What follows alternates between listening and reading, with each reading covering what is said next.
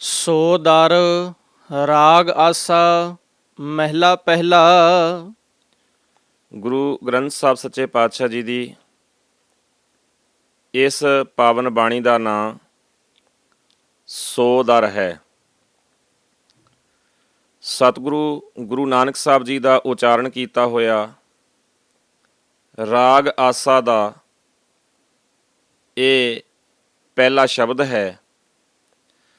ਸੋ ਦਰ ਸਰਲੇਖ ਹੇਠ ਗੁਰੂ ਗ੍ਰੰਥ ਸਾਹਿਬ ਜੀ ਦੀ ਇਸ ਤਰਤੀਬ ਵਿੱਚ 5 ਸ਼ਬਦ ਦਰਜ ਹਨ ਔਰ ਇਸ ਤੋਂ ਬਾਅਦ 4 ਸ਼ਬਦ ਸੋ ਪੁਰਖ ਦੀ ਬਾਣੀ ਹੇਠ ਦਰਜ ਹਨ। ਕੁੱਲ 9 ਸ਼ਬਦਾਂ ਦਾ ਸੰਗ੍ਰਹਿ ਜੋ ਅੰਕ 8 ਤੋਂ 12 ਤੱਕ ਆਪਾਂ ਦਰਸ਼ਨ ਕਰਦੇ ਹਾਂ। ਸਤਿਗੁਰੂ ਗੁਰੂ ਗ੍ਰੰਥ ਸਾਹਿਬ ਸੱਚੇ ਪਾਤਸ਼ਾਹ ਜੀ ਦੀ ਬਾਣੀ ਅੰਦਰ ਇਹ ਤਰਤੀਬ ਵਿੱਚ ਦੂਜੀ ਬਾਣੀ ਹੈ ਔਰ ਸਿੱਖ ਰਹਿਤ ਮਰਜ਼ਾਦਾ ਵਿੱਚ ਨਿਤਨੇਮ ਦੇ ਨਾਮ ਹੇਠ ਇਸ ਬਾਣੀ ਨੂੰ ਦਰਜ ਕੀਤਾ ਹੈ ਔਰ ਸ਼ਾਮ ਦੇ ਵਕਤ ਗੁਰਸਿੱਖਾਂ ਨੂੰ ਪੜ੍ਹਨ ਦੀ ਪੰਥ ਵੱਲੋਂ ਹਦਾਇਤ ਹੈ। ਸਤਿਗੁਰੂ ਗੁਰੂ ਨਾਨਕ ਸਾਹਿਬ ਸੱਚੇ ਪਾਤਸ਼ਾਹ ਜੀ ਦਾ ਇਹ ਮੁਬਾਰਕ ਸ਼ਬਦ ਜਿਸ ਦੇ ਆਪਾਂ ਦਰਸ਼ਨ ਕਰਨ ਜਾ ਰਹੇ ਹਾਂ, ਸਤਿਗੁਰੂ ਜੀ ਨੇ ਇਸ ਪਾਵਨ ਸ਼ਬਦ ਦੇ ਅੰਦਰ ਵਾਹਿਗੁਰੂ ਅਕਾਲ ਪੁਰਖ ਜੀ ਦੀ ਵੱਡੀ ਵਡਿਆਈ ਨੂੰ ਬਿਆਨ ਕੀਤਾ ਹੈ ਔਰ ਨਾਲ ਨਾਲ ਇਸ ਵਿਚਾਰ ਨੂੰ ਵੀ ਦ੍ਰਿੜ ਕਰਵਾਇਆ ਹੈ ਕਿ ਜੋ ਸੰਸਾਰ ਦੇ ਅੰਦਰ ਸ਼ਕਤੀਆਂ ਹਨ, ਸੰਸਾਰ ਦੇ ਅੰਦਰ ਜੋ ਕੁਝ ਵੀ ਸਾਡੇ ਆਲੇ ਦੁਆਲੇ ਪ੍ਰਭਾਵਸ਼ਾਲੀ ਦਿਸਦਾ ਹੈ, ਅਸਲੀਅਤ ਵਿੱਚ ਇਹ ਉਸ ਅਕਾਲ ਪੁਰਖ ਤੋਂ ਛੋਟਾ ਹੈ, ਥੋੜ੍ਹਾ ਹੈ, ਵੱਡਾ ਤਾਂ ਉਹ ਸਾਹਿਬ ਆਪ ਹੀ ਹੈ। ਆਓ ਸਹਿਜ ਸਹਿਜ ਇਸ ਪਾਵਨ ਬਾਣੀ ਦੇ ਆਪਾਂ ਦਰਸ਼ਨ ਕਰਦੇ ਹਾਂ, ਪਾਠ ਕਰਦੇ ਹਾਂ, ਵਿਸ਼ਰਾਮ ਉਚਾਰਨ ਦਾ ਧਿਆਨ ਰੱਖਦਿਆਂ ਹੋਇਆਂ ਸਤਿਗੁਰੂ ਜੀ ਦੀ ਇਸ ਬਖਸ਼ਿਸ਼ ਨੂੰ ਵਿਚਾਰਨ ਦਾ ਯਤਨ ਕਰੀਏ। ਇੱਕ ਓੰਕਾਰ ਸਤ ਗੁਰ ਪ੍ਰਸਾਦ। ਸਤਿਗੁਰੂ ਜੀ ਨੇ ਉਸ ਅਕਾਲ ਪੁਰਖ ਜੀ ਨੂੰ ਯਾਦ ਕਰਦਿਆਂ ਹੋਇਆਂ ਮੰਗਲ ਵਜੋਂ ਉਸ ਅਕਾਲ ਪੁਰਖ ਨੂੰ ਇੱਥੇ ਸੋਹਣੇ ਸ਼ਬਦਾਂ ਦੇ ਅੰਦਰ ਬਿਆਨ ਕੀਤਾ ਹੈ ਤੇ ਆਖਿਆ ਹੈ ਉਹ ਅਕਾਲ ਪੁਰਖ ਇੱਕ ਹੈ ਅਤੇ ਸਤ ਸਰੂਪ ਹੈ।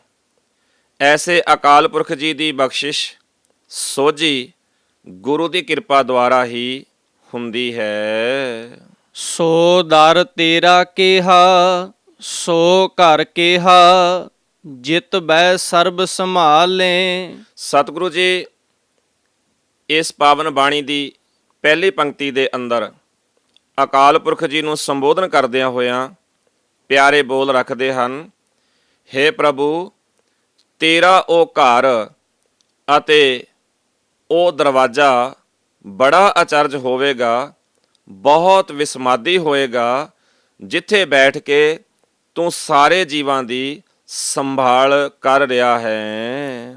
ਵਾਜੇ ਤੇਰੇ ਨਾਦ ਅਨੇਕ ਅਸੰਖਾ ਕੇਤੇ ਤੇਰੇ ਵਾਵਨ ਹਾਰੇ। ਤੇਰੀ ਇਸ ਰਚੀ ਹੋਈ ਕੁਦਰਤ ਵਿੱਚ ਅਨੇਕਾਂ ਅਤੇ ਅਣਗਿਣਤ ਵਾਜੇ ਤੇ ਰਾਗ ਹਨ।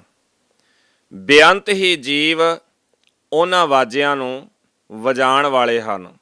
ਭਾਵ ਕਿ ਅਕਾਲ ਪੁਰਖ ਜੀ ਤੁਹਾਡੀ ਸਿਫਤ ਸਲਾਹ ਗਾਉਣ ਲਈ ਅਨੇਕਾਂ ਹੀ ਸਾਧਨ ਹਨ ਤੇ ਇਹਨਾਂ ਸਾਧਨਾਂ ਨੂੰ ਵਰਤਣ ਵਾਲੇ ਵੀ ਬੇਅੰਤ ਹੀ ਹਨ। ਕੇਤੇ ਤੇਰੇ ਰਾਗ ਪਰੀ ਸਿਉ ਕਹੀਐ ਕੇਤੇ ਤੇਰੇ ਗਾਵਨ ਹਾਰੇ। ਰਾਗਣੀਆਂ ਦੇ ਸਮੇਤ ਅਨੇਕਾਂ ਹੀ ਰਾਗਾਂ ਦੇ ਨਾਮ ਲਏ ਜਾਂਦੇ ਹਨ। ਅਨੇਕਾਂ ਹੀ ਜੀਵ ਇਹਨਾਂ ਰਾਗ ਰਾਗਣੀਆਂ ਦੇ ਰਾਹੀਂ ਗਾਣ ਵਾਲੇ ਹਨ, ਤੇਰੀ ਸਿਫਤ ਸਲਾਹ ਦੇ ਗੀਤ ਗਾ ਰਹੇ ਹਨ। ਗਾਵਨ ਤੁਧਨੋ ਪਵਨ ਪਾਣੀ ਬੈ ਸੰਤਰ ਗਾਵੈ ਰਾਜਾ ਧਰਮ ਦੁਆਰੇ। ਸਤਿਗੁਰੂ ਜੀ ਅਕਾਲ ਪੁਰਖ ਜੀ ਦੀ ਵੱਡੀ ਬਖਸ਼ਿਸ਼ ਨੂੰ ਸੋਹਣੇ ਸ਼ਬਦਾਂ ਦੇ ਰਾਹੀਂ ਚਿਤਰਦਿਆਂ ਹੋਇਆਂ ਆਖਦੇ ਹਨ, ਹੇ ਪ੍ਰਭੂ, ਹਵਾ, ਪਾਣੀ, ਅੱਗ ਆਦਿਕ ਤੱਤ ਤੇਰੇ ਗੁਣ ਗਾ ਰਹੇ ਹਨ। ਭਾਵ ਤੇਰੇ ਬਣਾਏ ਨਿਯਮ ਵਿੱਚ ਇਹ ਤੁਰ ਰਹੇ ਹਨ। ਜਿਵੇਂ ਤੂੰ ਇਹਨਾਂ ਨੂੰ ਡਿਊਟੀ ਦਿੱਤੀ ਹੈ, ਜੋ ਇਹਨਾਂ ਦੇ ਫਰਜ਼ ਹਨ, ਉਹ ਆਪੋ ਆਪਣੇ ਫਰਜ਼ਾਂ ਨੂੰ, ਡਿਊਟੀ ਨੂੰ ਨਿਭਾ ਰਹੇ ਹਨ। ਤੇਰੀ ਰਜਾ ਵਿੱਚ ਤੁਰ ਰਹੇ ਹਨ। ਧਰਮਰਾਜ ਤੇਰੇ ਦਰ ਤੇ ਖਲੋ ਕੇ ਤੇਰੀ ਸਿਫਤ ਸਲਾਹ ਦੇ ਗੀਤ ਗਾ ਰਿਹਾ ਹੈ। ਗਾਵਨ ਤੁਧਨੋ ਚਿੱਤ ਗੁਪਤ ਲਿਖ ਜਾਣਨ, ਲਿਖ ਲਿਖ ਧਰਮ ਵਿਚਾਰੇ। ਸਤਿਗੁਰੂ ਜੀ ਇੱਥੇ ਇਸ ਪੰਕਤੀ ਦੇ ਅੰਦਰ ਪੁਰਾਤਨ ਹਿੰਦੂ ਖਿਆਲ ਜੋ ਤੁਰਿਆ ਆ ਰਿਹਾ ਹੈ, ਇਹ ਦੋਵੇਂ ਵਿਅਕਤੀ ਜੋ ਚਿੱਤਰ ਤੇ ਗੁਪਤ ਹਨ, ਜੋ ਸਾਰੇ ਜੀਵਾਂ ਦੇ ਕੀਤੇ ਹੋਏ ਚੰਗੇ ਅਤੇ ਮੰਦੇ ਕਰਮ ਨੂੰ ਚਿਤਰਦੇ ਹਨ। ਸਤਿਗੁਰੂ ਜੀ ਨੇ ਇਸ ਪੁਰਾਣੇ ਇੱਕ ਖਿਆਲ ਨੂੰ ਇੱਥੇ ਦਰਜ ਕਰਦਿਆਂ ਹੋਇਆਂ ਇਹ ਦਰਸਾਇਆ ਹੈ ਕਿ ਜੇ ਕੋਈ ਇਸ ਤਰ੍ਹਾਂ ਦੀ ਵਿਵਸਥਾ ਮੰਨਦਾ ਵੀ ਹੈ ਤਾਂ ਅਕਾਲ ਪੁਰਖ ਇਹਨਾਂ ਤੋਂ ਵੱਡਾ ਹੈ। ਅਕਾਲ ਪੁਰਖ ਦੇ ਬਣਾਏ ਨਿਯਮ ਦੇ ਵਿੱਚ ਹੀ ਇਹ ਵੀ ਤੁਰਦੇ ਹਨ। ਇਸ ਲਈ ਸਿਫਤ ਸਲਾਹ ਅਕਾਲ ਪੁਰਖ ਦੀ ਹੀ ਕਰਨੀ ਬਣਦੀ ਹੈ। ਸਤਿਗੁਰੂ ਜੀ ਆਖਦੇ ਹਨ, ਚਿੱਤਰ ਗੁਪਤ ਜੋ ਜੀਵਾਂ ਦੇ ਚੰਗੇ ਅਤੇ ਮੰਦੇ ਕਰਮ ਨੂੰ ਲਿਖਦੇ ਹਨ, ਇਹਨਾਂ ਨੂੰ ਧਰਮਰਾਜ ਵਿਚਾਰਦਾ ਹੈ। ਇਹ ਸਾਰੇ ਵੀ ਤੇਰੀ ਹੀ ਸਿਫਤੋ ਸਲਾਹ ਦੇ ਗੀਤ ਗਾ ਰਹੇ ਹਨ। ਗਾਵਨ ਤੁਧਨੋ ਈਸ਼ਰ ਬ੍ਰਹਮਾ ਦੇਵੀ, ਸੋਹਣ ਤੇਰੇ ਸਦਾ ਸਵਾਰੇ। ਸਤਿਗੁਰੂ ਜੀ ਆਖਦੇ, ਹੇ ਪ੍ਰਭੂ, ਇਹ ਦੇਵੀਆਂ, ਸ਼ਿਵ ਜੀ, ਬ੍ਰਹਮਾ ਆਦਿਕ ਸਾਰੇ ਦੇਵਤੇ ਜੋ ਤੇਰੇ ਦਰ ਤੇ ਸਵਾਰੇ ਹੋਏ ਹਨ ਤੇ ਸਦਾ ਹੀ ਤੇਰੇ ਦਰ ਤੇ ਸ਼ੋਭ ਰਹੇ ਹਨ, ਤੇਰੀ ਸਿਫਤ ਸਲਾਹ ਕਰ ਰਹੇ ਹਨ।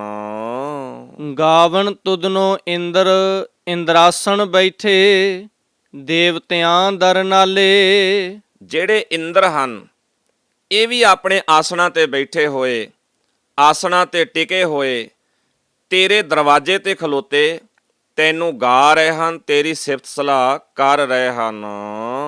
ਗਾਵਨ ਤੁਧਨੋ ਸਿੱਧ ਸਮਾਧੀ ਅੰਦਰ, ਗਾਵਨ ਤੁਧਨੋ ਸਾਧ ਵਿਚਾਰੇ। ਹੇ ਪ੍ਰਭੂ, ਸਿੱਧ ਲੋਕ ਵੀ ਸਮਾਧੀਆਂ ਲਾ ਕੇ ਤੈਨੂੰ ਹੀ ਗਾ ਰਹੇ ਹਨ, ਤੇਰੀ ਹੀ ਸਿਫਤ ਸਲਾਹ ਕਰ ਰਹੇ ਹਨ। ਸਾਧ ਜਨ ਤੇਰੇ ਗੁਣਾਂ ਦੀ ਵਿਚਾਰ ਕਰਕੇ ਤੈਨੂੰ ਹੀ ਸਲਾਹ ਰਹੇ ਹਨ। ਗਾਵਨ ਤੁਧਨੋ ਜਤੀ ਸਤੀ ਸੰਤੋਖੀ, ਗਾਵਨ ਤੁਧਨੋ ਵੀਰ ਕਰਾਰੇ। ਜਤੀ ਬੰਦੇ, ਦਾਨੀ ਬੰਦੇ ਅਤੇ ਸੰਤੋਖੀ ਬੰਦੇ, ਇਹ ਸਾਰੇ ਵੀ ਤੇਰੇ ਹੀ ਗੁਣ ਗਾ ਰਹੇ ਹਨ।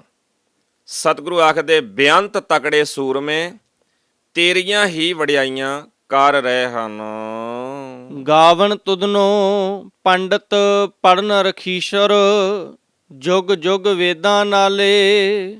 ਰਖੀਸ਼ਰ, ਰਖੀਸ਼ਰ ਦਾ ਪਦ ਅਰਥ ਹੈ ਰਿਖੀ ਪਲਸ ਈਸ਼ਰ, ਭਾਵ ਵੱਡੇ ਵੱਡੇ ਰਿਖੀ, ਵੱਡੇ ਵੱਡੇ ਵਿਦਵਾਨ ਮਹਾਂਪੁਰਖ।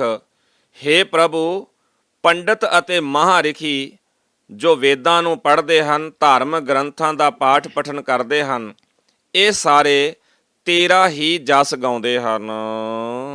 ਗਾਵਨ ਤੁਧਨੋ ਮੋਹਣੀਆਂ ਮਨ ਮੋਹਨ, ਸੁਰਗ ਮਛ ਪਿਆਲੇ। ਸੁੰਦਰ ਇਸਤਰੀਆਂ ਜੋ ਆਪਣੀ ਸੁੰਦਰਤਾ ਨਾਲ ਮਨੁੱਖ ਦੇ ਮਨ ਨੂੰ ਮੋਹ ਲੈਂਦੀਆਂ ਹਨ, ਭਾਵ ਤੇਰੀ ਸੁੰਦਰਤਾ ਦਾ ਪ੍ਰਕਾਸ਼ ਕਰ ਰਹੀਆਂ ਹਨ। ਸਤਿਗੁਰੂ ਆਖਦੇ ਹਨ, ਲੋਕ, ਸੁਰਗ ਲੋਕ, ਮਾਤ ਲੋਕ, ਪਤਾਲ ਲੋਕ ਅਤੇ ਇਹਨਾਂ ਸਾਰਿਆਂ ਥਾਵਾਂ ਤੇ ਵਸਣ ਵਾਲੇ ਜਿੰਨੇ ਵੀ ਜੀਵ ਹਨ, ਉੱਤਮ, ਮੱਧਮ, ਨੀਚ, ਇਹ ਸਾਰੇ ਹੀ ਤੇਰੀ ਸਿਫਤ ਸਲਾਹ ਵਿੱਚ ਲੱਗੇ ਹੋਏ ਹਨ। ਗਾਵਨ ਤੁਧਨੋ ਰਤਨ ਉਪਾਏ ਤੇਰੇ, 68 ਤੀਰਥ ਨਾਲੇ। ਰਤਨ ਦਾ ਅਰਥ ਹੈ ਸ਼੍ਰੋਮਣੀ, ਵੱਡੇ, ਜੋ ਸਿਆਣੇ ਹਨ, ਸੂਝ ਵਾਲੇ ਹਨ। ਸਤਿਗੁਰੂ ਜੀ ਆਖਦੇ, ਹੇ ਪ੍ਰਭੂ, ਐਸੇ ਸ਼੍ਰੋਮਣੀ ਬੰਦੇ ਵੀ ਤੇਰੀ ਹੀ ਸਿਫਤ ਸਲਾਹ ਤੀਰਥਾਂ ਦੇ ਸਮੇਤ ਕਰ ਰਹੇ ਹਨ। ਗਾਵਨ ਤੁਧਨੋ ਜੋਧ ਮਹਾਬਲ ਸੂਰਾ, ਗਾਵਨ ਤੁਧਨੋ ਖਾਣੀ ਚਾਰੇ। ਹੇ ਪ੍ਰਭੂ, ਜੋ ਵੱਡੇ ਵੱਡੇ ਸੂਰਮੇ ਹਨ, ਮਹਾਬਲੀ ਹਨ, ਯੋਧੇ ਹਨ, ਚਾਰ ਖਾਣੀਆਂ, ਅੰਡਜ, ਜੇਰਜ, ਸੇਤਜ, ਉਤਪੁਜ, ਇਹ ਸਾਰੇ ਵੀ ਤੈਨੂੰ ਹੀ ਗਾਉਂਦੇ ਹਨ, ਤੇਰੀ ਹੀ ਸਿਫਤ ਸਲਾਹ ਕਰਦੇ ਹਨ। ਗਾਵਨ ਤੁਧਨੋ ਖੰਡ ਮੰਡਲ ਬ੍ਰਹਮੰਡਾ, ਕਰ ਕਰ ਰੱਖੇ ਤੇਰੇ ਧਾਰੇ। ਹੇ ਪ੍ਰਭੂ, ਸਾਰੀ ਸ੍ਰਿਸ਼ਟੀ ਦੇ ਜੀਵ, ਖੰਡ ਮੰਡਲ ਜੋ ਤੂੰ ਪੈਦਾ ਕਰਕੇ ਟਿਕਾ ਕੇ ਰੱਖੇ ਹਨ, ਇਹ ਸਾਰੇ ਵੀ ਤੇਰੇ ਹੀ ਬਣਾਏ ਨਿਯਮ ਵਿੱਚ ਤੁਰਦੇ ਹਨ, ਤੇਰੀ ਹੀ ਸਿਫਤ ਸਲਾਹ ਕਰਦੇ ਹਨ। ਤੇਰੇ ਬਣਾਏ ਨਿਯਮ ਤੋਂ ਕਦੀ ਰਤਾ ਵੀ ਪਾਸੇ ਨਹੀਂ ਹੁੰਦੇ। ਸੇਈ ਤੁਧਨੋ ਗਾਵਨ ਜੋ ਤੁਧ ਭਾਵਨ, ਰਤੇ ਤੇਰੇ ਭਗਤ ਰਸਾਲੇ। ਸਤਿਗੁਰੂ ਜੀ ਇਸ ਪਾਵਨ ਸ਼ਬਦ ਦੇ ਅੰਦਰ ਆਰੰਭ ਤੋਂ ਲੈ ਕੇ ਹੁਣ ਤੱਕ ਜੋ ਵਿਚਾਰ ਸਾਡੇ ਸਾਹਮਣੇ ਰੱਖੀ ਹੈ, ਇੱਕ ਪ੍ਰਚਲਿਤ ਖਿਆਲ ਜੋ ਸਮਾਜ ਦੇ ਅੰਦਰ ਮੰਨਿਆ ਜਾ ਰਿਹਾ ਹੈ, ਭਾਵੇਂ ਉਹ ਦੇਵੀਆਂ ਦੇ ਰੂਪ ਵਿੱਚ ਹੈ, ਦੇਵਤਿਆਂ ਦੇ ਰੂਪ ਵਿੱਚ ਹੈ, ਭਾਵੇਂ ਉਹ ਦਿਖਾਈ ਨੇ ਨਾ ਦੇਣ ਵਾਲੀਆਂ ਸ਼ਕਤੀਆਂ ਦੇ ਰੂਪ ਵਿੱਚ ਹੈ। ਸਤਿਗੁਰੂ ਜੀ ਨੇ ਉਹਨਾਂ ਸਾਰੇ ਹੀ ਪੁਰਾਤਨ ਖਿਆਲਾਂ ਨੂੰ ਇੱਥੇ ਦਰਜ ਕਰਦਿਆਂ ਇਸ ਵਿਚਾਰ ਨੂੰ ਦ੍ਰਿੜ ਕਰਾਇਆ ਹੈ ਕਿ ਸਾਰੇ ਹੀ ਅਕਾਲ ਪੁਰਖ ਦੇ ਬਣਾਏ ਨਿਯਮ ਵਿੱਚ ਤੁਰਦੇ ਹਨ। ਅਕਾਲ ਪੁਰਖ ਜੀ ਦੇ ਨਿਯਮ ਤੋਂ ਕੋਈ ਵੀ ਚੀਜ਼ ਬਾਹਰ ਨਹੀਂ ਹੈ, ਭਾਵ ਵੱਡਾ ਅਕਾਲ ਪੁਰਖ ਹੀ ਹੈ। ਅਕਾਲ ਪੁਰਖ ਇਹਨਾਂ ਸਾਰਿਆਂ ਨੂੰ ਚਲਾਉਣ ਵਾਲਾ ਹੈ। ਜਿਵੇਂ ਅਸੀਂ ਅਕਾਲ ਪੁਰਖ ਜੀ ਦੇ ਨਿਯਮ ਵਿੱਚ ਚੱਲਣਾ ਹੈ, ਇਵੇਂ ਹੀ ਇਹ ਬਾਕੀ ਸਾਰੇ ਵੀ ਚੱਲਦੇ ਹਨ। ਇਹਨਾਂ ਸ਼ਕਤੀਆਂ ਦੇ ਆਪਣੇ ਹੱਥ ਵਿੱਚ ਕੁਝ ਨਹੀਂ। ਇਹ ਸ਼ਕਤੀਆਂ ਆਪਣੇ ਆਪ ਦੇ ਵਿੱਚ ਕੋਈ ਆਜ਼ਾਦ ਤਾਕਤ ਨਹੀਂ ਰੱਖਦੀਆਂ, ਸਗੋਂ ਅਕਾਲ ਪੁਰਖ ਜੀ ਦੀ ਦਿੱਤੀ ਹੋਈ ਮਿਹਰ, ਉਸ ਦੀ ਬਖਸ਼ਿਸ਼ ਨੂੰ ਹੀ ਚਿਤਾਰਦੀਆਂ ਹਨ। ਸਤਿਗੁਰੂ ਜੀ ਨੇ ਅਖੀਰ ਇਸ ਪਾਵਨ ਪੰਕਤੀ ਦੇ ਅੰਦਰ ਸਾਨੂੰ ਫੈਸਲਾ ਦ੍ਰਿੜ ਕਰਵਾਇਆ ਹੈ ਕਿ ਅਸਲ ਵਿੱਚ ਭਾਵੇਂ ਸਾਰੇ ਹੀ ਉਸ ਨੂੰ ਆਪੋ ਆਪਣੇ ਤਰੀਕੇ ਨਾਲ, ਆਪੋ ਆਪਣੇ ਧਿਆਨ ਨਾਲ, ਆਪੋ ਆਪਣੇ ਸ਼ਬਦਾਂ ਦੇ ਰਾਹੀਂ ਉਸ ਨੂੰ ਗਾਉਣ ਦਾ ਯਤਨ ਕਰ ਰਹੇ ਹਨ, ਪਰ ਅਸਲ ਵਿੱਚ ਗਾਉਣਾ ਉਹਨਾਂ ਦਾ ਹੀ ਸਫਲ ਹੈ, ਗਾਇਆ ਹੋਇਆ ਉਹਨਾਂ ਦਾ ਹੀ ਪ੍ਰਵਾਨ ਹੈ ਜੋ ਉਸ ਨੂੰ ਗਾਉਂਦਿਆਂ ਹੋਇਆਂ ਭਾ ਜਾਂਦੇ ਹਨ, ਜਿਹੜੇ ਉਸ ਦੇ ਨਿਯਮ ਵਿੱਚ ਤੁਰਨਾ ਸਿੱਖ ਲੈਂਦੇ ਹਨ, ਜਿਹੜੇ ਗਾਉਣ ਵੀ ਤੇ ਉਸ ਦੇ ਨਿਯਮ ਤੋਂ ਬਾਹਰ ਹੋਣ ਵਾਸਤੇ ਯਤਨ ਵੀ ਕਰਦੇ ਰਹਿਣ। ਅਸਲ ਵਿੱਚ ਉਹਨਾਂ ਦਾ ਗਾਇਆ ਕਦੇ ਪ੍ਰਵਾਨ ਨਹੀਂ ਹੁੰਦਾ, ਉਹਨਾਂ ਦਾ ਗਾਇਆ ਹੋਇਆ ਕਦੇ ਸਫਲ ਨਹੀਂ ਹੁੰਦਾ। ਗਾਇਆ ਉਹਨਾਂ ਦਾ ਹੀ ਸਫਲ ਹੈ ਜੋ ਅਕਾਲ ਪੁਰਖ ਜੀ ਦੇ ਨਿਯਮ ਵਿੱਚ ਤੁਰਨਾ ਸਿੱਖ ਲੈਣ। ਸੇਈ ਤੁਧਨੋ ਗਾਵਨ ਜੋ ਤੁਧ ਭਾਵਨ, ਰਤੇ ਤੇਰੇ ਭਗਤ ਰਸਾਲੇ। ਸਤਿਗੁਰੂ ਆਖਦੇ ਹਨ, ਤੇਰੇ ਭਗਤ ਜੋ ਰਸੀਏ ਹਨ ਤੇਰੇ ਨਾਮ ਦੇ, ਜੋ ਤੇਰੇ ਨਿਯਮ ਵਿੱਚ ਤੁਰਦੇ ਹਨ, ਅਸਲ ਵਿੱਚ ਇਹਨਾਂ ਦਾ ਹੀ ਗਾਉਣਾ ਤੈਨੂੰ ਪ੍ਰਵਾਨ ਹੈ। ਹੋਰ ਕੇਤੇ ਤੁਧਨੋ ਗਾਵਨ, ਸੇ ਮੈਂ ਚਿਤਨਾ ਆਵਨ, ਨਾਨਕ ਕਿਆ ਵਿਚਾਰੇ। ਹੇ ਵੱਡੇ ਸਾਹਿਬ, ਤੂੰ ਬਹੁਤ ਵੱਡਾ ਹੈ, ਤੇਰੀ ਬਣਾਈ ਹੋਈ ਇਹ ਸ੍ਰਿਸ਼ਟੀ ਬਹੁਤ ਵੱਡੀ ਹੈ, ਨਾ ਤੇਰਾ ਅੰਤ ਪੈ ਸਕਦਾ ਹੈ, ਨਾ ਹੀ ਤੇਰੀ ਇਸ ਸੋਹਣੀ ਸੁੰਦਰ ਸ੍ਰਿਸ਼ਟੀ ਦਾ ਅੰਤ ਪੈ ਸਕਦਾ ਹੈ। ਬਹੁਤ ਸਮਾਜ ਦੇ ਅੰਦਰ, ਸਮਾਜ ਦੇ ਆਲੇ ਦੁਆਲੇ ਦੇ ਵਿੱਚ ਬਹੁਤ ਕੁਝ ਤੈਨੂੰ ਗਾ ਰਿਹਾ ਹੈ, ਤੇਰੇ ਬਣਾਏ ਨਿਯਮ ਵਿੱਚ ਚੱਲ ਰਿਹਾ ਹੈ। ਕਿੰਨਾ ਕੁ ਕੁਝ ਗਿਣਾ, ਕਿੰਨਾ ਕੁ ਵਿਸਥਾਰ ਵਿੱਚ ਗੱਲ ਕਰਾਂ, ਕਿੰਨੀ ਕੁ ਗਿਣਤੀ ਮਿਣਤੀ ਦਾ ਹਿਸਾਬ ਕਿਤਾਬ ਲਾ ਕੇ ਦੱਸਾਂ, ਇਹ ਮੇਰੇ ਵੱਸ ਦਾ ਮਸਲਾ ਨਹੀਂ। ਕਿੰਨੇ ਕੁ ਤੈਨੂੰ ਗਾਉਂਦੇ ਹਨ, ਗਾ ਰਹੇ ਹਨ। ਸੇ ਮੈਂ ਚਿਤ ਨ ਆਵਨ, ਉਹ ਮੇਰੇ ਵੱਸ ਤੋਂ ਬਾਹਰ ਹਨ, ਮੇਰੇ ਚੇਤੇ ਵਿੱਚ ਨਹੀਂ ਆ ਰਹੇ। ਨਾਨਕ ਕਿਆ ਵਿਚਾਰੇ, ਨਾਨਕ ਇਸ ਬਾਬਤ ਹੋਰ ਕੀ ਵਿਚਾਰ ਕਰੇ। ਸੋਈ ਸੋਈ ਸਦਾ ਸੱਚ, ਸਾਹਿਬ ਸਾਚਾ ਸਾਚੀ ਨਾਈ। ਭਾਵੇਂ ਕਿ ਬੇਅੰਤ ਸ਼ਕਤੀਆਂ ਸਮਾਜ ਵਿੱਚ ਅਸੀਂ ਮੰਨੀਆਂ, ਭਾਵੇਂ ਬੇਅੰਤ ਥਾਵਾਂ ਤੇ ਰਿਖੀ ਮੁਨੀਆਂ ਦੀ ਪੂਜਾ ਵੀ ਪ੍ਰਧਾਨ ਰਹੀ, ਪਰ ਸਤਿਗੁਰੂ ਆਖਦੇ ਹਨ ਕੋਈ ਵੀ ਇੱਥੇ ਥਿਰ ਨਹੀਂ। ਥਿਰ ਇੱਕ ਅਕਾਲ ਪੁਰਖ ਹੀ ਹੈ ਜੋ ਸਦਾ ਰਹਿਣ ਵਾਲਾ ਹੈ, ਟਿਕਿਆ ਹੋਇਆ ਹੈ, ਜੋ ਕਦੇ ਨਾਸ਼ ਨਹੀਂ ਹੁੰਦਾ। ਸਤਿਗੁਰੂ ਇਸੇ ਤਰ੍ਹਾਂ ਬਖਸ਼ਿਸ਼ ਕਰਦਿਆਂ ਆਖਦੇ ਹਨ ਸੋਈ ਸੋਈ ਸਦਾ ਸੱਚ। ਇੱਕ ਉਹੀ ਅਕਾਲ ਪੁਰਖ ਹੀ ਸਦਾ ਸੱਚ ਹੈ, ਸਾਹਿਬ ਸਾਚਾ ਸਾਚੀ ਨਾਈ, ਜਿਸ ਦੀ ਵਡਿਆਈ ਵੀ ਸੱਚੀ ਹੈ ਤੇ ਉਹ ਆਪ ਸਾਹਿਬ ਵੀ ਸੱਚਾ ਹੈ, ਥਿਰ ਹੈ ਭੀ ਹੋਸੀ ਜਾਏ ਨਾ ਜਾਸੀ, ਰਚਨਾ ਜਿਨ ਰਚਾਈ। ਬਹੁਤ ਵੱਡੇ ਵੱਡੇ ਸੂਰਮੇ ਯੋਧੇ, ਮਹਾਬਲੀ, ਰਿਸ਼ੀ ਮੁਨੀ ਇਤਿਆਦਿਕ ਸੰਸਾਰ ਵਿੱਚ ਆਏ, ਆਪੋ ਆਪਣੇ ਤਰੀਕੇ ਨਾਲ ਉਹ ਵਿਚਰਦੇ ਰਹੇ, ਕਰਮ ਕਰਦੇ ਰਹੇ, ਪਰ ਅਖੀਰ ਆਪੋ ਆਪਣੀ ਵਾਰੀ ਤੇ ਸੰਸਾਰ ਵਿੱਚੋਂ ਤੁਰ ਗਏ।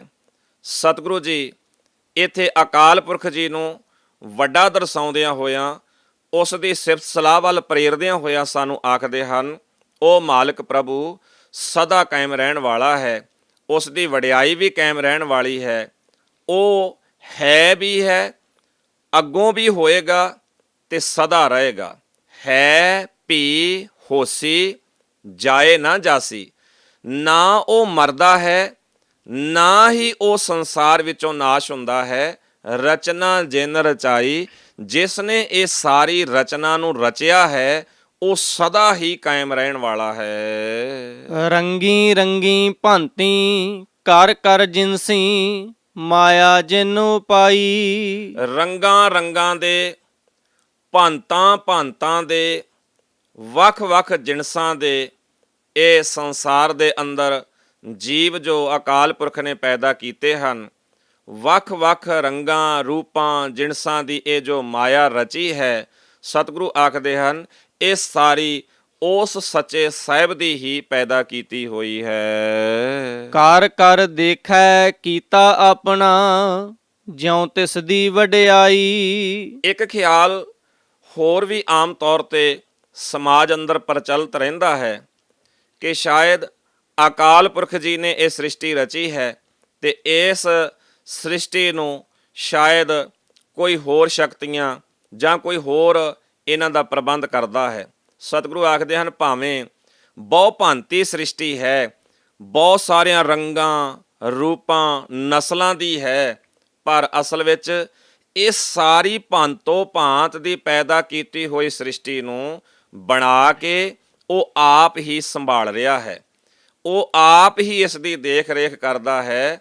ਜਿਵੇਂ ਜਿਵੇਂ ਉਹ ਅਕਾਲ ਪੁਰਖ ਇਸ ਨੂੰ ਸੰਭਾਲਦਾ ਹੈ, ਆਪਣੀ ਰਜ਼ਾ ਨੂੰ ਸੰਸਾਰ ਦੇ ਅੰਦਰ ਚਲਾਉਂਦਾ ਹੈ, ਸਤਿਗੁਰੂ ਆਖਦੇ ਹਨ ਇਹ ਉਸ ਦੀ ਵੱਡੀ ਵਡਿਆਈ ਹੈ। ਜੋ ਤਿਸ ਭਾਵੈ ਸੋਈ ਕਰਸੀ, ਫਿਰ ਹੁਕਮ ਨਾ ਕਰਨਾ ਜਾਈ। ਭਾਈ ਇਸ ਗੱਲ ਦਾ ਵੀ ਧਿਆਨ ਰੱਖਣਾ ਹੈ ਕਿ ਭਾਵੇਂ ਸਮਾਜ ਵਿੱਚ ਬਹੁਤ ਸਾਰਾ ਕੁਝ, ਜਿਵੇਂ ਕਿ ਸ਼ਬਦ ਦੇ ਆਰੰਭ ਤੋਂ ਲੈ ਕੇ ਆਪਾਂ ਅਖੀਰ ਤੱਕ ਇਸ ਗੱਲ ਨੂੰ ਵਿਚਾਰਿਆ ਹੈ ਕਿ ਬਹੁਤ ਕੁਝ ਮੰਨਿਆ ਗਿਆ, ਪ੍ਰਚਲਿਤ ਕੀਤਾ ਗਿਆ, ਧਾਰਮਿਕ ਤੌਰ ਤੇ ਬੜੇ ਸਾਰੇ ਖਿਆਲ ਜਿਹੜੇ ਹੈ ਉਹ ਸਮਾਜ ਨੇ ਪ੍ਰਵਾਨ ਕੀਤੇ, ਪਰ ਅਸਲੀਅਤ ਇਹ ਹੈ ਅਕਾਲ ਪੁਰਖ ਵੱਡਾ ਹੈ ਔਰ ਅਕਾਲ ਪੁਰਖ ਦੇ ਬਣਾਏ ਨਿਯਮ ਅੰਦਰ ਜਿਵੇਂ ਬਾਕੀ ਜੀਵ ਚੱਲਦੇ ਹਨ ਉਵੇਂ ਹੀ ਇਹ ਸ਼ਕਤੀਆਂ ਵੀ ਚੱਲਦੀਆਂ ਹਨ।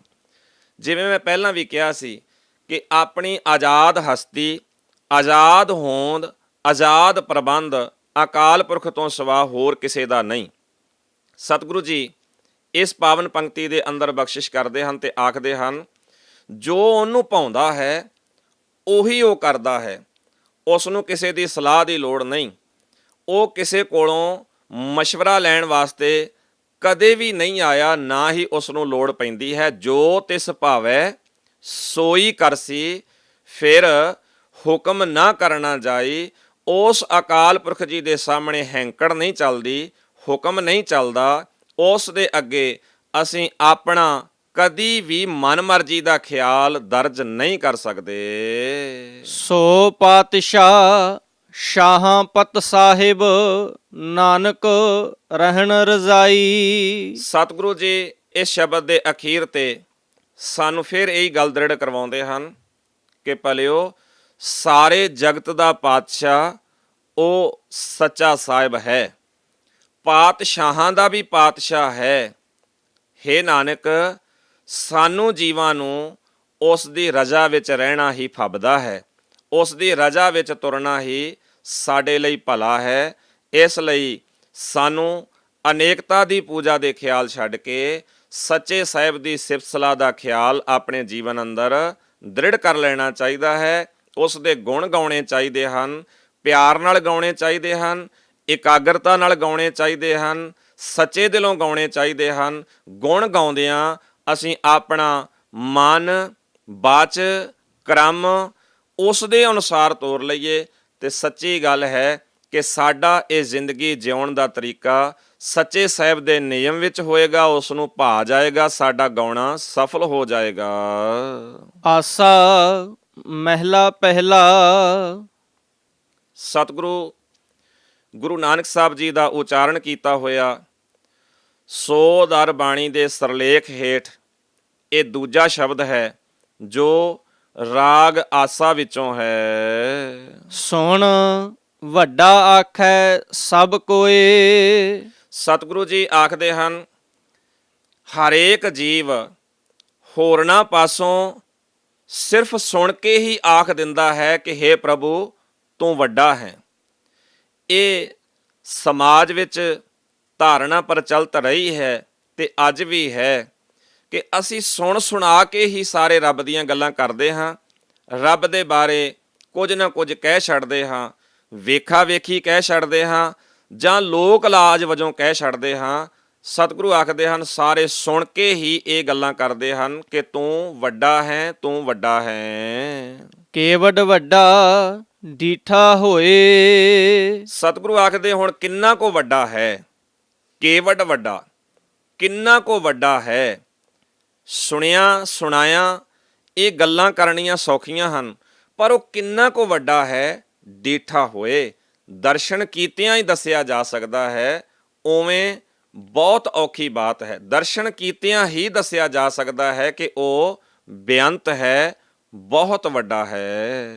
ਕੀਮਤ ਪਾਏ ਨਾ ਕਹਿਆ ਜਾਏ। ਜਿਨ੍ਹਾਂ ਨੇ ਸਿਰਫ ਗੱਲਾਂ ਹੀ ਕੀਤੀਆਂ ਸੁਣ ਸੁਣਾ ਕੇ, ਜਿਹੜੇ ਕੇਵਲ ਇੱਕ ਦੂਜੇ ਦੇ ਕਹਿਣ ਕਵਾਉਣ ਤੇ ਹੀ ਆਖਦੇ ਰਹੇ ਪਰ ਦਿਲੋਂ ਜਾਣਨ ਦੀ ਇੱਛਾ ਨਹੀਂ ਰੱਖੀ, ਸਤਿਗੁਰੂ ਆਖਦੇ ਹਨ ਉਹਨਾਂ ਅੰਦਾਜ਼ੇ ਲਾਉਣ ਵਾਲਿਆਂ ਨੇ, ਮੁੱਲ ਪਾਉਣ ਵਾਲਿਆਂ ਨੇ ਕਦੇ ਵੀ ਅਕਾਲ ਪੁਰਖ ਜੀ ਦੀ ਕੀਮਤ ਨਹੀਂ ਦੱਸੀ। ਵਾਹਿਗੁਰੂ ਅਕਾਲ ਪੁਰਖ ਕਿੰਨਾ ਕੋ ਵੱਡਾ ਹੈ, ਉਸ ਦਾ ਸਰੂਪ ਬਿਆਨ ਨਹੀਂ ਕੀਤਾ ਜਾ ਸਕਦਾ। ਕਹਿਣ ਵਾਲੇ ਤੇਰੇ ਰਹੇ ਸਮਾਏ। ਅਸਲੀਅਤ ਵਿੱਚ ਜਿਹੜੇ ਅਕਾਲ ਪੁਰਖ ਜੀ ਦੀ ਵਡਿਆਈ ਕਰਦੇ ਹਨ, ਜਿਹੜੇ ਉਸ ਨੂੰ ਕਹਿੰਦੇ ਹਨ, ਉਸ ਦੇ ਗੁਣ ਗਾਉਂਦੇ ਹਨ, ਉਸ ਦੇ ਬਣਾਏ ਨਿਯਮ ਵਿੱਚ ਤੁਰਨਾ ਸਿੱਖ ਲੈਂਦੇ ਹਨ, ਉਹ ਤਾਂ ਉਸ ਵਿੱਚ ਸਮਾ ਹੀ ਜਾਂਦੇ ਹਨ। ਉਸ ਬਾਰੇ ਬਿਆਨ ਕਿਵੇਂ ਕਰਨਗੇ, ਇਹ ਸਮਰੱਥਾ ਹੈ ਹੀ ਨਹੀਂ। ਵੱਡੇ ਮੇਰੇ ਸਾਹਿਬਾ ਗਹਿਰ ਗੰਭੀਰਾ ਗੁਣੀ ਗਹੀਰਾ। ਹੇ ਮੇਰੇ ਵੱਡੇ ਮਾਲਕ, ਤੂੰ ਮਾਨੋ ਇੱਕ ਡੂੰਘਾ ਸਮੁੰਦਰ ਹੈ, ਤੂੰ ਬੜੇ ਜਿਗਰੇ ਵਾਲਾ ਹੈ, ਬੇਅੰਤ ਗੁਣਾ ਵਾਲਾ ਹੈ। ਗੰਭੀਰਾ, ਹੇ ਵੱਡੇ ਜਿਗਰੇ ਵਾਲੇ, ਗਹਿਰ ਬਹੁਤ ਡੂੰਘੇ, ਹੇ ਡੂੰਘੇ ਸੰਸਾਰ ਸਮੁੰਦਰ ਪਰਮੇਸ਼ਰ ਜੀ, ਤੁਹਾਡੇ ਬਾਰੇ ਕਹਿਣਾ, ਤੁਹਾਡੇ ਬਾਰੇ ਵਿਸਥਾਰ ਨਾਲ ਕੋਈ ਗੱਲ ਕਰਨੀ, ਇਹ ਵੱਸ ਦੀ ਬਾਤ ਨਹੀਂ ਹੈ। ਕੋਏ ਨਾ ਜਾਣੈ ਤੇਰਾ ਕੀਤਾ ਕੇਵਡ ਚੀਰਾ ਰਹਾਓ। ਹੇ ਸੱਚੇ ਸਾਹਿਬ ਜੀ, ਤੁਹਾਡੇ ਬਾਰੇ ਬਿਆਨ ਕਰਨਾ ਇਹ ਤਾਂ ਇੱਕ ਬਹੁਤ ਵੱਡੀ ਬਾਤ ਹੈ। ਤੁਹਾਡੇ ਪੈਦਾ ਕੀਤੇ ਹੋਏ ਇਸ ਪਸਾਰੇ ਬਾਰੇ ਵੀ ਕੋਈ ਗੱਲ ਨਹੀਂ ਕੀਤੀ ਜਾ ਸਕਦੀ। ਪਸਾਰਾ ਵੀ ਤੁਹਾਡਾ ਬਹੁਤ ਵੱਡਾ ਹੈ। ਚੀਰਾ, ਚੀਰਾ ਦਾ ਅਰਥ ਹੈ ਚੌੜਾਈ, ਵਿਸਥਾਰ। ਤੁਹਾਡੇ ਇਸ ਸ੍ਰਿਸ਼ਟੀ ਦਾ, ਪਸਾਰੇ ਦਾ ਵਿਸਥਾਰ ਵੀ ਬਹੁਤ ਹੈ, ਇਹ ਬਿਆਨ ਨਹੀਂ ਹੋ ਸਕਦਾ। ਸਭ ਸੁਰਤੀ ਮਿਲ ਸੁਰਤ ਕਮਾਈ। ਸੁਰਤੀ, ਸੁਰਤੀ ਦਾ ਅਰਥ ਹੈ ਉਹ ਜਿਹੜੀ ਅਸੀਂ ਸਮਾਧੀ ਲਾ ਕੇ, ਧਿਆਨ ਟਿਕਾ ਕੇ ਤੇ ਕੁਝ ਨਾ ਕੁਝ ਕਹਿਣ ਦਾ ਯਤਨ ਕਰਦੇ ਹਾਂ। ਸਤਿਗੁਰੂ ਆਖਦੇ ਹਨ, ਸਮਾਧੀਆਂ ਲਾਉਣ ਵਾਲਿਆਂ ਨੇ ਵੀ, ਕਈ ਵੱਡੇ ਵੱਡੇ ਜੋਗੀਆਂ ਨੇ ਵੀ ਧਿਆਨ ਜੋੜ ਕੇ ਇਹ ਯਤਨ ਕੀਤੇ ਹਨ, ਇਹ ਅੰਤ ਪਾਉਣ ਦਾ ਉਪਰਾਲਾ ਕੀਤਾ ਹੈ ਕਿ ਅਕਾਲ ਪੁਰਖ ਕਿੰਨਾ ਕੁ ਵੱਡਾ ਹੈ, ਉਹ ਕਿਵੇਂ ਦਾ ਹੈ, ਕੀ ਕਰਦਾ ਹੈ, ਬਹੁਤ ਕੁਝ ਇਸ ਤਰ੍ਹਾਂ ਦਾ ਕਰਨ ਦਾ ਯਤਨ ਕੀਤਾ। ਪਰ ਸਮਾਧੀ ਲਾਉਣ ਵਾਲਿਆਂ ਨੇ, ਸੁਰਤੀ ਜੋੜਨ ਵਾਲਿਆਂ ਨੇ, ਧਿਆਨ ਜੋੜਨ ਵਾਲਿਆਂ ਨੇ ਮੁੜ ਮੁੜ ਕੇ ਯਤਨ ਕੀਤੇ, ਪਰ ਸਭ ਕੀਮਤ ਮਿਲ ਕੀਮਤ ਪਾਈ। ਕੀਮਤ, ਕੀਮਤ ਦਾ ਅਰਥ ਹੈ ਅੰਦਾਜ਼ਾ।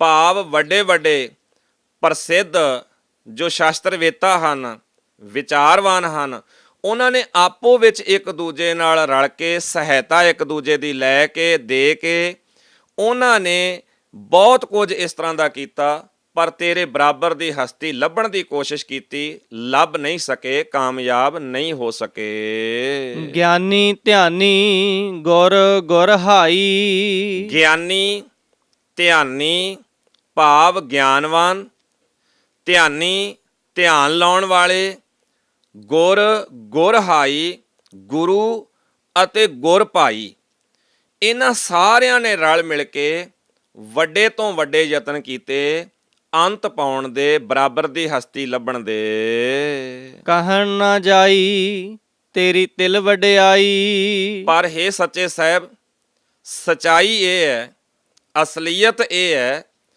ਭਾਵੇਂ ਕੀਮਤ ਪਾਉਣ ਵਾਲਿਆਂ ਨੇ, ਸਮਾਧੀ ਲਾਉਣ ਵਾਲਿਆਂ ਨੇ, ਧਿਆਨ ਜੋੜਨ ਵਾਲਿਆਂ ਨੇ ਬਹੁਤ ਵੱਡੇ ਉਪਰਾਲੇ ਕੀਤੇ, ਵੱਡੀਆਂ ਵੱਡੀਆਂ ਇਹਨਾਂ ਨੇ ਘਾਲਣਾਵਾਂ ਘਾਲੀਆਂ, ਪਰ ਅਸਲੀਅਤ ਵਿੱਚ ਇੱਕ ਤਿਲ ਜਿੰਨਾ ਵੀ ਤੇਰਾ ਅੰਤ ਨਹੀਂ ਪਾ ਸਕੇ, ਇੱਕ ਤਿਲ ਜਿੰਨਾ ਵੀ ਤੇਰੇ ਬਾਰੇ ਬਿਆਨ ਨਹੀਂ ਕਰ ਸਕੇ। ਤੂੰ ਬਹੁਤ ਵੱਡਾ ਹੈ, ਬਹੁਤ ਡੂੰਘਾ ਹੈ। ਇੱਕ ਗੱਲ ਇੱਥੇ ਹੋਰ ਵੀ ਸਾਨੂੰ ਸਤਿਗੁਰੂ ਗੁਰੂ ਗ੍ਰੰਥ ਸਾਹਿਬ ਜੀ ਦੀ ਬਾਣੀ ਦੇ ਮੁਤਾਬਕ ਵਿਚਾਰ ਲੈਣੀ ਚਾਹੀਦੀ ਹੈ ਕਿ ਸਾਡਾ ਜੀਵਾਂ ਦਾ ਅਸਲੀ ਮਨੋਰਥ ਅਕਾਲ ਪੁਰਖ ਦਾ ਅੰਤ ਪਾਉਣਾ ਨਹੀਂ, ਅਕਾਲ ਪੁਰਖ ਜੀ ਦੇ ਬਾਰੇ ਗਿਣਤੀਆਂ ਮਿਣਤੀਆਂ ਕਰਨਾ, ਇਹ ਸਾਡਾ ਜੀਵਨ ਦਾ ਮਨੋਰਥ ਨਹੀਂ। ਸਤਿਗੁਰੂ ਜੀ ਨੇ ਪਾਵਨ ਬਾਣੀ ਦੇ ਰਾਹੀਂ ਸਾਨੂੰ ਬੜੇ ਸਪਸ਼ਟ ਸੰਕੇਤ ਦਿੱਤੇ ਹਨ ਕਿ ਭਲਿਓ, ਸਾਡੀ ਜ਼ਿੰਦਗੀ ਦਾ ਅਸਲੀ ਮਕਸਦ ਹੈ ਉਸ ਦੇ ਗੁਣਾਂ ਨੂੰ ਗਾਉਣਾ, ਉਸ ਦੀ ਵਡਿਆਈ ਕਰਨੀ, ਸਿਫਤ ਸਲਾਹ ਕਰਨੀ, ਤੇ ਸਿਫਤ ਸਲਾਹ ਕਰਦਿਆਂ ਹੋਇਆਂ ਆਪਣੇ ਜੀਵਨ 'ਚੋਂ ਬੁਰਾਈਆਂ ਕੱਢਣੀਆਂ ਤੇ ਇਸ ਜੀਵਨ ਨੂੰ ਸਵਾਰਨਾ।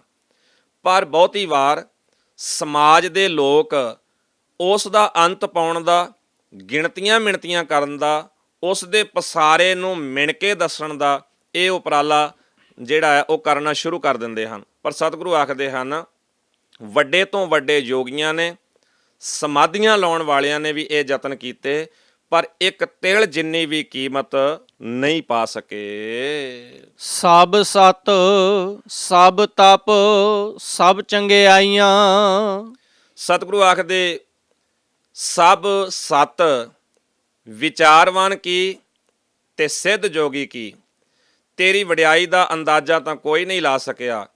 ਵਿਚਾਰਵਾਨਾਂ ਦੇ ਸਾਰੇ ਭਲੇ ਕੰਮ, ਸਾਰੀਆਂ ਉਹਨਾਂ ਦੀਆਂ ਕੀਤੀਆਂ ਹੋਈਆਂ ਚੰਗੀਆਂ ਵਿਚਾਰਾਂ, ਸੇਵਾਵਾਂ, ਸਾਰਾ ਕੁਝ ਜਿੰਨਾ ਵੀ ਇਹਨਾਂ ਭਲੇ ਪੁਰਸ਼ਾਂ ਨੇ ਆਪਣੇ ਜੀਵਨ ਦੇ ਰਾਹੀਂ ਕੀਤਾ ਹੈ। ਸਿੱਧਾਂ ਪੁਰਖਾਂ ਕੀਆਂ ਵਡਿਆਈਆਂ। ਵੱਡੇ ਵੱਡੇ ਸਿੱਧ ਪਹੁੰਚੇ ਹੋਏ, ਪ੍ਰਵਾਨ ਹੋਏ ਜਿਹੜੇ ਸਿੱਧ ਪੁਰਸ਼ ਹਨ, ਉਹਨਾਂ ਸਾਰਿਆਂ ਦੀਆਂ ਵਡਿਆਈਆਂ। ਤੁਧ ਵੇਣ ਸਿੱਧੀ ਕਿਨੈ ਨਾ ਪਾਈਆ। ਜੇ ਕੋਈ ਭਲਾ ਕੰਮ ਇਹਨਾਂ ਨੇ ਕੀਤਾ ਵੀ ਹੈ, ਜੇ ਕੋਈ ਭਲਾਈ ਜੀਵਨ ਵਿੱਚ ਦਿਸਦੀ ਵੀ ਹੈ, ਤਾਂ ਹੇ ਸੱਚੇ ਸਾਹਿਬ, ਉਹ ਤੇਰੀ ਸਹਾਇਤਾ ਤੋਂ ਬਿਨਾਂ ਨਹੀਂ ਮਿਲੀ।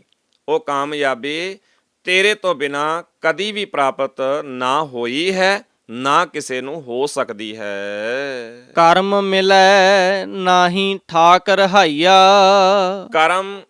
ਕਰਮ ਦਾ ਅਰਥ ਹੈ ਮਿਹਰ, ਬਖਸ਼ਿਸ਼ ਨਾਲ।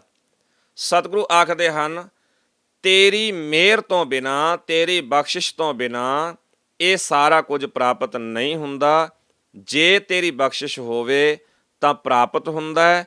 ਜੇ ਪ੍ਰਾਪਤ ਹੋ ਜਾਏ, ਤੇਰੀ ਮਿਹਰ ਹੋ ਜਾਏ, ਤਾਂ ਇਸ ਨੂੰ ਫਿਰ ਕੋਈ ਰੋਕ ਵੀ ਨਹੀਂ ਸਕਦਾ। ਭਾਵੇਂ ਉਹ ਦੁਨੀਆ ਵਿੱਚ ਸਾਨੂੰ ਬਰਬਾਦ ਕਰਨ ਵਾਲੇ ਵਿਕਾਰ ਹੋਣ, ਚਾਹੇ ਕਿੰਨੀ ਵੀ ਪ੍ਰਕਾਰ ਦੀਆਂ ਆਲੇ ਦੁਆਲੇ ਦੀਆਂ ਸ਼ਕਤੀਆਂ, ਭਾਵੇਂ ਉਹ ਧਨ ਦੇ ਰੂਪ ਵਿੱਚ ਹੋਣ, ਰਾਜ ਦੇ ਰੂਪ ਵਿੱਚ ਹੋਣ, ਚਾਹੇ ਉਹ ਕਿਸੇ ਵੀ ਰੂਪ ਵਿੱਚ ਹੋਣ, ਚੰਗੀਆਂ ਹੋਣ, ਬੁਰੀਆਂ ਹੋਣ, ਉਹ ਸੱਚੇ ਸਾਹਿਬ ਦੇ ਰਸਤੇ ਤੋਂ ਕਦੀ ਵੀ ਰੁਕਾਵਟ ਫਿਰ ਖੜੀ ਨਹੀਂ ਕਰਦੀਆਂ।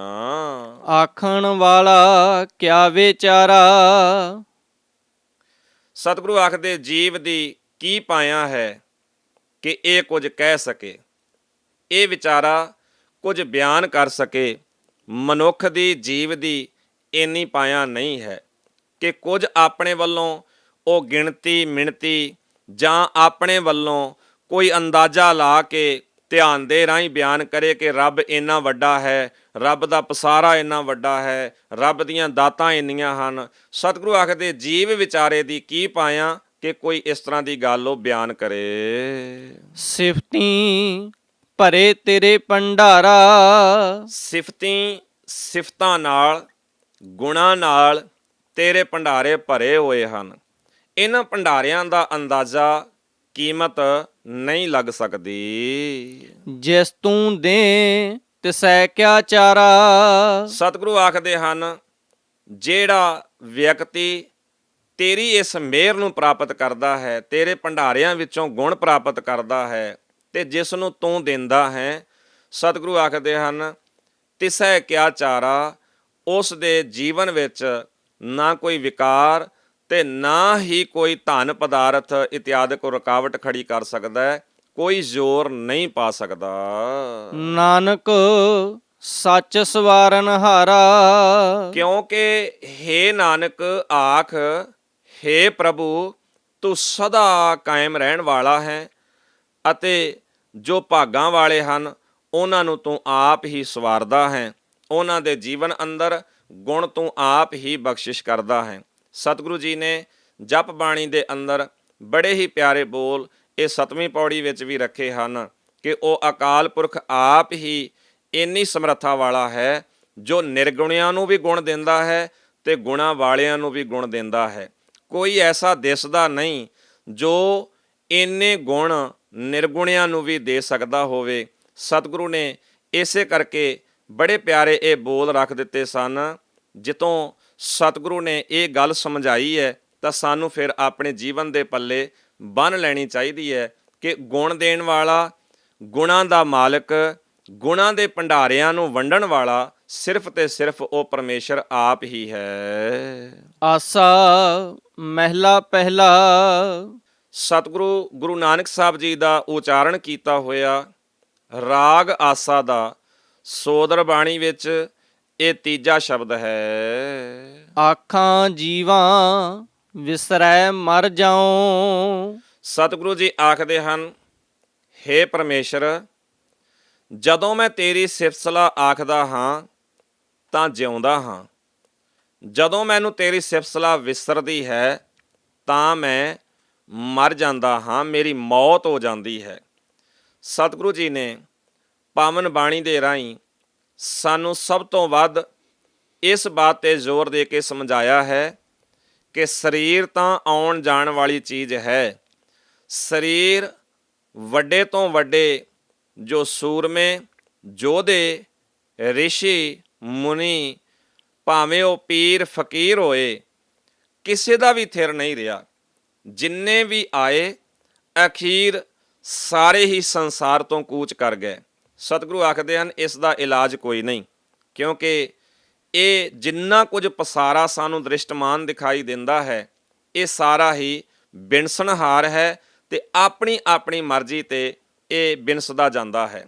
ਸਤਿਗੁਰੂ ਜੀ ਇਸ ਪਾਵਨ ਪੰਕਤੀ ਦੇ ਅੰਦਰ ਜਿਹੜੀ ਵਿਚਾਰ ਸਾਨੂੰ ਦ੍ਰਿੜ ਕਰਾਉਂਦੇ ਹਨ ਕਿ ਭਲਿਓ, ਸਰੀਰ ਨਾਸ਼ ਹੋਣ ਵਾਲੀ ਚੀਜ਼ ਹੈ, ਨਾਸ਼ ਹੋ ਜਾਂਦੀ ਹੈ, ਇਸ ਦਾ ਹੱਲ ਕੋਈ ਨਹੀਂ। ਪਰ ਇੱਕ ਮੌਤ ਸਾਨੂੰ ਜ਼ਮੀਰ ਦੀ ਆਉਂਦੀ ਹੈ, ਜਿਹੜੀ ਇੱਕ ਵਾਰੀ ਆ ਜਾਏ ਤੇ ਮਨੁੱਖ ਨੂੰ ਵਾਰ-ਵਾਰ ਮਰਨਾ ਪੈਂਦਾ ਹੈ। ਔਰ ਐਸੀ ਮੌਤੇ ਮਰਿਆ ਹੋਇਆ, ਜ਼ਮੀਰ ਕਰਕੇ ਮਰਿਆ ਹੋਇਆ ਵਿਅਕਤੀ ਸਮਾਜ ਵਿੱਚ ਸਭ ਤੋਂ ਬੁਰਾ ਹੈ ਤੇ ਖਤਰਨਾਕ ਹੈ। ਸਤਿਗੁਰੂ ਜੀ ਨੇ ਬੜੇ ਪਿਆਰੇ ਬੋਲ ਸਾਡੇ ਲਈ ਰੱਖ ਦਿੱਤੇ ਹਨ। ਜੇ ਤੇਰੀ ਸਿਫਤ ਸਲਾਹ ਆਖਦਾ ਹਾਂ ਤਾਂ ਜਿਉਂਦਾ ਹਾਂ, ਜੇ ਤੇਰੀ ਸਿਫਤ ਸਲਾਹ ਵਿਸਰਦੀ ਹੈ ਤਾਂ ਮੇਰੀ ਮੌਤ ਹੋ ਜਾਂਦੀ ਹੈ। ਸਤਿਗੁਰੂ ਪਾਵਨ ਬਾਣੀ ਅੰਦਰ ਹੋਰ ਵੀ ਪਿਆਰੇ ਬੋਲ ਰੱਖਦੇ ਹਨ। ਸੋ ਜੀਵਿਆ ਜਿਸ ਮਨ ਵਸਿਆ ਸੋਏ, ਨਾਨਕ ਅਵਰ ਨਾ ਜੀਵੈ ਕੋਏ। ਜੇ ਜੀਵੈ ਪਤ ਲੱਥੀ ਜਾਏ, ਸਭ ਹਰਾਮ ਜੇਤਾ ਕਿਛ ਖਾਏ। ਆਖਣ ਔਖਾ ਸਾਚਾ ਨਾਉ। ਸੱਚੇ ਸਾਹਿਬ, ਮੈਨੂੰ ਇਸ ਗੱਲ ਦਾ ਪਤਾ ਹੈ, ਮੈਂ ਗੁਰੂ ਦੇ ਰਾਹੀਂ ਇਸ ਗੱਲ ਨੂੰ ਸਮਝ ਲਿਆ ਹੈ ਕਿ ਤੇਰੀ ਸਿਫਤ ਸਲਾਹ ਤੋਂ ਬਿਨਾਂ ਮੇਰੀ ਮੌਤ ਹੋ ਜਾਂਦੀ ਹੈ, ਮੈਂ ਮਰ ਜਾਂਦਾ ਹਾਂ। ਸਤਿਗੁਰੂ ਆਖਦੇ ਤਾਂ ਵੀ ਇਹ ਪਤਾ ਹੁੰਦਿਆਂ ਵੀ ਮੈਨੂੰ ਇਹ ਗੱਲ ਔਖੀ ਲੱਗਦੀ ਹੈ। ਮੈਂ ਸੰਸਾਰ ਦੇ ਰਸਾਂ ਕਸਾਂ ਨੂੰ ਛੱਡ ਕੇ ਤੇਰੀ ਸਿਫਤ ਸਲਾਹ ਕਰਨ ਲਈ ਤਿਆਰ ਨਹੀਂ ਹੁੰਦਾ। ਸਾਚੇ ਨਾਮ ਕੀ ਲਾਗੈ ਭੂਖ। ਜਿਸ ਮਨੁੱਖ ਨੂੰ ਇਹ ਸੱਚੇ ਨਾਮ ਦੀ ਭੁੱਖ ਲੱਗਦੀ ਹੈ, ਸੱਚੇ ਨਾਮ ਦੀ ਤਾਂਘ ਪੈਦਾ ਹੁੰਦੀ ਹੈ, ਸਤਿਗੁਰੂ ਆਖਦੇ ਹਨ, ਉਤ ਭੂਖੈ ਖਾਏ ਚਲੀਐ ਦੁਖ। ਇਸ ਤਾਂਘ ਦੀ ਬਰਕਤ ਨਾਲ, ਜਿਨ੍ਹਾਂ ਦੇ ਅੰਦਰ ਸੱਚੇ ਨਾਮ ਦੀ ਤਾਂਘ ਪੈਦਾ ਹੋ ਗਈ, ਗੁਰੂ ਦਾ ਉਪਦੇਸ਼ ਮੰਨਣ ਦੀ, ਸੁਣਨ ਦੀ, ਉਹਦੇ ਮੁਤਾਬਕ ਤੁਰਨ ਦੀ ਤਾਂਘ ਪੈਦਾ ਹੋ ਗਈ, ਸਤਿਗੁਰੂ ਆਖਦੇ ਹਨ, ਜਦੋਂ ਉਹ ਤੁਰਦੇ ਹਨ, ਇਹ ਸੱਚ ਨਾਮ ਭੋਜਨ ਨੂੰ ਜੀਵਨ ਅੰਦਰ ਖਾਂਦੇ ਹਨ, ਧਾਰਨ ਕਰਦੇ ਹਨ, ਚੱਲੀਏ ਦੁੱਖ ਤੇ ਵਿਕਾਰਾਂ ਦੇ ਦੁੱਖ ਦੂਰ ਹੋ ਜਾਂਦੇ ਹਨ। ਈਰਖਾ ਨਫ਼ਰਤ ਵਾਲੇ ਦੁੱਖ ਜ਼ਿੰਦਗੀ ਵਿੱਚੋਂ ਚਲੇ ਜਾਂਦੇ ਹਨ। ਸੋ ਕਿਉ ਵਿਸਰੈ ਮੇਰੀ ਮਾਏ। ਹੇ ਮੇਰੀ ਮਾਂ, ਉਹ ਸੱਚਾ ਸਾਹਿਬ ਮੈਨੂੰ ਫਿਰ ਕਿਉਂ ਵਿਸਰੇ, ਮੈਨੂੰ ਕਦੇ ਭੁੱਲੇ ਨਾ, ਕਿਉਂਕਿ ਉਸ ਦੇ ਭੁੱਲਣ ਨਾਲ ਇੱਕ ਤਾਂ ਮੇਰੀ ਮੌਤ ਹੋ ਜਾਂਦੀ ਹੈ, ਮੈਂ ਮਰ ਜਾਂਦਾ ਹਾਂ।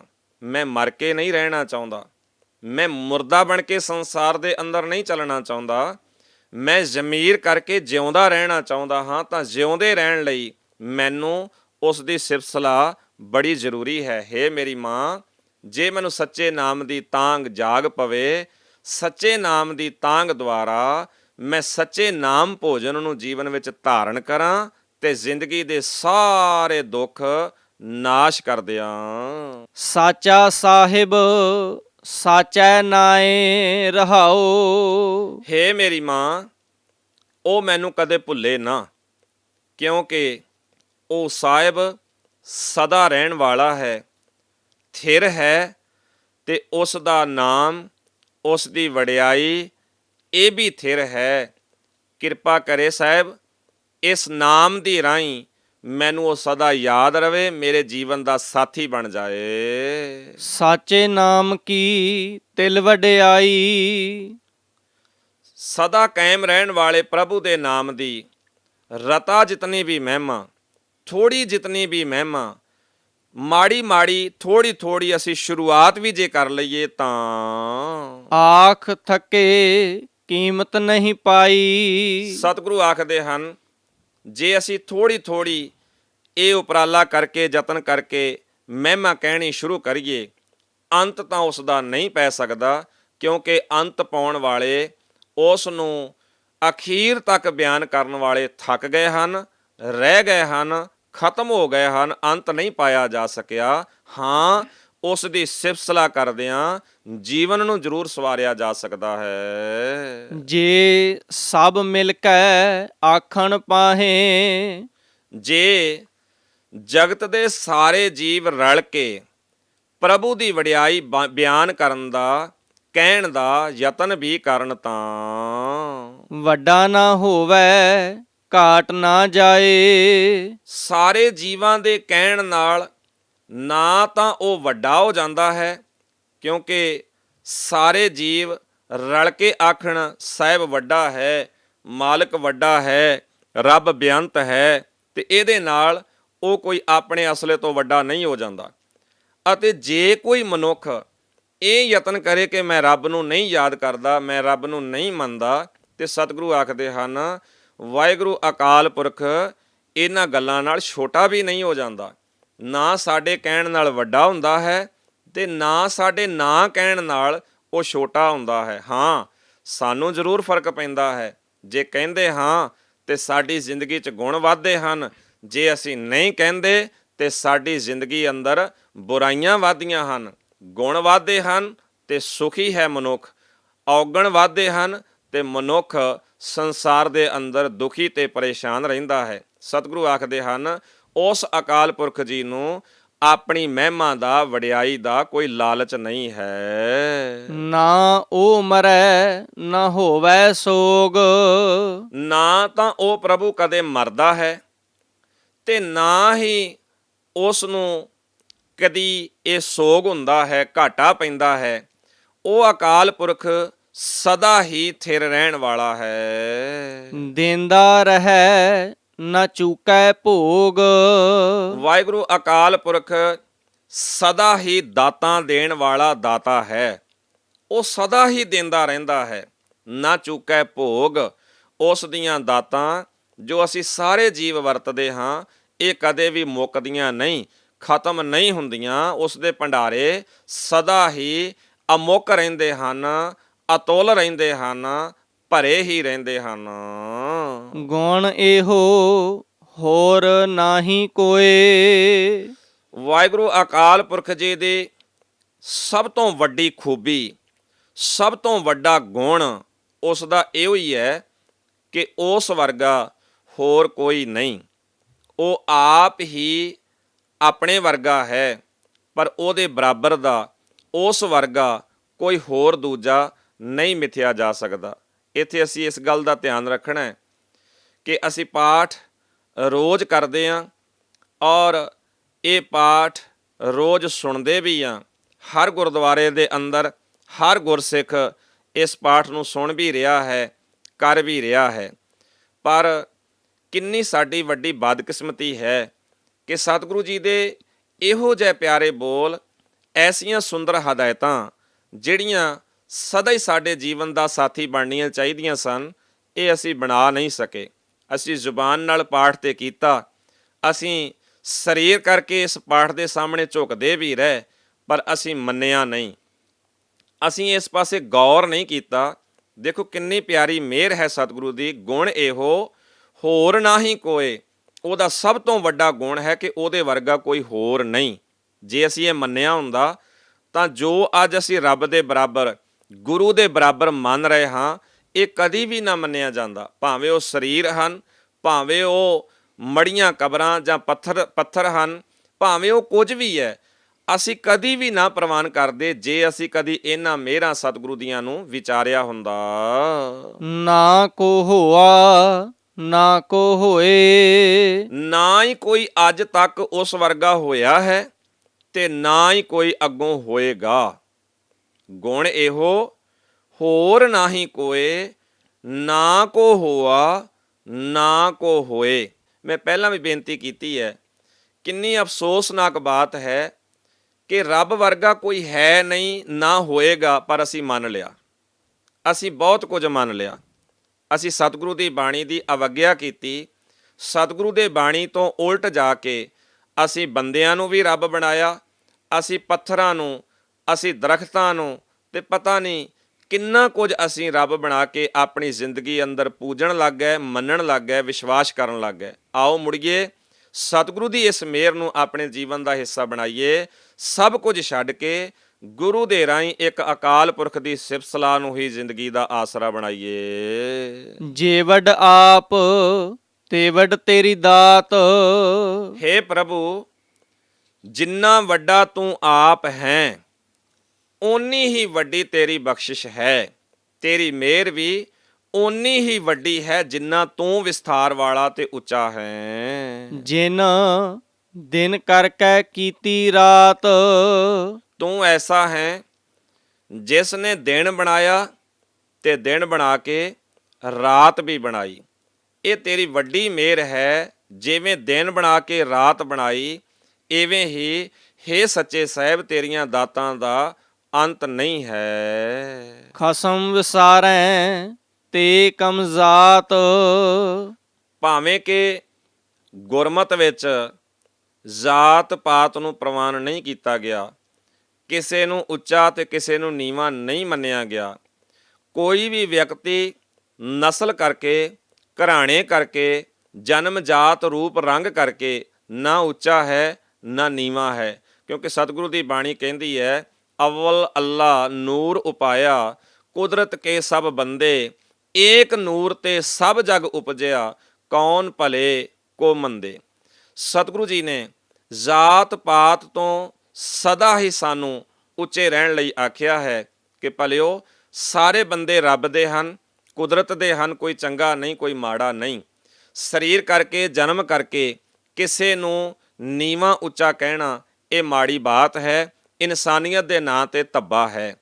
ਪਰ ਸਤਿਗੁਰੂ ਜੀ ਨੇ ਪਾਵਨ ਬਾਣੀ ਦੇ ਅੰਦਰ ਜਦੋਂ ਇਹ ਵਿਚਾਰ ਦਿੱਤੀ ਹੈ ਤਾਂ ਸਾਨੂੰ ਹੋਰ ਵੀ ਦ੍ਰਿੜ ਕਰਵਾ ਦਿੱਤਾ ਹੈ, ਜਾਤ ਕਾ ਗਰਭ ਨਾ ਕਰਿਓ ਕੋਈ, ਭਾਈ ਜਾਤ ਦਾ ਕੋਈ ਹੰਕਾਰ ਨਾ ਕਰੋ। ਇਹ ਜਾਤ ਇੱਥੇ ਦੀ ਹੈ ਤੇ ਇਹ ਵੰਡੀਆਂ ਪਾਉਂਦੀ ਹੈ, ਨੁਕਸਾਨ ਕਰਦੀ ਹੈ। ਸਤਿਗੁਰੂ ਜੀ ਨੇ ਇਸੇ ਕਰਕੇ ਸਾਨੂੰ ਇਸ ਪਾਸਿਓਂ ਮੋੜਦਿਆਂ ਇਸ ਪਾਸੇ ਵੀ ਧਿਆਨ ਦਿਵਾਇਆ ਹੈ, ਜਾਣੋ ਜੋਤ ਨਾ ਪੁੱਛੋ ਜਾਤੀ, ਆਗੈ ਜਾਤ ਨਾ ਹੈ।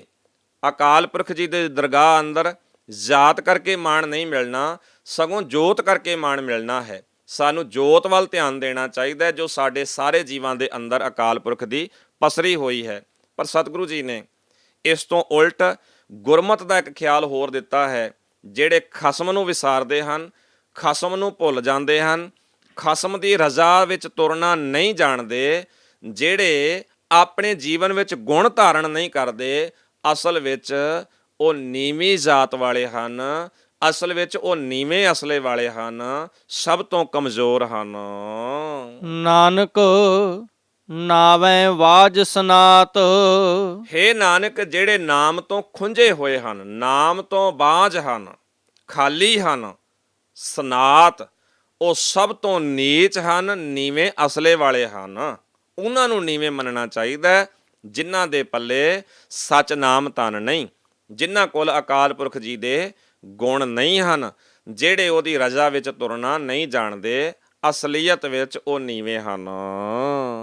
ਰਾਗ ਗੂਜਰੀ ਮਹਿਲਾ ਚੌਥਾ, ਸੋ ਦਰ ਬਾਣੀ ਦੇ ਸਰਲੇਖ ਹੇਠ ਇਹ ਚੌਥਾ ਸ਼ਬਦ ਹੈ, ਜੋ ਰਾਗ ਗੂਜਰੀ ਵਿੱਚੋਂ ਗੁਰੂ ਰਾਮਦਾਸ ਜੀ ਦਾ ਉਚਾਰਨ ਕੀਤਾ ਹੋਇਆ ਹੈ।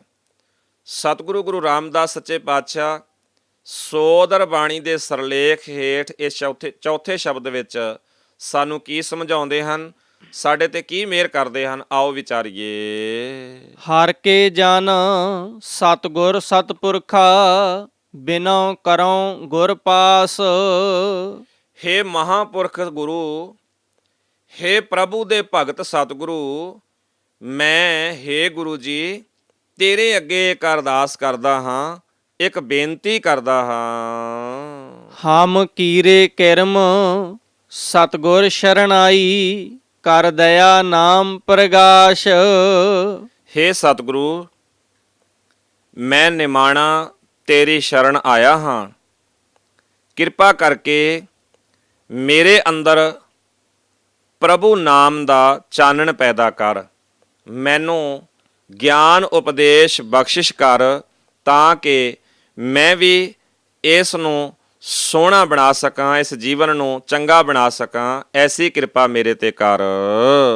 ਮੇਰੇ ਮੀਤ ਗੁਰਦੇਵ, ਮੋਕਉ ਰਾਮ ਨਾਮ ਪ੍ਰਗਾਸ਼। ਸਤਿਗੁਰੂ ਜੀ ਕਿੰਨੀ ਪਿਆਰੀ ਅਰਦਾਸ ਸਾਨੂੰ ਸਿਖਾਉਂਦੇ ਹਨ ਤੇ ਸਮਝਾਉਂਦੇ ਹਨ ਕਿ ਦੇਖੋ ਭਾਈ, ਸਾਨੂੰ ਇਹ ਅਰਦਾਸ ਜੀਵਨ ਅੰਦਰ ਲਾਜ਼ਮੀ ਧਾਰਨ ਕਰ ਲੈਣੀ ਚਾਹੀਦੀ ਹੈ। ਆਪਾਂ ਸੋਦਰ ਬਾਣੀ ਦੇ ਸ਼ਬਦ ਨੂੰ ਪੜ੍ਹਦਿਆਂ ਅਖੀਰ ਵਿੱਚ ਇਹੋ ਹੀ ਪੜ੍ਹਿਆ ਹੈ, ਨਾਨਕ ਰਹਿਣ ਰਜ਼ਾਈ। ਹੇ ਨਾਨਕ, ਉਹਦੀ ਰਜ਼ਾ ਵਿੱਚ ਰਹਿਣਾ ਹੀ ਸਾਨੂੰ ਫੱਬਦਾ ਹੈ। ਉਹਦੀ ਰਜ਼ਾ ਵਿੱਚ ਚੱਲਣਾ ਹੀ ਸੋਹਣਾ ਲੱਗਦਾ ਹੈ। ਦੂਜੇ ਸ਼ਬਦ ਦੇ ਅੰਦਰ ਅਸਾਂ ਇਹ ਪੜ੍ਹਿਆ ਕਿ ਸੁਣ ਸੁਣਾ ਕੇ ਕਹਿਣ ਵਾਲੇ ਬਹੁਤ ਹਨ, ਸੁਣ ਸੁਣਾ ਕੇ ਕਹਿਣ ਵਾਲਿਆਂ ਦੇ ਪੱਲੇ ਕੁਝ ਨਹੀਂ। ਸੁਣ ਵੱਡਾ ਆਖੈ ਸਭ ਕੋਏ, ਕੇਵਡ ਵੱਡਾ ਡੀਠਾ ਹੋਏ। ਦਰਸ਼ਨ ਕੀਤਿਆਂ ਹੀ ਪਤਾ ਲੱਗਣਗੇ। ਤੀਜੇ ਸ਼ਬਦ ਅੰਦਰ ਸਤਿਗੁਰੂ ਜੀ ਨੇ ਸਮਝਾਉਣ ਦਾ ਯਤਨ ਕੀਤਾ ਹੈ ਕਿ ਉਹਦੀ ਸਿਫਤ ਸਲਾਹ ਹੀ ਅਸਲ ਜ਼ਿੰਦਗੀ ਹੈ। ਜੇ ਸਿਫਤ ਸਲਾਹ ਨਹੀਂ ਤਾਂ ਇਹ ਜ਼ਿੰਦਗੀ ਮੁਰਦਿਆਂ ਵਰਗੀ ਹੈ। ਸਤਿਗੁਰੂ ਜੀ ਇਸੇ ਵਿਚਾਰ ਨੂੰ ਅੱਗੇ ਲੜੀ 'ਚ ਰੱਖਦਿਆਂ ਹੋਇਆਂ ਗੁਰੂ ਰਾਮਦਾਸ ਸਾਨੂੰ ਸਮਝਾਉਂਦੇ ਹਨ। ਆਓ ਅਰਦਾਸ ਕਰੀਏ, ਆਓ ਸੱਚੇ ਸਾਹਿਬ ਦੇ ਦਰ ਤੇ ਢਹਿ ਪਈਏ ਨਿਮਾਣੇ ਹੋ ਕੇ ਤੇ ਆਖੀਏ, ਮੇਰੇ ਮੀਤ ਗੁਰਦੇਵ ਮੋਹ ਕਉ ਰਾਮ ਨਾਮ ਪ੍ਰਗਾਸ਼। ਹੇ ਮੇਰੇ ਮਿੱਤਰ ਗੁਰਦੇਵ ਜੀ, ਮੈਨੂੰ ਨਾਮ ਦਾ ਪ੍ਰਕਾਸ਼ ਕਰੋ ਤਾਂ ਕਿ ਮੈਂ ਜ਼ਿੰਦਗੀ ਸੋਹਣੀ ਜੀ ਸਕਾਂ। ਗੁਰਮਤਿ ਨਾਮ ਮੇਰਾ ਪ੍ਰਾਨ ਸਖਾਈ, ਹਰ ਕੀਰਤ ਹਮਰੀ ਰਹਿਰਾਸ ਰਹਾਓ। ਗੁਰੂ ਦੀ ਦੱਸੀ ਮੱਤ ਦੀ ਰਾਹੀਂ ਮਿਲਿਆ ਹੋਇਆ ਹਰ ਨਾਮ ਮੇਰੀ ਜਿੰਦ ਦਾ ਸਾਥੀ ਬਣਿਆ ਰਹੇ। ਪ੍ਰਭੂ ਦੀ ਸਿਫਤ ਸਲਾਹ ਮੇਰੀ ਜ਼ਿੰਦਗੀ ਦੇ ਸਫ਼ਰ ਲਈ ਰਾਸ ਪੂੰਜੀ ਬਣੀ ਰਹੇ। ਰਹਿਰਾਸ, ਰਾਸ ਪੂੰਜੀ, ਇਹ ਮੇਰੀ ਜ਼ਿੰਦਗੀ ਦਾ ਸਫ਼ਰ ਦਾ ਰਸਤੇ ਦਾ ਖਰਚਾ ਬਣ ਜਾਏ। ਕਿਰਪਾ ਕਰ ਮੈਨੂੰ ਗੁਰਮਤਿ ਨਾਮ ਬਖਸ਼ਿਸ਼ ਕਰ ਤਾਂ ਕਿ ਮੈਂ ਜ਼ਿੰਦਗੀ ਦੇ ਅੰਦਰ ਸਾਰੀਆਂ ਭੁੱਖਾਂ ਨਾਸ਼ ਕਰ ਸਕਾਂ, ਸੰਤੁਸ਼ਟ ਹੋ ਸਕਾਂ। ਹਰ ਜਨ ਕੇ ਵੱਡ ਭਾਗ ਵਡੇਰੇ, ਜਿਨ ਹਰ ਹਰ ਸ਼ਰਧਾ ਹਰ ਪਿਆਸ। ਪ੍ਰਭੂ ਦੇ ਉਹਨਾਂ ਸੇਵਕਾਂ ਦੇ ਬੜੇ ਉੱਚੇ ਭਾਗ ਹਨ ਜਿਨ੍ਹਾਂ ਦੇ ਅੰਦਰ ਪ੍ਰਭੂ ਦੇ ਨਾਮ ਵਾਸਤੇ ਤਾਂਘ ਹੈ, ਜਿਹੜੇ ਆਪਣੇ ਅੰਦਰ ਇੱਛਾ ਰੱਖਦੇ ਹਨ, ਆਪਣੇ ਅੰਦਰ ਸ਼ਰਧਾ ਰੱਖਦੇ ਹਨ ਪ੍ਰਭੂ ਦੇ ਨਾਮ ਲਈ। ਹਰ ਹਰ ਨਾਮ ਮਿਲੈ ਤ੍ਰਿਪਤਾਸੈ, ਮਿਲ ਸੰਗਤ ਗੁਣ ਪ੍ਰਗਾਸ। ਜਦੋਂ ਉਹਨਾਂ ਨੂੰ ਪਰਮਾਤਮਾ ਦਾ ਨਾਮ ਪ੍ਰਾਪਤ ਹੁੰਦਾ ਹੈ ਤਾਂ ਉਹ ਮਾਇਆ ਦੀ ਤ੍ਰਿਸ਼ਨਾ ਵੱਲੋਂ ਰੱਜ ਜਾਂਦੇ ਹਨ। ਸਾਧ ਸੰਗਤ ਵਿੱਚ ਮਿਲ ਕੇ ਉਹਨਾਂ ਦੇ ਅੰਦਰ ਭਲੇ ਗੁਣ ਪ੍ਰਕਾਸ਼ ਹੁੰਦੇ ਹਨ, ਪੈਦਾ ਹੁੰਦੇ ਹਨ। ਜਿਨ ਹਰ ਹਰ ਹਰ ਰਸ ਨਾਮ ਨਾ ਪਾਇਆ, ਤੇ ਭਾਗਹੀਣ ਜਮ ਪਾਸ। ਸਤਿਗੁਰੂ ਜੀ ਆਖਦੇ, ਜਿਨ੍ਹਾਂ ਬੰਦਿਆਂ ਨੇ ਪਰਮਾਤਮਾ ਦੇ ਨਾਮ ਦਾ ਸਵਾਦ ਨਹੀਂ ਪਾਇਆ, ਜੀਵਨ ਵਿੱਚ ਧਾਰਨ ਨਹੀਂ ਕੀਤਾ, ਜਿਨ੍ਹਾਂ ਨੂੰ ਪ੍ਰਭੂ ਦਾ ਨਾਮ ਨਹੀਂ ਮਿਲਿਆ, ਉਹ ਬਦਕਿਸਮਤ ਹਨ। ਜਿਨ੍ਹਾਂ ਨੇ ਪ੍ਰਭੂ ਨਾਮ ਨੂੰ ਜੀਵਨ ਵਿੱਚ ਧਾਰਨ ਨਹੀਂ ਕੀਤਾ, ਉਹ ਬਦਕਿਸਮਤ ਹਨ। ਉਹ ਜਮਾਂ ਦੇ ਵਿਕਾਰਾਂ ਦੇ ਵਸ ਵਿੱਚ ਪਏ ਹੋਏ ਸਮਝੋ। ਉਹਨਾਂ ਦੇ ਸਿਰ ਉੱਤੇ ਆਤਮਿਕ ਮੌਤ ਸਦਾ ਸਵਾਰ ਰਹਿੰਦੀ ਹੈ। ਜੋ ਸਤਿਗੁਰ ਸ਼ਰਨ ਸੰਗਤ ਨਹੀਂ ਆਏ, ਤ੍ਰਿਗ ਜੀਵੇ ਤ੍ਰਿਗ ਜੀਵਾਸ। ਜੋ ਮਨੁੱਖ ਗੁਰੂ ਦੀ ਸ਼ਰਨ ਨਹੀਂ ਆਉਂਦੇ, ਜੋ ਸਾਧ ਸੰਗਤ ਵਿੱਚ ਨਹੀਂ ਬੈਠਦੇ, ਲਾਹਣਤ ਹੈ ਉਹਨਾਂ ਦੇ ਜਿਉਣ ਤੇ। ਉਹਨਾਂ ਦਾ ਜਿਉਣਾ ਫਿਟਕਾਰਯੋਗ ਹੈ। ਸਤਿਗੁਰੂ ਦੇ ਪਿਆਰਿਓ, ਸਤਿਗੁਰੂ ਦੀ ਇਸ ਪਾਵਨ ਬਾਣੀ ਨੂੰ ਆਪਣੇ ਧਿਆਨ 'ਚ ਰੱਖਦਿਆਂ ਹੋਇਆਂ ਇੱਕ ਵਾਰੀ ਸੁਰਤ ਨੂੰ ਉੱਚਿਆਂ ਚੁੱਕ ਕੇ ਆਓ ਆਪਣੇ ਆਪਣੇ ਅੰਦਰ ਅਸੀਂ ਝਾਤ ਮਾਰ ਕੇ ਦੇਖੀਏ। ਅਸੀਂ ਵੀ ਸਾਰੇ ਕਿਸਮਤ ਨੂੰ ਕੋਸਦੇ ਹਾਂ, ਅਸੀਂ ਵੀ ਸਾਰੇ ਰੱਬ ਨੂੰ ਉਲਾਂਭੇ ਦਿੰਦੇ ਹਾਂ ਕਿ ਰੱਬ ਨੇ ਕਿਸਮਤ ਮਾੜੀ ਲਿਖ ਦਿੱਤੀ, ਰੱਬ ਨੇ ਲੇਖ ਮਾੜੇ ਲਿਖ ਦਿੱਤੇ। ਪਰ ਸਤਿਗੁਰੂ ਜੀ ਇੱਥੇ ਸਮਝਾ ਰਹੇ ਹਨ ਕਿ ਜਿਨ੍ਹਾਂ ਨੇ ਨਾਮ ਪ੍ਰਾਪਤ ਨਹੀਂ ਕੀਤਾ, ਜਿਹੜੇ ਗੁਰੂ ਦੀ ਸ਼ਰਨ ਵਿੱਚ ਨਹੀਂ ਆਏ, ਜਿਹੜੇ ਸਾਧ ਸੰਗਤ ਵਿੱਚ ਆ ਕੇ ਪ੍ਰਭੂ ਦੀ ਵਡਿਆਈ ਨਾਲ ਸਾਂਝ ਨਹੀਂ ਬਣਾਉਂਦੇ, ਉਹ ਬਦਕਿਸਮਤ ਹਨ। ਲਾਹਣਤ ਹੈ ਉਹਨਾਂ ਦੇ ਜਿਉਣ ਤੇ, ਲਾਹਣਤ ਹੈ ਉਹਨਾਂ ਦੇ ਇਹ ਸਾਰੇ ਹੀ ਕਾਰ ਵਿਹਾਰ ਤੇ ਜਿਹੜੇ ਪ੍ਰਭੂ ਦੀ ਸਿਫਤ ਸਲਾਹ ਨਾਲੋਂ ਟੁੱਟ ਜਾਂਦੇ ਹਨ। ਸਤਿਗੁਰੂ ਜੀ ਨੇ ਪਾਵਨ ਬਾਣੀ ਦੇ ਅੰਦਰ ਸਾਨੂੰ ਜਪਜੀ ਸਾਹਿਬ ਦੇ ਅੰਦਰ ਵੀ ਇਹ ਵਿਚਾਰ ਦ੍ਰਿੜ ਕਰਵਾਇਆ ਹੈ ਤੇ ਆਖਿਆ ਹੈ, ਆਪੇ ਬੀਜ ਆਪੇ ਹੀ ਖਾਓ। ਆਪਣਾ ਬੀਜਿਆ ਸਾਨੂੰ ਆਪ ਖਾਣਾ ਪੈਂਦਾ ਹੈ, ਬੀਜਿਆ ਕੁਝ ਵੀ ਨਹੀਂ ਤੇ ਉਲਾਂਭੇ ਤੇ ਉਲਾਂਭਾ। ਫਿਰ ਸਤਿਗੁਰੂ ਬਾਣੀ ਅੰਦਰ ਹੋਰ ਵੀ ਸਮਝਾਉਂਦੇ ਹਨ ਤੇ ਆਖਦੇ ਹਨ, ਦੱਦਾ ਹੈ ਦੋਸ਼ ਨਾ ਦੇਉ ਕਿਸੈ, ਦੋਸ਼ ਕਰਮਾਂ ਆਪਣਿਆਂ, ਜੋ ਮੈਂ ਕੀਆ ਸੋ ਮੈਂ ਪਾਇਆ, ਦੋਸ਼ ਨਾ ਦੀਜੈ ਅਵਰ ਜਨਾ। ਦੋਸ਼ ਕਿਸਮਤ ਦਾ ਨਹੀਂ, ਦੋਸ਼ ਸਾਡਾ ਆਪਣਾ ਹੈ, ਦੋਸ਼ ਪਰਮੇਸ਼ਰ ਦਾ ਨਹੀਂ। ਅਸਲ ਵਿੱਚ ਖਰਾਬੀ ਸਾਡੀ ਆਪਣੀ ਹੈ। ਸਤਿਗੁਰੂ ਇਸੇ ਲਈ ਸਾਨੂੰ ਇਸ ਪਾਸਿਓਂ ਵੀ ਵਰਜਦੇ ਹਨ ਤੇ ਆਖਦੇ ਹਨ, ਨਾਰਾਇਣ ਨਿੰਦਸ ਕਾਏ ਭੂਲੀ ਗਵਾਰੀ, ਦੋਕ੍ਰਿਤ ਸੁਕ੍ਰਿਤ ਥਾਰੋ ਕਰਮਰੀ। ਇਹ ਚੰਗੇ ਮੰਦੇ ਤੇਰੇ ਆਪਣੇ ਕਰਮ ਹਨ, ਰੱਬ ਨੂੰ ਨਾ ਨਿੰਦ, ਰੱਬ ਨੂੰ ਦੋਸ਼ ਨਾ ਦੇ। ਰੱਬ ਨੂੰ ਦੋਸ਼ ਦੇਣ ਨਾਲ ਕਿਸਮਤ ਚੰਗੀ ਨਹੀਂ ਹੋਏਗੀ, ਸਗੋਂ ਕਦਮ ਪੁੱਟ, ਅੱਗੇ ਤੋਂ ਅੱਗੇ ਤੁਰ, ਤਾਂ ਕਿ ਆਪਣੇ ਜੀਵਨ ਨੂੰ ਸਵਾਰਿਆ ਜਾ ਸਕੇ। ਜਿਨ ਹਰ ਜਨ ਸਤਿਗੁਰ ਸੰਗਤ ਪਾਈ, ਤਿਨ ਧੁਰ ਮਸਤਕ ਲਿਖਿਆ ਲਿਖਾਸ। ਜਿਨ੍ਹਾਂ ਪ੍ਰਭੂ ਦੇ ਸੇਵਕਾਂ ਨੂੰ ਗੁਰੂ ਦੀ ਸੰਗਤ ਵਿੱਚ ਬੈਠਣਾ ਨਸੀਬ ਹੋਇਆ ਹੈ, ਸਮਝੋ ਉਹਨਾਂ ਦੇ ਮੱਥੇ ਉੱਤੇ ਧੁਰੋਂ ਹੀ ਚੰਗਾ ਲੇਖ ਲਿਖਿਆ ਹੋਇਆ ਹੈ। ਭਾਵ ਅਕਾਲ ਪੁਰਖ ਜੀ ਨੇ ਮਿਹਰ ਦਾ ਲੇਖ ਉਹਨਾਂ ਦੇ ਮਸਤਕ ਵਿੱਚ ਲਿਖ ਦਿੱਤਾ ਹੈ। ਤਨ ਧਨ ਸਤ ਸੰਗਤ, ਜਿਤ ਹਰ ਰਸ ਪਾਇਆ, ਮਿਲ ਜਨ ਨਾਨਕ ਨਾਮ ਪ੍ਰਗਾਸ਼। ਸਤਿਗੁਰੂ ਜੀ ਅਖੀਰ ਵਿੱਚ ਆਖਦੇ ਹਨ, ਹੇ ਨਾਨਕ, ਧਨ ਹੈ ਸਤਸੰਗ, ਜਿਸ ਵਿੱਚ ਬੈਠਿਆਂ ਪ੍ਰਭੂ ਦੇ ਨਾਮ ਦਾ ਆਨੰਦ ਮਿਲਦਾ ਹੈ। ਜਿੱਥੇ ਗੁਰਮੁਖਾਂ ਨੂੰ ਮਿਲਿਆ ਗੁਰੂ ਦੇ ਅਨੁਸਾਰ ਤੁਰਨ ਦਾ ਸੋਹਣਾ ਤੌਰ ਤਰੀਕਾ ਮਿਲਦਾ ਹੈ ਤੇ ਪ੍ਰਭੂ ਦਾ ਨਾਮ ਹਿਰਦੇ ਵਿੱਚ ਆ ਵਸਦਾ ਹੈ। ਰਾਗ ਗੂਜਰੀ ਮਹਿਲਾ ਪੰਜਵਾਂ। ਇਹ ਸੋਦਰ ਸਰਲੇਖ ਹੇਠ ਪੰਜਵਾਂ ਸ਼ਬਦ ਹੈ ਜੋ ਗੁਰੂ ਅਰਜਨ ਸਾਹਿਬ ਜੀ ਦਾ ਉਚਾਰਨ ਕੀਤਾ ਹੋਇਆ ਹੈ ਅਤੇ ਰਾਗ ਗੂਜਰੀ ਵਿੱਚੋਂ ਹੈ। ਕਾਹੇ ਹਰੇ ਮਨ ਚਿਤ ਵੈ ਉਦਮ, ਜਾਂ ਆਹਰ ਹਰ ਜਿਉ ਪਰਿਆ।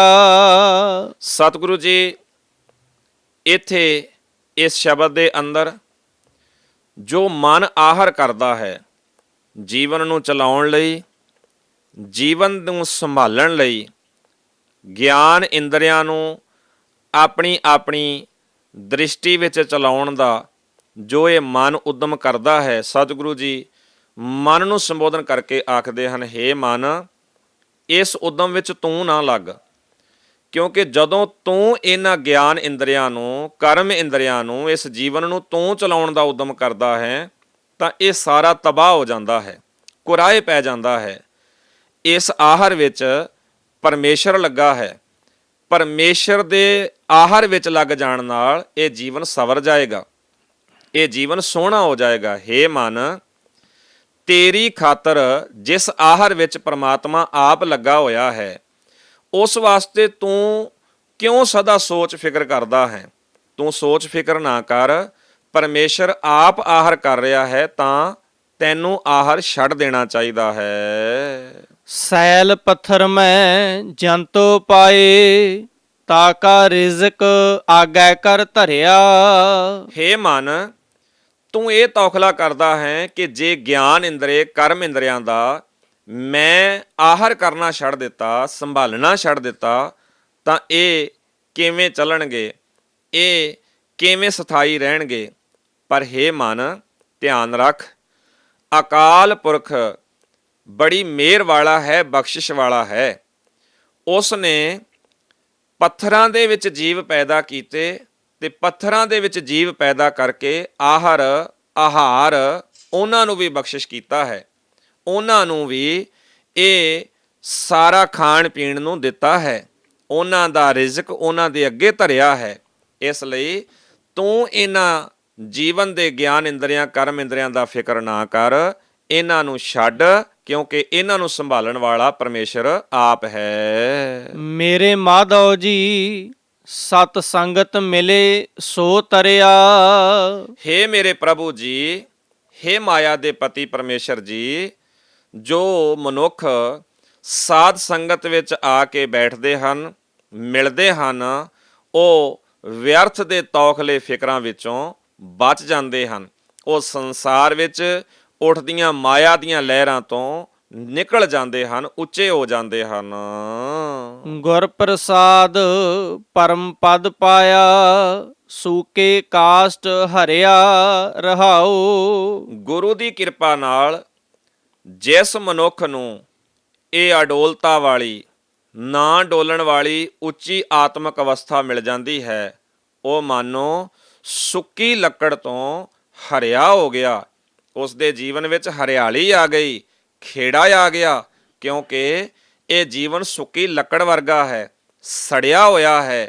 ਪਰ ਜਦੋਂ ਪਰਮੇਸ਼ਰ ਦਾ ਨਾਮ ਸੰਗਤ ਵਿੱਚ ਜੁੜਿਆ ਅਸੀਂ ਜੀਵਨ ਦਾ ਆਸਰਾ ਬਣਾਉਂਦੇ ਹਾਂ ਤਾਂ ਸੱਚ ਇਹ ਜੀਵਨ ਹਰਿਆ ਭਰਿਆ ਹੋ ਜਾਂਦਾ ਹੈ। ਸਤਿਗੁਰੂ ਜੀ ਬੜੇ ਪਿਆਰੇ ਬੋਲ ਗੁਰੂ ਗ੍ਰੰਥ ਸਾਹਿਬ ਜੀ ਦੇ ਅਖੀਰ ਵਿੱਚ ਜਾ ਕੇ ਵੀ ਸਾਨੂੰ ਦ੍ਰਿੜ ਕਰਾਉਂਦੇ ਹਨ ਤੇ ਆਖਦੇ ਹਨ, ਸਾਨੂੰ ਇਹੀ ਜੀਵਨ ਦਾ ਮਨੋਰਥ ਮਿਥਣਾ ਚਾਹੀਦਾ ਹੈ। ਨਾਨਕ ਨਾਮ ਮਿਲੈ ਤਾਂ ਜੀਵਾਂ, ਤਨ ਮਨ ਥੀਵੈ ਹਰਿਆ।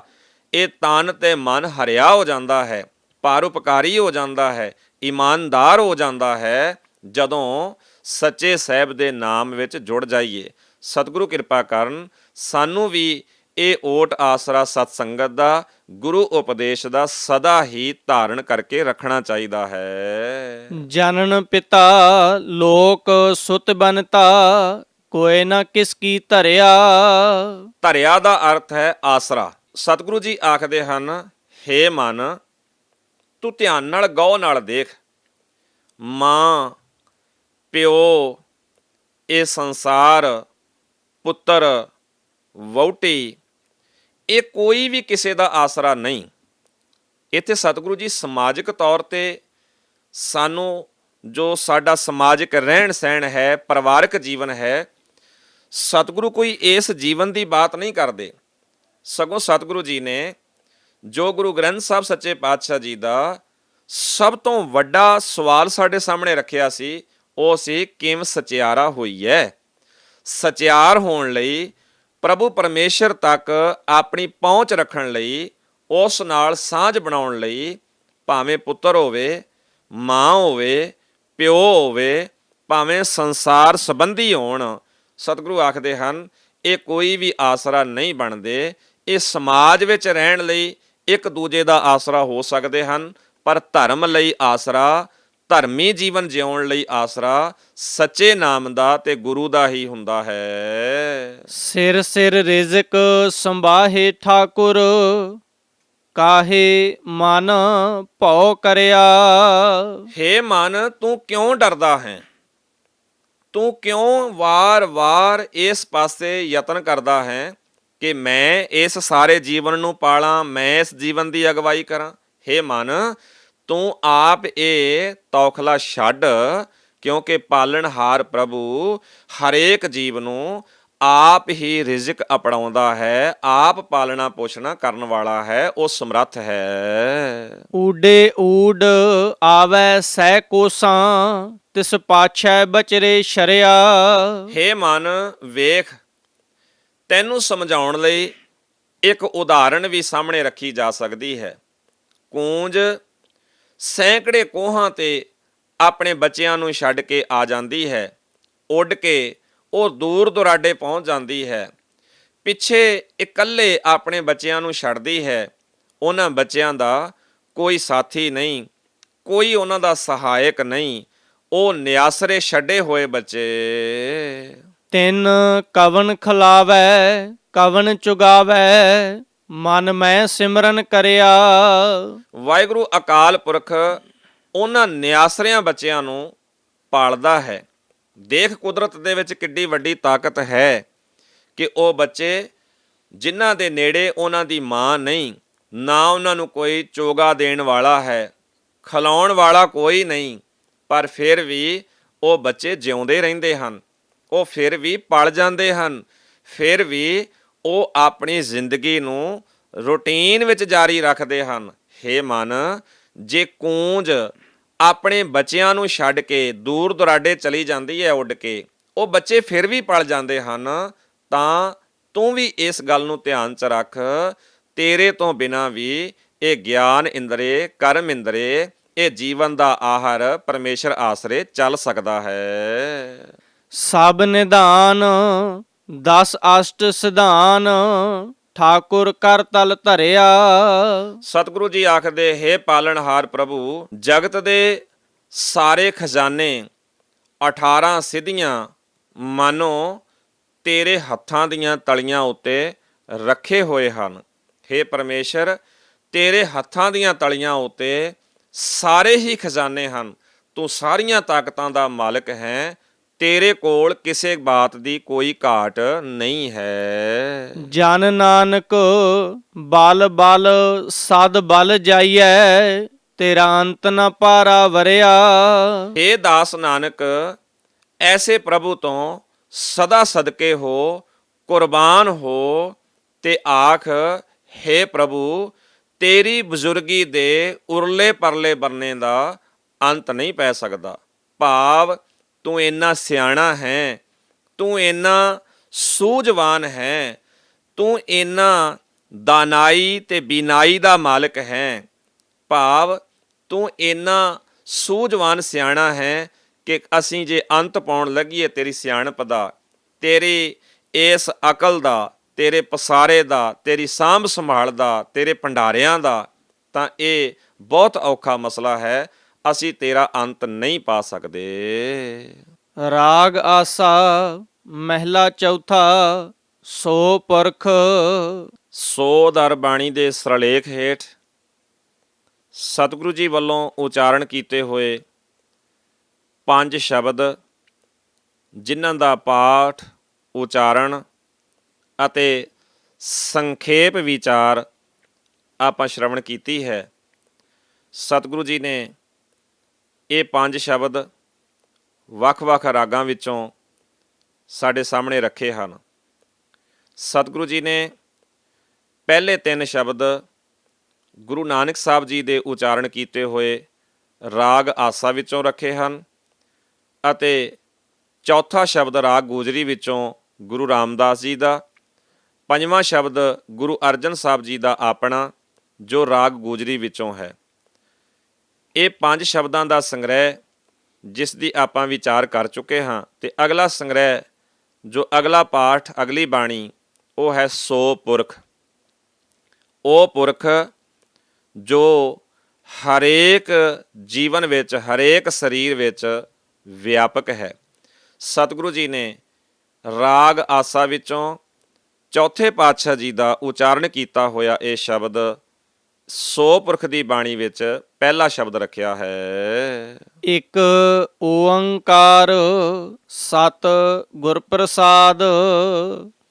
ਸਤਿਗੁਰੂ ਜੀ ਆਖਦੇ ਹਨ, ਉਹ ਅਕਾਲ ਪੁਰਖ ਇੱਕ ਹੈ, ਸਭ ਥਾਈਂ ਵਿਆਪਕ ਹੈ, ਸਤ ਸਰੂਪ ਹੈ, ਤੇ ਐਸੇ ਪਰਮੇਸ਼ਰ ਦੀ ਸੋਝੀ ਗੁਰੂ ਦੀ ਕਿਰਪਾ ਨਾਲ, ਗੁਰੂ ਦੀ ਕਿਰਪਾ ਦੁਆਰਾ ਹੀ ਹੁੰਦੀ ਹੈ। ਸੋ ਪੁਰਖ ਨਿਰੰਜਨ ਹਰ ਪੁਰਖ ਨਿਰੰਜਨ, ਹਰ ਅਗੰਮ ਅਗੰਮ ਅਪਾਰਾ। ਉਹ ਪਰਮੇਸ਼ਰ ਸਾਰੇ ਜੀਵਾਂ ਵਿੱਚ ਵਿਆਪਕ ਹੈ, ਪਰ ਫਿਰ ਵੀ ਮਾਇਆ ਦੇ ਪ੍ਰਭਾਵ ਤੋਂ ਉਤਾਂਹ ਹੈ। ਉਹਦੇ ਤੇ ਮਾਇਆ ਦਾ ਪ੍ਰਭਾਵ ਨਹੀਂ। ਉਹ ਸਾਡੇ ਵਾਂਗ ਔਗਣਾ ਵਾਲਾ ਨਹੀਂ, ਉਹ ਸਾਡੇ ਵਾਂਗ ਜੰਮਦਾ ਮਰਦਾ ਨਹੀਂ, ਉਹ ਸਾਡੇ ਵਾਂਗ ਵਾਰ-ਵਾਰ ਬਦਲਦਾ ਨਹੀਂ। ਉਹ ਸਦਾ ਇੱਕੋ ਜਿਹਾ ਰਹਿਣ ਵਾਲਾ ਹੈ, ਮਾਇਆ ਦੇ ਪ੍ਰਭਾਵ ਤੋਂ ਨਿਰਲੇਪ ਹੈ, ਅਪਹੁੰਚ ਹੈ ਤੇ ਬੇਅੰਤ ਹੈ। ਸਭ ਧਿਆਵੈ ਤੁਧ ਜੀ, ਹਰ ਸੱਚੇ ਸਿਰਜਨਹਾਰਾ। ਹੇ ਸਦਾ ਕਾਇਮ ਰਹਿਣ ਵਾਲੇ ਤੇ ਸਭ ਜੀਵਾਂ ਨੂੰ ਪੈਦਾ ਕਰਨ ਵਾਲੇ ਪਰਮੇਸ਼ਰ ਜੀ, ਸਾਰੇ ਜੀਵ ਸਦਾ ਤੈਨੂੰ ਹੀ ਸਿਮਰਦੇ ਹਨ, ਤੇਰਾ ਹੀ ਧਿਆਨ ਧਰਦੇ ਹਨ। ਸਭ ਜੀ ਤੁਮਾਰੇ ਜੀ, ਤੂੰ ਜੀਆਂ ਕਾ ਦਾਤਾਰਾ। ਹੇ ਪ੍ਰਭੂ, ਸਾਰੇ ਜੀਵ ਤੇਰੇ ਹੀ ਪੈਦਾ ਕੀਤੇ ਹੋਏ ਹਨ, ਤੂੰ ਹੀ ਸਭ ਜੀਵਾਂ ਦਾ ਰਾਜ਼ਕ ਹੈ। ਭਾਵ ਰੋਜ਼ੀ ਦੇਣ ਵਾਲਾ, ਸਾਰਿਆਂ ਨੂੰ ਪਾਲਣ ਵਾਲਾ ਇੱਕ ਤੂੰ ਹੀ ਹੈ। ਹਰ ਧਿਆਵੋ ਸੰਤੋ ਜੀ, ਸਭ ਦੁਖ ਵਿਸਾਰਨ ਹਾਰਾ। ਹੇ ਸੰਤ ਜਨੋ, ਭਲੇ ਪੁਰਸ਼ੋ, ਉਸ ਪਰਮਾਤਮਾ ਦਾ ਧਿਆਨ ਧਰੋ, ਵਾਹਿਗੁਰੂ ਅਕਾਲ ਪੁਰਖ ਨੂੰ ਯਾਦ ਕਰੋ। ਉਹ ਸਾਰੇ ਦੁੱਖਾਂ ਦਾ ਨਾਸ਼ ਕਰਨ ਵਾਲਾ ਹੈ। ਉਹ ਸੰਸਾਰ ਦੇ ਵਿੱਚ ਆਉਂਦੀਆਂ ਮੁਸ਼ਕਲਾਂ ਨੂੰ ਹੱਲ ਕਰ ਦਿੰਦਾ ਹੈ। ਇਸ ਲਈ ਉਸ ਦਾ ਧਿਆਨ ਧਰੋ, ਉਸ ਨੂੰ ਯਾਦ ਕਰੋ। ਹਰ ਆਪੇ ਠਾਕੁਰ ਹਰ ਆਪੇ ਸੇਵਕ ਜੀ, ਕਿਆ ਨਾਨਕ ਜੰਤ ਵਿਚਾਰਾ। ਉਹ ਸਭ ਜੀਵਾਂ ਵਿੱਚ ਵਿਆਪਕ ਹੋਣ ਕਰਕੇ ਆਪ ਹੀ ਮਾਲਕ ਹੈ ਅਤੇ ਆਪ ਹੀ ਸੇਵਕ ਹੈ। ਹੇ ਨਾਨਕ, ਉਸ ਤੋਂ ਬਿਨਾਂ ਜੀਵ ਵਿਚਾਰੇ ਕੀ ਹਨ? ਉਸ ਹਰੀ ਤੋਂ ਵੱਖਰੀ ਜੀਵਾਂ ਦੀ ਕੋਈ ਹਸਤੀ ਨਹੀਂ ਹੈ। ਜੀਵ ਵਿਚਾਰੇ ਉਸ ਤੋਂ ਬਿਨਾਂ ਰਹਿ ਨਹੀਂ ਸਕਦੇ, ਚੱਲ ਨਹੀਂ ਸਕਦੇ। ਜਿਵੇਂ ਸੰਸਾਰ ਦੇ ਅੰਦਰ ਵਿਚਰਦਿਆਂ ਹੋਇਆਂ ਸਾਨੂੰ ਰੋਟੀ ਤੋਂ ਬਿਨਾਂ ਰਹਿਣਾ ਮੁਸ਼ਕਲ ਹੈ, ਹਵਾ ਤੋਂ ਬਿਨਾਂ ਰਹਿਣਾ ਮੁਸ਼ਕਲ ਹੈ, ਪਾਣੀ ਤੋਂ ਬਿਨਾਂ ਰਹਿਣਾ ਮੁਸ਼ਕਲ ਹੈ, ਇਸੇ ਤਰ੍ਹਾਂ ਵਾਹਿਗੁਰੂ ਅਕਾਲ ਪੁਰਖ ਵੀ ਸਾਡੀ ਜ਼ਿੰਦਗੀ ਦਾ ਆਸਰਾ ਹੈ। ਉਸ ਤੋਂ ਬਿਨਾਂ ਜੀਵ ਦੀ ਕੋਈ ਪਾਇਆ ਨਹੀਂ ਹੈ। ਤੂੰ ਘਟ ਘਟ ਅੰਤਰ ਸਰਬ ਨਿਰੰਤਰ ਜੀ, ਹਰ ਏਕੋ ਪੁਰਖ ਸਮਾਣਾ। ਹੇ ਰੱਬ ਜੀ, ਤੂੰ ਹਰੇਕ ਸਰੀਰ ਵਿੱਚ ਵਿਆਪਕ ਹੈ। ਤੂੰ ਸਾਰੇ ਜੀਵਾਂ ਵਿੱਚ ਇੱਕ ਰਸ ਮੌਜੂਦ ਹੈ। ਤੂੰ ਇੱਕ ਆਪ ਹੀ ਸਭ ਵਿੱਚ ਸਮਾਇਆ ਹੋਇਆ ਹੈ। ਇੱਕ ਦਾਤੇ ਇੱਕ ਭੇਖਾਰੀ ਜੀ, ਸਭ ਤੇਰੇ ਚੋਜ ਵਿਡਾਣਾ।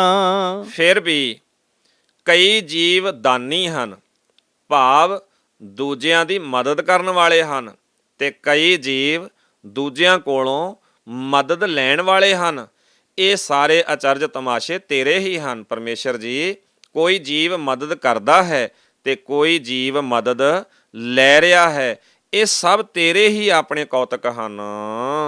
ਤੂੰ ਆਪੇ ਦਾਤਾ ਆਪੇ ਭੁਗਤਾ ਜੀ, ਹਉ ਤੁਧ ਬਿਨ ਅਵਰ ਨਾ ਜਾਣਾ। ਕਿਉਂਕਿ ਅਸਲ ਵਿੱਚ ਤੂੰ ਆਪ ਹੀ ਦਾਤਾਂ ਦੇਣ ਵਾਲਾ ਹੈ ਤੇ ਆਪ ਹੀ ਉਹਨਾਂ ਦਾਤਾਂ ਨੂੰ ਵਰਤਣ ਵਾਲਾ ਹੈ। ਭਾਵ ਦਾਤਾਂ ਦੇਣ ਵਾਲਾ ਵੀ ਤੂੰ ਹੈ ਤੇ ਜੀਵ ਵਿੱਚ ਬੈਠ ਕੇ ਦਾਤਾਂ ਦੀ ਵਰਤੋਂ ਵੀ ਤੇਰੇ ਅਨੁਸਾਰ ਹੀ ਹੁੰਦੀ ਹੈ।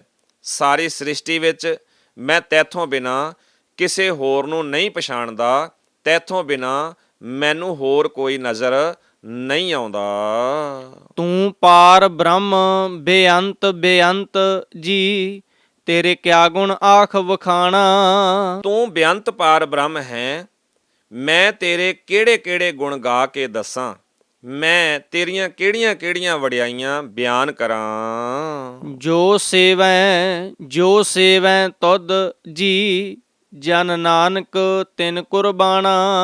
ਹੇ ਪ੍ਰਭੂ ਜੀ, ਜਿਹੜੇ ਮਨੁੱਖ ਤੈਨੂੰ ਯਾਦ ਕਰਦੇ ਹਨ, ਤੈਨੂੰ ਸਿਮਰਦੇ ਹਨ, ਤੇਰਾ ਦਾਸ ਨਾਨਕ ਉਹਨਾਂ ਤੋਂ ਸਦਕੇ ਹੈ, ਕੁਰਬਾਨ ਜਾਂਦਾ ਹੈ ਜੋ ਤੇਰੀ ਰਜ਼ਾ ਵਿੱਚ ਚੱਲਦੇ ਹਨ।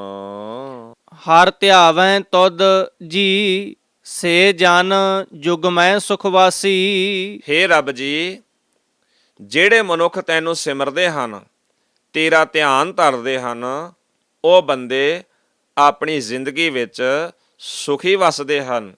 ਸੁਖ ਉਹਨਾਂ ਦੀ ਜ਼ਿੰਦਗੀ ਅੰਦਰ ਹੈ ਜੋ ਤੈਨੂੰ ਸਿਮਰਦੇ ਹਨ, ਗੁਰੂ ਦੇ ਅਨੁਸਾਰੀ ਹੋ ਕੇ ਰਹਿੰਦੇ ਹਨ। ਸੇ ਮੁਕਤ ਭਏ, ਜਿਨ ਹਰ ਧਿਆਇਆ ਜੀ, ਤਿਨ ਟੂਟੀ ਜਮ ਕੀ ਫਾਸੀ। ਜਿਨ੍ਹਾਂ ਮਨੁੱਖਾਂ ਨੇ ਪ੍ਰਭੂ ਦੇ ਨਾਮ ਉਪਦੇਸ਼ ਨੂੰ ਸਿਮਰਿਆ ਹੈ, ਉਹ ਸਦਾ ਹੀ ਮਾਇਆ ਦੇ ਬੰਧਨਾਂ ਤੋਂ ਆਜ਼ਾਦ ਹੋ ਗਏ, ਮੁਕਤ ਹੋ ਗਏ। ਉਹਨਾਂ ਨੂੰ ਮਾਇਆ ਦੇ ਬੰਧਨ ਬੰਨ੍ਹ ਕੇ ਨਹੀਂ ਰੱਖਦੇ। ਉਹਨਾਂ ਦੀ ਵਿਕਾਰਾਂ ਵਾਲੀ ਫਾਈ ਟੁੱਟ ਜਾਂਦੀ ਹੈ। ਆਤਮਕ ਮੌਤ ਉਹਨਾਂ ਦੇ ਨੇੜੇ ਨਹੀਂ ਟੁਕਦੀ। ਸਤਿਗੁਰੂ ਦੇ ਪਿਆਰਿਓ, ਭਾਵੇਂ ਕਿ ਸਤਿਗੁਰੂ ਦੀ ਬਾਣੀ ਦਾ ਇਹ ਪਾਠ ਜੋ ਆਪਾਂ ਦਰਸ਼ਨ ਕਰ ਰਹੇ ਹਾਂ, ਸਤਿਗੁਰੂ ਜੀ ਨੇ ਮੁਕਤੇ ਦੀ ਪਰਿਭਾਸ਼ਾ, ਮੁਕਤੀ ਦੀ ਪਰਿਭਾਸ਼ਾ ਸਾਨੂੰ ਬਖਸ਼ਿਸ਼ ਕੀਤੀ ਹੈ ਕਿ ਅਸਲ ਵਿੱਚ ਮੁਕਤ ਕੌਣ ਹੈ? ਜੋ ਰੱਬ ਨੂੰ ਯਾਦ ਰੱਖਦਾ ਹੈ। ਪਰ ਸਮਾਜ ਅੰਦਰ ਮੁਕਤੀ ਦੇ ਬਾਰੇ ਵੀ ਬਹੁਤ ਸਾਰੇ ਅਸੀਂ ਭਰਮ ਭੁਲੇਖੇ ਪਾਲ ਕੇ ਚੱਲਦੇ ਹਾਂ। ਕੋਈ ਮਰਨ ਤੋਂ ਬਾਅਦ ਦੀ ਮੁਕਤੀ ਭਾਲਦਾ ਹੈ ਔਰ ਉਸ ਮੁਕਤੀ ਲਈ ਵੱਖਰੇ ਵੱਖਰੇ ਕਰਮਕਾਂਡ, ਵਹਿਮ ਭਰਮ ਪਖੰਡ ਸਮਾਜ ਵਿੱਚ ਪ੍ਰਚਲਿਤ ਹਨ। ਪਰ ਸਤਿਗੁਰੂ ਜੀ ਆਖਦੇ ਹਨ, ਨਾ ਤਾਂ ਮਰਨ ਤੋਂ ਬਾਅਦ ਦੀ ਮੁਕਤੀ ਦਾ ਕੋਈ ਮਸਲਾ ਹੈ ਤੇ ਨਾ ਹੀ ਇਹ ਮੁਕਤੀ ਸੰਸਾਰ ਦੇ ਕਰਮ ਕਾਂਡ ਕੀਤਿਆਂ ਪ੍ਰਾਪਤ ਹੋ ਸਕਦੀ ਹੈ। ਇਸ ਮੁਕਤੀ ਨੂੰ ਪ੍ਰਾਪਤ ਕਰਨ ਲਈ ਪਹਿਲੀ ਬਾਤ, ਪਰਮੇਸ਼ਰ ਦੇ ਗੁਣ ਗਾਉਣੇ ਅਤ ਜ਼ਰੂਰੀ ਹਨ। ਪਰਮੇਸ਼ਰ ਦੇ ਗੁਣ ਗਾਉਂਦਿਆਂ ਹੋਇਆਂ ਜਿਉਂਦੇ ਜੀ ਸੰਸਾਰਿਕ ਬੰਧਨਾਂ ਤੋਂ, ਕਾਮ, ਕ੍ਰੋਧ, ਲੋਭ, ਮੋਹ, ਅਹੰਕਾਰ, ਆਸਾ ਤ੍ਰਿਸ਼ਨਾ ਵਾਲੇ ਬੰਧਨਾਂ ਤੋਂ ਮੁਕਤ ਹੋ ਜਾਣਾ ਅਸਲੀਅਤ ਵਿੱਚ ਇਹੋ ਹੀ ਚੰਗੀ ਮੁਕਤੀ ਹੈ ਜੋ ਗੁਰੂ ਸਾਨੂੰ ਬਖਸ਼ਦਾ ਹੈ। ਜਿਨ ਨਿਰਭਉ ਜਿਨ ਹਰ ਨਿਰਭਉ ਧਿਆਇਆ ਜੀ, ਤਿਨ ਕਾ ਭਉ ਸਭ ਗਵਾਸੀ। ਜਿਨ੍ਹਾਂ ਬੰਦਿਆਂ ਨੇ ਸਦਾ ਨਿਰਭਉ ਪ੍ਰਭੂ ਨੂੰ ਸਿਮਰਿਆ ਹੈ, ਯਾਦ ਕੀਤਾ ਹੈ, ਪ੍ਰਭੂ ਉਹਨਾਂ ਦਾ ਸਾਰਾ ਡਰ ਦੂਰ ਕਰ ਦਿੰਦਾ ਹੈ।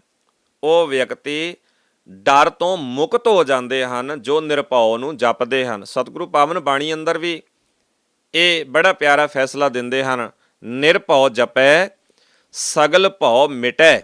ਜਿਹੜੇ ਨਿਰਭਉ ਨੂੰ ਜਪਦੇ ਹਨ ਉਹਨਾਂ ਦਾ ਦੁਨੀਆ ਵਾਲਾ ਸਾਰਾ ਡਰ ਖਤਮ ਹੋ ਜਾਂਦਾ ਹੈ, ਉਹ ਨਿਰਭਉ ਹੋ ਜਾਂਦੇ ਹਨ।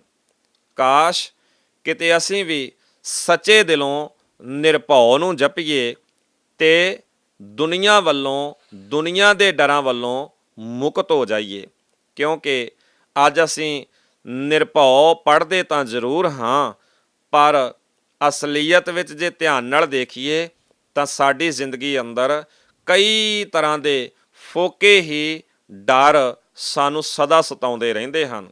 ਨਿਰਭਉ ਨੂੰ ਜਪਿਆ ਤਾਂ ਹੀ ਮੰਨਿਆ ਜਾ ਸਕਦਾ ਹੈ ਜੇ ਸਾਡੀ ਜ਼ਿੰਦਗੀ ਵਿੱਚ ਤਰ੍ਹਾਂ ਤਰ੍ਹਾਂ ਦੇ ਭੁਲੇਖੇ, ਤਰ੍ਹਾਂ ਤਰ੍ਹਾਂ ਦੇ ਵਹਿਮ, ਵੱਖੋ ਵੱਖਰੇ ਡਰ ਜੋ ਸਦਾ ਹੀ ਸਾਨੂੰ ਦਬਾਈ ਰੱਖਦੇ ਹਨ, ਇਹ ਨਿਕਲ ਜਾਣ, ਨਾਸ਼ ਹੋ ਜਾਣ।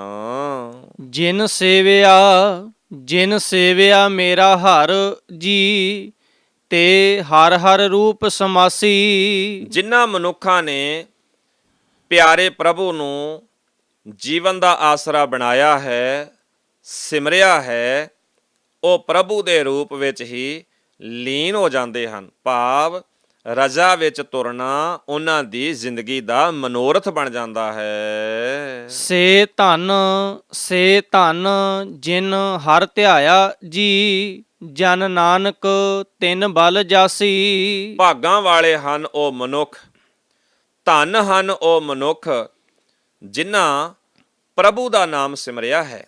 ਦਾਸ ਨਾਨਕ ਉਹਨਾਂ ਤੋਂ ਸਦਕੇ ਜਾਂਦਾ ਹੈ, ਕੁਰਬਾਨ ਜਾਂਦਾ ਹੈ, ਜਿਹੜੇ ਪ੍ਰਭੂ ਦੀ ਰਜ਼ਾ ਵਿੱਚ ਤੁਰਨਾ ਸਿੱਖਦੇ ਹਨ, ਪ੍ਰਭੂ ਦੇ ਭਾਣੇ ਨੂੰ ਮਿੱਠਾ ਕਰਕੇ ਮੰਨਦੇ ਹਨ, ਪ੍ਰਭੂ ਵੱਲੋਂ ਬਖਸ਼ੀ ਜ਼ਿੰਦਗੀ ਨੂੰ ਪਿਆਰ ਨਾਲ ਜਿਉਂਦੇ ਹਨ। ਤੇਰੀ ਭਗਤ ਭੰਡਾਰ ਜੀ, ਭਰੇ ਬੇਅੰਤ ਬੇਅੰਤਾ। ਹੇ ਪ੍ਰਭੂ ਜੀ, ਤੇਰੀ ਭਗਤੀ ਦੇ ਭੰਡਾਰ ਬੇਅੰਤ ਹੀ ਬੇਅੰਤ ਭਰੇ ਪਏ ਹਨ। ਭਾਵ ਤੇਰੇ ਭੰਡਾਰਾਂ ਵਿੱਚ ਕੋਈ ਖੋਟ ਨਹੀਂ, ਕੋਈ ਘਾਟ ਨਹੀਂ, ਕੋਈ ਥੁੜ ਨਹੀਂ ਹੈ। ਹੇ ਸੱਚੇ ਸਾਹਿਬ, ਤੇਰੇ ਇਹ ਭਗਤੀ ਦੇ ਭੰਡਾਰ ਬਹੁਤ ਹੀ ਬਹੁਤ ਭਰੇ ਹੋਏ ਹਨ। ਤੇਰੇ ਭਗਤ ਸਲਾਹਣ ਤੁਧ ਜੀ, ਹਰ ਅਨਕ ਅਨੇਕ ਅਨੰਤਾ। ਹੇ ਪ੍ਰਭੂ ਜੀ, ਤੇਰੇ ਭਗਤ ਤੈਨੂੰ ਹੀ ਸਲਾਹੁੰਦੇ ਹਨ ਅਤੇ ਤੇਰੀ ਹੀ ਸਿਫਤ ਸਲਾਹ ਕਰਦਿਆਂ ਹੋਇਆਂ ਉਹ ਖੁਸ਼ੀਆਂ ਪ੍ਰਾਪਤ ਕਰਦੇ ਹਨ। ਤੇਰੀ ਅਨਕ ਕਰੈ ਹਰ ਪੂਜਾ ਜੀ, ਤਪ ਤਾਪੈ ਜਪੈ ਬੇਅੰਤਾ। ਹੇ ਪ੍ਰਭੂ ਜੀ, ਅਨੇਕਾਂ ਜੀਵ ਆਪੋ ਆਪਣੇ ਤਰੀਕੇ ਤੇਰੀ ਸਿਫਤੋ ਸਲਾਹ ਕਰ ਰਹੇ ਹਨ, ਤੇਰੀ ਰਜ਼ਾ ਵਿੱਚ ਤੁਰਨ ਦਾ ਯਤਨ ਕਰ ਰਹੇ ਹਨ। ਹੇ ਸੱਚੇ ਸਾਹਿਬ, ਜਿੰਨੇ ਜੀਵ ਤੇਰੀ ਪੂਜਾ ਕਰਦੇ ਹਨ, ਤੈਨੂੰ ਮਿਲਣ ਲਈ ਤਪ ਇਤਿਆਦਿਕ ਸਾਧਨਾ ਕਰਦੇ ਹਨ। ਤੇਰੇ ਅਨੇਕ ਪੜੈ ਬਹੁ ਸਿਮਰਤ ਸ਼ਾਸਤ ਜੀ, ਕਰ ਕਿਰਿਆ ਖਟ ਕਰਮ ਕਰੰਤਾ। ਗੁਰੂ ਪਿਆਰਿਓ, ਇਹ ਪ੍ਰਚਲਿਤ ਇੱਕ ਖਿਆਲ ਹੈ ਔਰ ਜੋ ਸਮਾਜ ਵਿੱਚ ਘਰ ਕਰਕੇ ਬੈਠਾ ਹੈ, ਜਿਵੇਂ ਕਿ ਧਾਰਮਿਕ ਗ੍ਰੰਥਾਂ ਦੇ ਪੱਖ ਤੋਂ ਸਿਮਰਤੀਆਂ ਦੀ ਬਾਤ ਹੈ, ਸਿਮਰਤੀਆਂ ਦੀ ਗਿਣਤੀ 27 ਹੈ ਔਰ ਸ਼ਾਸਤਰਾਂ ਦੀ ਗਿਣਤੀ 6 ਹੈ। ਸਤਿਗੁਰੂ ਆਖਦੇ ਹਨ ਮੁਕਤੀ ਵਾਸਤੇ ਜੋ 6 ਕਰਮ ਦ੍ਰਿੜ ਕਰਵਾਏ ਜਾਂਦੇ ਹਨ ਸਮਾਜ ਵਿੱਚ, ਇਹ ਸਾਰਾ ਕੁਝ ਇਹਨਾਂ ਧਰਮ ਗ੍ਰੰਥਾਂ ਤੋਂ ਹੀ ਪ੍ਰਾਪਤ ਹੁੰਦਾ ਹੈ। ਸਤਿਗੁਰੂ ਆਖਦੇ ਹਨ ਅਨੇਕਾਂ ਹੀ ਜੀਵ ਇਹਨਾਂ ਸਿਮਰਤੀਆਂ ਸ਼ਾਸਤਰਾਂ ਦੇ ਦਰਸਾਏ ਹੋਏ ਕਰਮਾਂ ਨੂੰ ਆਪੋ ਆਪਣੀ ਜ਼ਿੰਦਗੀ ਅੰਦਰ ਕਰਦੇ ਹਨ। ਸੇ ਭਗਤ ਭਲੇ ਜਨ ਨਾਨਕ ਜੀ, ਜੋ ਭਾਵੈ ਮੇਰੇ ਹਰ ਭਗਵੰਤਾ। ਭਾਵੇਂ ਕਿ ਧਰਮ ਗ੍ਰੰਥਾਂ ਦੇ ਮੁਤਾਬਕ ਦਰਸਾਈ ਹੋਈ ਰਹੁ ਰੀਤ ਨੂੰ ਅਪਣਾ ਕੇ ਬੇਅੰਤ ਜੀਵ ਇਹ ਕਰਮ ਕਰੀ ਜਾ ਰਹੇ ਹਨ, ਪਰ ਅਸਲੀਅਤ ਵਿੱਚ ਭਗਤ ਉਹੀ ਹਨ ਜਿਹੜੇ ਤੈਨੂੰ ਪਾਉਂਦੇ ਹਨ, ਜਿਹੜੇ ਤੇਰੀ ਰਜ਼ਾ ਵਿੱਚ ਚੱਲਦੇ ਹਨ, ਤੇਰੇ ਬਣਾਏ ਨੇਮ ਨੂੰ ਪ੍ਰਵਾਨ ਕਰਦੇ ਹਨ। ਸਤਿਗੁਰੂ ਜੀ ਬੜੇ ਪਿਆਰ ਨਾਲ ਇਸ ਅਖੀਰਲੇ ਚੌਥੇ ਬੰਦ ਅੰਦਰ ਬਖਸ਼ਿਸ਼ ਕਰਦਿਆਂ ਅਖੀਰਲੀ ਲਾਈਨ ਅੰਦਰ ਆਖਦੇ ਹਨ, ਹੇ ਦਾਸ ਨਾਨਕ ਉਹੀ ਭਗਤ ਭਲੇ ਹਨ, ਉਹਨਾਂ ਦੀ ਹੀ ਘਾਲ ਕਬੂਲ ਹੋਈ ਜਾਣੋ, ਜੋ ਪਿਆਰੇ ਹਰੀ ਭਗਵੰਤ ਨੂੰ ਪਿਆਰੇ ਲੱਗਦੇ ਹਨ, ਉਹਨੂੰ ਪਾਉਂਦੇ ਹਨ। ਕਰਨ ਵਾਲੇ ਬਹੁਤ ਹਨ, ਆਪਣੇ ਆਪਣੇ ਤੌਰ ਤਰੀਕੇ ਨਾਲ ਪੂਜਾ ਵੀ ਕਰਦੇ ਹਨ, ਪਰ ਜੋ ਪਰਮੇਸ਼ਰ ਨੂੰ ਭਾ ਜਾਣ, ਪਰਮੇਸ਼ਰ ਨੂੰ ਚੰਗੇ ਲੱਗ ਜਾਣ, ਪਰਮੇਸ਼ਰ ਦੇ ਦਰ ਤੇ ਕਬੂਲ ਹੋ ਜਾਣ, ਉਹਨਾਂ ਨੂੰ ਹੀ ਭਗਤ ਆਖਿਆ ਜਾ ਸਕਦਾ ਹੈ, ਉਹਨਾਂ ਦੀ ਹੀ ਘਾਲਣਾ ਪ੍ਰਵਾਨ ਹੈ। ਤੂੰ ਆਦ ਪੁਰਖ ਆਪਰੰਪਰ ਕਰਤਾ ਜੀ, ਤੁਧ ਜੇਵੜ ਅਵਰ ਨਾ ਕੋਈ। ਹੇ ਪ੍ਰਭੂ, ਤੂੰ ਸਾਰੇ ਜਗਤ ਦਾ ਮੂਲ ਹੈ, ਸਭ ਵਿੱਚ ਵਿਆਪਕ ਹੈ, ਬੇਅੰਤ ਹੈ, ਸਭ ਦਾ ਪੈਦਾ ਕਰਨ ਵਾਲਾ ਹੈ ਅਤੇ ਤੇਰੇ ਬਰਾਬਰ ਦਾ ਹੋਰ ਕੋਈ ਨਹੀਂ ਹੈ। ਤੂੰ ਜੁਗ ਜੁਗ ਏਕੋ, ਸਦਾ ਸਦਾ ਤੂੰ ਏਕੋ ਜੀ, ਤੂੰ ਨਿਹਚਲ ਕਰਤਾ ਸੋਈ। ਹੇ ਵਾਹਿਗੁਰੂ ਅਕਾਲ ਪੁਰਖ, ਤੂੰ ਹਰੇਕ ਸਮੇਂ ਵਿੱਚ ਆਪ ਹੀ ਹੈ, ਤੂੰ ਸਦਾ ਹੀ ਆਪ ਹੈ, ਤੂੰ ਸਦਾ ਕਾਇਮ ਰਹਿਣ ਵਾਲਾ ਹੈ, ਸਭ ਦਾ ਪੈਦਾ ਕਰਨ ਵਾਲਾ ਹੈ, ਸਭ ਦੀ ਸਾਰ ਲੈਣ ਵਾਲਾ ਹੈ। ਤੁਧ ਆਪੇ ਭਾਵੈ ਸੋਈ ਵਰਤੈ ਜੀ, ਤੂੰ ਆਪੇ ਕਰੈ ਸੋ ਹੋਈ। ਹੇ ਪ੍ਰਭੂ ਜੀ, ਜਗਤ ਵਿੱਚ ਉਹੀ ਹੁੰਦਾ ਹੈ ਜੋ ਤੈਨੂੰ ਆਪ ਨੂੰ ਚੰਗਾ ਲੱਗਦਾ ਹੈ, ਉਹੀ ਹੁੰਦਾ ਹੈ ਜੋ ਤੂੰ ਆਪ ਕਰਦਾ ਹੈ।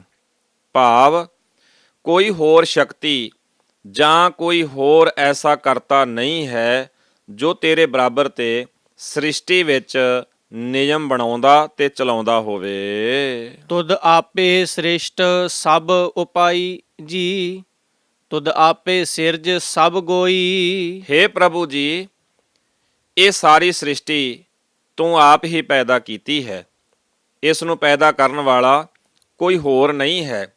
ਤੂੰ ਆਪ ਹੀ ਇਸ ਨੂੰ ਪੈਦਾ ਕਰਕੇ ਆਪ ਹੀ ਇਸ ਨੂੰ ਨਾਸ਼ ਵੀ ਕਰਦਾ ਹੈ। ਭਾਵ ਤੇਰੇ ਬਣਾਏ ਨੇਮ ਵਿੱਚ ਸ੍ਰਿਸ਼ਟੀ ਪੈਦਾ ਹੁੰਦੀ ਹੈ, ਤੇਰੇ ਆਪਣੇ ਹੀ ਬਣਾਏ ਨੇਮ ਵਿੱਚ ਸ੍ਰਿਸ਼ਟੀ ਨਾਸ਼ ਵੀ ਹੁੰਦੀ ਹੈ। ਜਨ ਨਾਨਕ ਗੁਣ ਗਾਵੈ ਕਰਤੇ ਕੇ ਜੀ, ਜੋ ਸਭ ਸਹਿ ਕਾ ਜਾਣੋਈ। ਜੋ ਸਭ ਦੇ ਦਿਲਾਂ ਦੀਆਂ ਜਾਣਨ ਵਾਲਾ ਹੈ, ਦਾਸ ਨਾਨਕ ਉਸ ਕਰਤਾਰ ਦੇ ਗੁਣ ਗਾਉਂਦਾ ਹੈ, ਕਰਤਾਰ ਦੀ ਸਿਫਤ ਸਲਾਹ ਕਰਦਾ ਹੈ, ਜੋ ਸਭ ਤੋਂ ਵੱਡਾ ਹੈ, ਸਮਰੱਥ ਹੈ, ਸਭ ਨੂੰ ਪਾਲਣਹਾਰ ਹੈ, ਸਭ ਨੂੰ ਦਾਤਾਂ ਦਿੰਦਾ ਹੈ। ਐਸੇ ਦਾਤਾਰ ਦੀ ਨਾਨਕ ਸਿਫਤ ਸਲਾਹ ਕਰਦਾ ਹੈ। ਆਸਾ ਮਹਿਲਾ ਚੌਥਾ। ਇਹ ਸੋ ਪੁਰਖ ਬਾਣੀ ਦਾ ਦੂਜਾ ਸ਼ਬਦ ਹੈ ਜੋ ਰਾਗ ਆਸਾ ਵਿੱਚੋਂ ਹੈ ਅਤੇ ਸਤਿਗੁਰੂ ਗੁਰੂ ਰਾਮਦਾਸ ਜੀ ਦਾ ਉਚਾਰਨ ਕੀਤਾ ਹੋਇਆ ਹੈ। ਤੂੰ ਕਰਤਾ ਸਚਿਆਰ ਮੈਂਡਾ ਸਾਈਂ। ਹੇ ਪ੍ਰਭੂ, ਤੂੰ ਸਭ ਦਾ ਪੈਦਾ ਕਰਨ ਵਾਲਾ ਹੈ, ਤੂੰ ਸਦਾ ਕਾਇਮ ਰਹਿਣ ਵਾਲਾ ਹੈ, ਤੂੰ ਹੀ ਮੇਰਾ ਖਸਮ ਹੈ। ਜੋ ਤਉ ਭਾਵੈ ਸੋਈ ਥੀਸੀ, ਜੋ ਤੂੰ ਦੇ ਸੋਈ ਹਉ ਪਾਈ ਰਹਾਓ। ਜਗਤ ਵਿੱਚ ਉਹੀ ਕੁਝ ਹੁੰਦਾ ਹੈ ਜੋ ਤੈਨੂੰ ਪਸੰਦ ਆਉਂਦਾ ਹੈ, ਜੋ ਕੁਝ ਤੂੰ ਦੇਵੇਂ ਮੈਂ ਉਹੀ ਕੁਝ ਪ੍ਰਾਪਤ ਕਰਦਾ ਹਾਂ। ਭਾਵ, ਹੇ ਵਾਹਿਗੁਰੂ ਅਕਾਲ ਪੁਰਖ, ਮੈਂ ਤੇਰਾ ਸੇਵਕ ਹਾਂ, ਤੂੰ ਮੇਰਾ ਮਾਲਕ ਹੈ।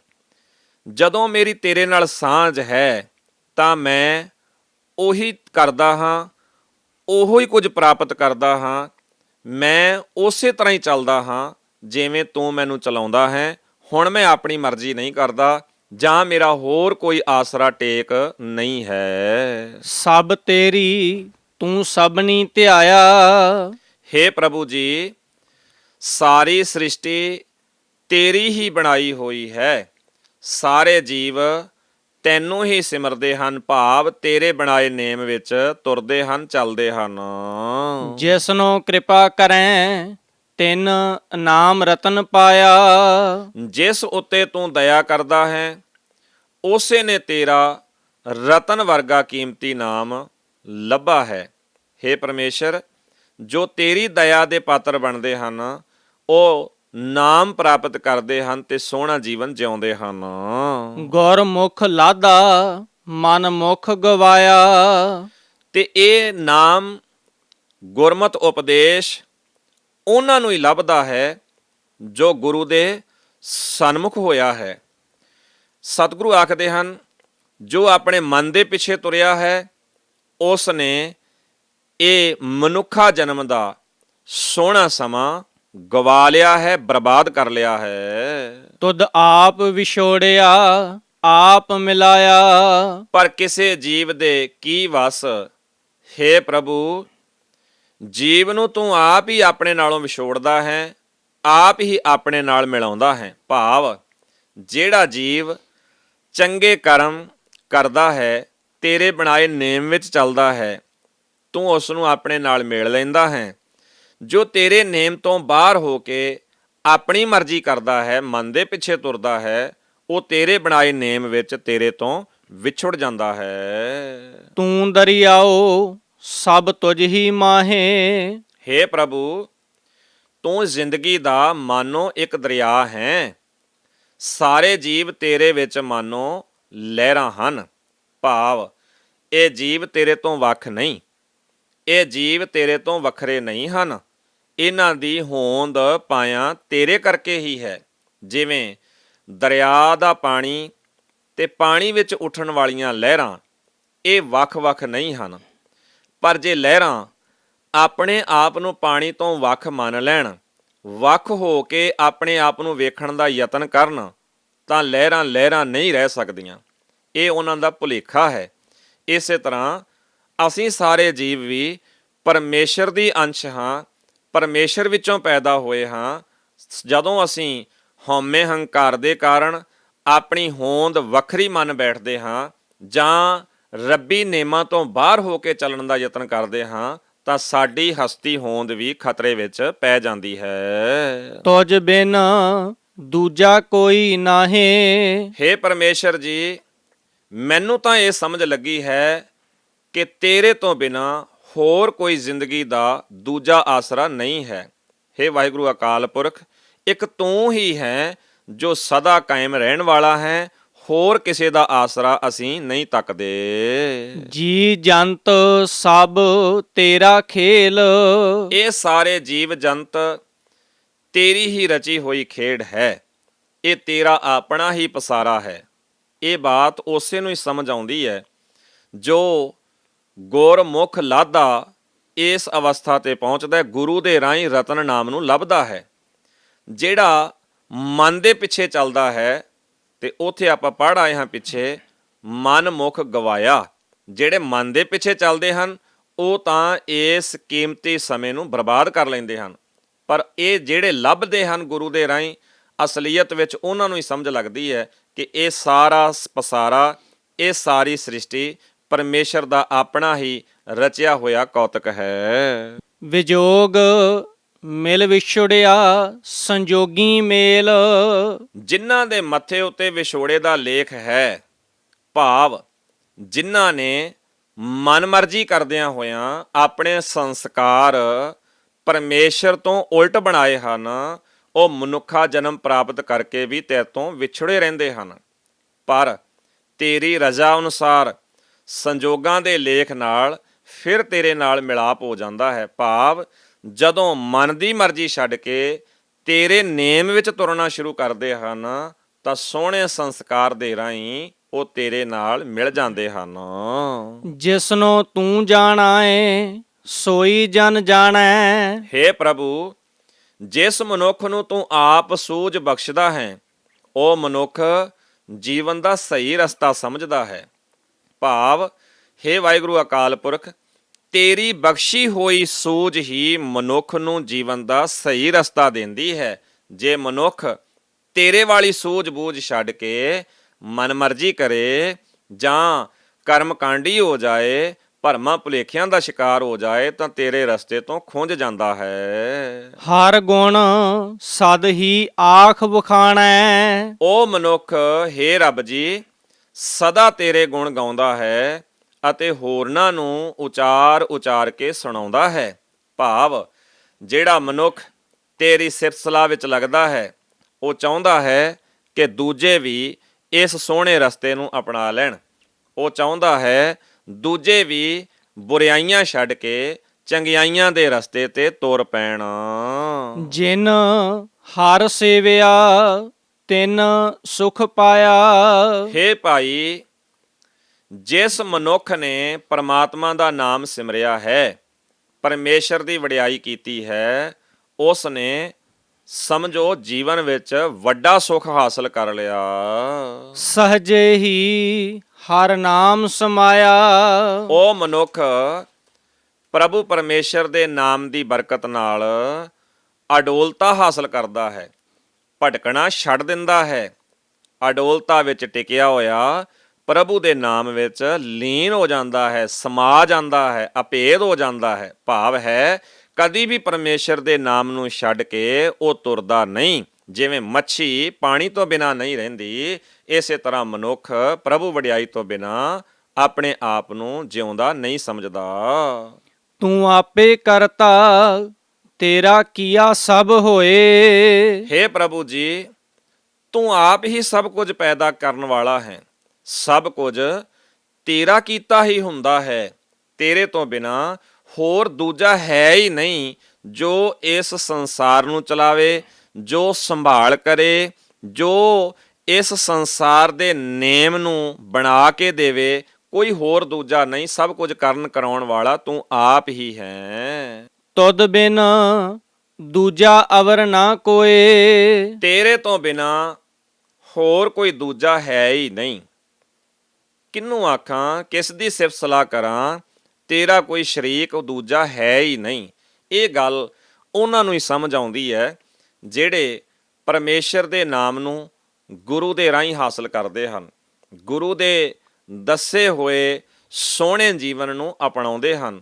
ਇਹ ਬਾਤ ਉਹਨਾਂ ਨੂੰ ਹੀ ਸਮਝ ਆਉਂਦੀ ਹੈ। ਜੋ ਗੁਰੂ ਦੀ ਬਾਤ ਨਹੀਂ ਸੁਣਦੇ ਉਹ ਤਾਂ ਰੱਬ ਤੋਂ ਬਿਨਾਂ ਦੂਜਾ ਤਾਂ ਕੀ ਪਤਾ ਨਹੀਂ ਕਿੰਨਾ ਕੁਝ ਹੋਰ ਜੀਵਨ ਦੇ ਅੰਦਰ ਲੈ ਕੇ ਚੱਲਦੇ ਰਹਿੰਦੇ ਹਨ। ਇੱਕ ਦੇ ਹੋ ਕੇ ਨਹੀਂ ਰਹਿੰਦੇ, ਉਹ ਤਾਂ ਜ਼ਿੰਦਗੀ ਦੇ ਅੰਦਰ ਕਈ ਖਸਮ ਬਣਾ ਕੇ ਤੁਰਦੇ ਹਨ। ਜਿਵੇਂ ਸਤਿਗੁਰੂ ਜੀ ਨੇ ਆਸਾ ਕੀ ਵਾਰ ਅੰਦਰ ਬੜੀ ਮਿਹਰ ਵਾਲੀ ਵਿਚਾਰ ਰੱਖੀ ਹੈ ਤੇ ਦਾਤਾ ਜੀ ਆਖਦੇ ਹਨ, ਨਾਨਕ ਗੁਰੂ ਨਾ ਚੇਤਨੀ ਮਨ ਆਪਣੇ ਸੁਚੇਤ, ਛੁੱਟੇ ਤਿਲ ਬੁਆੜ ਜਿਉ ਸੁਣਿਐ ਅੰਦਰ ਖੇਤ, ਖੇਤਾ ਅੰਦਰ ਛੁੱਟਿਆਂ ਕਹੋ ਨਾਨਕ ਸੌ ਨਾ, ਫਲੀਆਂ ਫੁੱਲੀਆਂ ਬਪੜੇ ਭੀ ਤਨ ਵਿੱਚ ਸੁਆ। ਜਿਹੜੇ ਗੁਰੂ ਨੂੰ ਨਹੀਂ ਚੇਤੇ ਕਰਦੇ, ਆਪਣੇ ਆਪ ਦੇ ਵਿੱਚ ਚਤਰ ਚਲਾਕ ਬਣਦੇ ਹਨ, ਸਤਿਗੁਰੂ ਆਖਦੇ ਉਹ ਸੜੇ ਹੋਏ ਤਿਲਾਂ ਵਰਗੇ ਹਨ। ਉਹਨਾਂ ਤਿਲਾਂ ਵਰਗੇ ਜਿਨ੍ਹਾਂ ਦੇ ਕਈ ਖਸਮ ਬਣਦੇ ਹਨ। ਸਤਿਗੁਰੂ ਆਖਦੇ ਉਹਨਾਂ ਤਿਲਾਂ ਵਿੱਚੋਂ ਸਵਾਹ ਪੈਦਾ ਹੁੰਦੀ ਹੈ, ਉਹਨਾਂ ਤਿਲਾਂ ਵਿੱਚੋਂ ਦਾਣੇ ਨਹੀਂ ਨਿਕਲਦੇ, ਸਗੋਂ ਖੁਆਰੀ ਪੱਲੇ ਪੈਂਦੀ ਆ। ਸਤਿਗੁਰੂ ਆਖਦੇ ਭਾਵੇਂ ਉਹ ਬੂਟੇ ਫਲਦੇ ਵੀ ਆ, ਫੁੱਲਦੇ ਵੀ ਆ, ਉਹ ਹਰੇ ਭਰੇ ਵੀ ਨਜ਼ਰ ਆਉਂਦੇ ਆ, ਪਰ ਅਸਲੀਅਤ ਵਿੱਚ ਤੱਤ ਉਹਨਾਂ ਦੇ ਪੱਲੇ ਨਹੀਂ ਹੁੰਦਾ। ਇਸੇ ਤਰ੍ਹਾਂ ਜਿਹੜੇ ਜੀਵਨ ਗੁਰੂ ਪਰਮੇਸ਼ਰ ਦੀ ਸਿਫਤ ਸਲਾਹ ਤੋਂ ਟੁੱਟ ਜਾਂਦੇ ਹਨ, ਉਹ ਭਰਮਾਂ ਭੁਲੇਖਿਆਂ ਦੇ ਸ਼ਿਕਾਰ ਵੀ ਹੋ ਜਾਂਦੇ ਹਨ। ਗੁਣਾਂ ਦੀ ਜਗ੍ਹਾ ਤੇ ਉਹ ਔਗਣਾਂ ਦੇ ਗਾਹਕ ਬਣ ਜਾਂਦੇ ਹਨ ਤੇ ਸਿਰ ਦੇ ਕਈ ਸਾਈਂ ਬਣ ਕੇ ਬੈਠਦੇ ਹਨ। ਤੂੰ ਕਰ ਕਰ ਵੇਖੈ ਜਾਣੈ ਸੋਏ। ਜੀਵ ਪੈਦਾ ਕਰਕੇ ਉਹਨਾਂ ਦੀ ਸੰਭਾਲ ਵੀ ਤੂੰ ਆਪ ਹੀ ਕਰਦਾ ਹੈ। ਤੇ ਹਰੇਕ ਦੇ ਦਿਲ ਦੀ ਸਾਰ ਤੂੰ ਆਪ ਜਾਣਦਾ ਹੈ। ਹੇ ਪਰਮੇਸ਼ਰ, ਹਰੇਕ ਜੀਵ ਦੇ ਅੰਦਰ ਕੀ ਹੈ, ਹਰੇਕ ਮਨੁੱਖ ਕੀ ਸੋਚਦਾ ਹੈ, ਕੀ ਕਰਦਾ ਹੈ, ਇਹ ਤੇਰੇ ਤੋਂ ਛੁਪਿਆ ਹੋਇਆ ਨਹੀਂ, ਕਿਉਂਕਿ ਤੂੰ ਸਾਡੇ ਤੋਂ ਦੂਰ ਨਹੀਂ।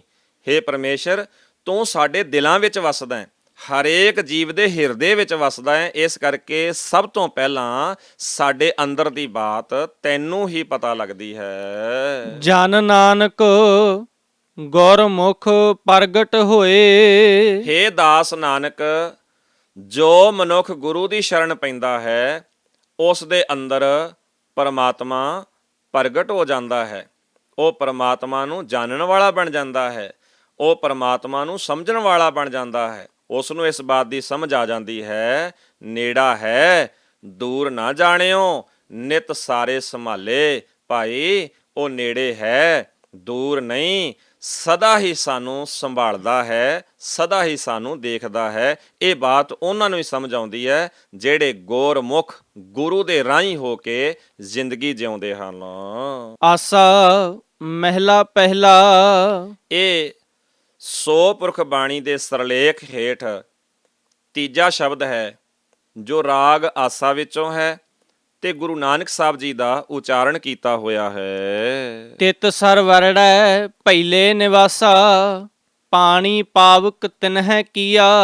ਹੇ ਭਾਈ, ਸਾਡੀ ਜੀਵਾਂ ਦੀ ਇਸ ਭਿਆਨਕ ਸੰਸਾਰ ਸਰੋਵਰ ਵਿੱਚ ਵਸੋਂ ਹੈ, ਜਿਸ ਵਿੱਚ ਉਸ ਪ੍ਰਭੂ ਨੇ ਆਪ ਹੀ ਪਾਣੀ ਦੇ ਥਾਂ ਤ੍ਰਿਸ਼ਨਾ ਦੀ ਅੱਗ ਪੈਦਾ ਕੀਤੀ ਹੋਈ ਹੈ। ਭਾਵ ਸਾਡਾ ਇਸ ਸੰਸਾਰ ਵਿੱਚ ਵਾਸਾ ਹੈ ਜਿੱਥੇ ਪਾਣੀ ਨਹੀਂ, ਸਗੋਂ ਤ੍ਰਿਸ਼ਨਾ ਦੀ ਅੱਗ ਮੱਚਦੀ ਹੈ, ਔਰ ਤ੍ਰਿਸ਼ਨਾ ਦੀ ਅੱਗ ਦੇ ਵਿੱਚ ਅਸੀਂ ਜੀਵ ਸੜ ਰਹੇ ਹਾਂ, ਝੁਲਸ ਰਹੇ ਹਾਂ, ਅਸੀਂ ਬਰਬਾਦ ਹੋ ਰਹੇ ਹਾਂ। ਸਤਿਗੁਰੂ ਆਖਦੇ ਹਨ, ਸਾਡਾ ਸਾਰੇ ਜੀਵਾਂ ਦਾ ਵਾਸਾ ਇਸ ਤ੍ਰਿਸ਼ਨਾ ਦੀ ਅੱਗ ਦੇ ਸੰਸਾਰ ਵਿੱਚ ਹੈ। ਪੰਕਜ ਮੋਹ ਪਗ ਨਹੀਂ ਚਾਲੈ, ਹਮ ਦੇਖਾ ਤਾਂ ਡੂਬੀਅਲੇ। ਇਸ ਭਿਆਨਕ ਸਰੀਰ ਵਿੱਚ, ਸੰਸਾਰ ਵਿੱਚ ਜੋ ਮੋਹ ਦਾ ਚਿੱਕੜ ਹੈ, ਉਸ ਵਿੱਚ ਜੀਵਾਂ ਦਾ ਪੈਰ ਨਹੀਂ ਚੱਲ ਸਕਦਾ। ਭਾਵ ਹੈ, ਅਸੀਂ ਜੀਵ ਇਸ ਮੋਹ ਦੇ ਚਿੱਕੜ ਵਿੱਚ ਫਸੇ ਪਏ ਹਾਂ। ਸਾਡੇ ਸਾਹਮਣੇ ਹੀ, ਸਤਿਗੁਰੂ ਆਖਦੇ, ਸਾਡੇ ਸਾਹਮਣੇ ਹੀ ਅਨੇਕਾਂ ਜੀਵ ਇਸ ਮੋਹ ਦੇ ਚਿੱਕੜ ਵਿੱਚ ਫਸ ਕੇ ਡੁੱਬ ਗਏ ਹਨ। ਪਰਮੇਸ਼ਰ ਦੀ ਸੋਹਣੀ ਸੁੰਦਰ ਜੀਵਨ ਜਾਚ ਨੂੰ ਵਿਸਾਰ ਕੇ ਉਹ ਇਹਨਾਂ ਮੋਹ ਇਤਿਆਦਿਕ ਵਿਕਾਰਾਂ ਦੇ ਚਿੱਕੜ ਵਿੱਚ ਗ੍ਰਸਤ ਹੋ ਗਏ ਹਨ। ਮਨ ਏਕ ਨ ਚੇਤਸ ਮੂੜ ਮਨਾ। ਸਤਿਗੁਰੂ ਜੀ ਫਿਰ ਮਨ ਨੂੰ ਸਮਝਾਉਂਦੇ ਹਨ, ਹੇ ਮਨਾ, ਹੇ ਮੂਰਖ ਮਨ, ਤੂੰ ਇੱਕ ਪਰਮਾਤਮਾ ਨੂੰ ਯਾਦ ਨਹੀਂ ਕਰਦਾ, ਤੂੰ ਪਰਮਾਤਮਾ ਨੂੰ ਭੁੱਲ ਕੇ ਚੱਲਦਾ ਹੈ, ਪਰਮਾਤਮਾ ਦੇ ਨੇਮ ਤੋਂ ਬਾਹਰ ਹੁੰਦਾ ਹੈ, ਮਨ ਮਰਜ਼ੀਆਂ ਕਰਦਾ ਹੈ, ਰਸਾਂ ਕਸਾਂ ਵਿੱਚ ਲੱਗਦਾ ਹੈ, ਇੰਦਰੀਆਂ ਨੂੰ, ਜੀਵਨ ਨੂੰ ਤੂੰ ਸੰਸਾਰ ਦੇ ਝਮੇਲਿਆਂ ਵਿੱਚ ਖਚਿਤ ਕਰਦਾ ਹੈ। ਹੇ ਮਨ, ਪਰਮੇਸ਼ਰ ਨੂੰ ਯਾਦ ਤੂੰ ਨਹੀਂ ਕਰਦਾ। ਹਰ ਬਿਸਰਤ ਤੇਰੇ ਗੁਣ ਗਲਿਆ ਰਹਾਓ। ਇੱਕ ਗੱਲ ਦਾ ਚੇਤਾ ਰੱਖ, ਹੇ ਮਨ, ਜੇ ਤੂੰ ਪਰਮੇਸ਼ਰ ਨੂੰ ਵਿਸਾਰਦਾ ਹੈ, ਭੁੱਲਦਾ ਹੈ, ਤਾਂ ਪਰਮੇਸ਼ਰ ਨੂੰ ਭੁੱਲਣ ਨਾਲ ਤੇਰੇ ਅੰਦਰੋਂ ਗੁਣ ਘਟਦੇ ਹਨ, ਤੇਰੀ ਜੀਵਨ ਜਾਚ ਡਾਵਾਂਡੋਲ ਹੋਏਗੀ, ਤੈਂ ਭਟਕ ਜਾਏਗਾ, ਤੈਨੂੰ ਅਨੇਕਾਂ ਹੀ ਮੁਸ਼ਕਲਾਂ ਦਾ ਸਾਹਮਣਾ ਕਰਨਾ ਪਏਗਾ। ਸਤਿਗੁਰੂ ਜੀ ਨੇ ਪਾਵਨ ਬਾਣੀ ਦੇ ਰਾਹੀਂ ਇਸ ਸੋਹਣੇ ਵਿਚਾਰ ਨੂੰ ਹੋਰ ਵੀ ਵਿਆਖਿਆ ਦੇ ਕੇ ਸਮਝਾਇਆ ਹੈ। ਤੇ ਦਾਤਾ ਜੀ ਆਖਦੇ ਹਨ, ਜਦੋਂ ਪਰਮੇਸ਼ਰ ਦੇ ਗੁਣ ਘਟਦੇ ਹਨ, ਔਗਣ ਵੱਧਦੇ ਹਨ, ਔਗਣ ਵੱਧਦੇ ਹਨ ਤੇ ਔਗਣਾਂ ਦੀ ਮਾਰ ਮਨੁੱਖ ਸਦਾ ਹੀ ਫਿਰ ਚੱਲਦਾ ਹੈ। ਸਤਿਗੁਰੂ ਨੇ ਕਿੰਨੇ ਪਿਆਰੇ ਵਾਕ ਰੱਖੇ ਹਨ, ਅਵਰ ਪੰਚ ਹਮ ਏਕ ਜਨਾ, ਕਿਉਂ ਰਾਖੋਂ ਘਰ ਬਾਰ ਮਨ, ਮਾਰੈ ਲੂਟੈ ਨੀਤ ਨੀਤ, ਕਿਸੇ ਆਗੇ ਕਰੀ ਪੁਕਾਰ ਜਨਾ। ਕਿਹਦੇ ਅੱਗੇ ਪੁਕਾਰ ਕੀਤੀ ਜਾਏ, ਕਿਹਦੇ ਅੱਗੇ ਆਪਣੀ ਜੋਦੜੀ ਕੀਤੀ ਜਾਏ, ਇਹ ਦੁੱਖ ਭਰੀ ਵਿਥਿਆ ਕਿਹਨੂੰ ਸੁਣਾਈ ਜਾਏ ਜਿੱਥੇ ਰੋਜ਼ ਹੀ ਮਾਰ ਪੈਂਦੀ ਹੋਵੇ। ਹਾਲਾਂਕਿ ਇਸ ਪੈਂਦੀ ਮਾਰ ਦਾ ਕਈ ਵਾਰ ਸਾਨੂੰ ਪਤਾ ਹੀ ਨਹੀਂ ਲੱਗਦਾ। ਅਸੀਂ ਇਸ ਮਾਰ ਨੂੰ ਝੱਲ ਤਾਂ ਰਹੇ ਹਾਂ, ਪਰ ਇਸ ਮਾਰ ਨੂੰ ਮਹਿਸੂਸ ਨਹੀਂ ਕਰਦੇ। ਅਸੀਂ ਇਸ ਮਾਰ ਨੂੰ ਝੱਲਦਿਆਂ ਹੋਇਆਂ ਸਗੋਂ ਹੋਰ ਇਸ ਪਾਸੇ ਨੂੰ ਪੈਂਡਾ ਤੈਅ ਕਰਦੇ ਹਾਂ। ਪਰ ਸਤਿਗੁਰੂ ਆਖਦੇ ਇਸ ਮਾਰ ਤੋਂ ਬਚਣ ਲਈ ਸਾਨੂੰ ਯਤਨ ਕਰਨਾ ਚਾਹੀਦਾ ਹੈ। ਸ੍ਰੀ ਰਾਮ ਨਾਮਾ ਉਚਰ ਮਨਾ, ਤੂੰ ਵਾਹਿਗੁਰੂ ਅਕਾਲ ਪੁਰਖ ਨੂੰ ਯਾਦ ਕਰ, ਉਹਦੇ ਗੁਣਾਂ ਨਾਲ ਸਾਂਝ ਵਧਾ, ਤਾਂ ਕਿ ਜੀਵਨ ਦੀ ਭਟਕਣਾ ਖਤਮ ਹੋ ਜਾਏ। ਸਤਿਗੁਰੂ ਆਖਦੇ ਹੇ ਮਨ, ਰੱਬ ਨੂੰ ਵਿਸਰਨ ਕਰਕੇ ਤੇਰੇ ਗੁਣ ਘਟਦੇ ਜਾ ਰਹੇ ਹਨ। ਨਾ ਹਉ ਜਤੀ ਸਤੀ ਨਹੀਂ ਪੜਿਆ, ਮੂਰਖ ਮੁਗਦਾ ਜਨਮ ਭਇਆ।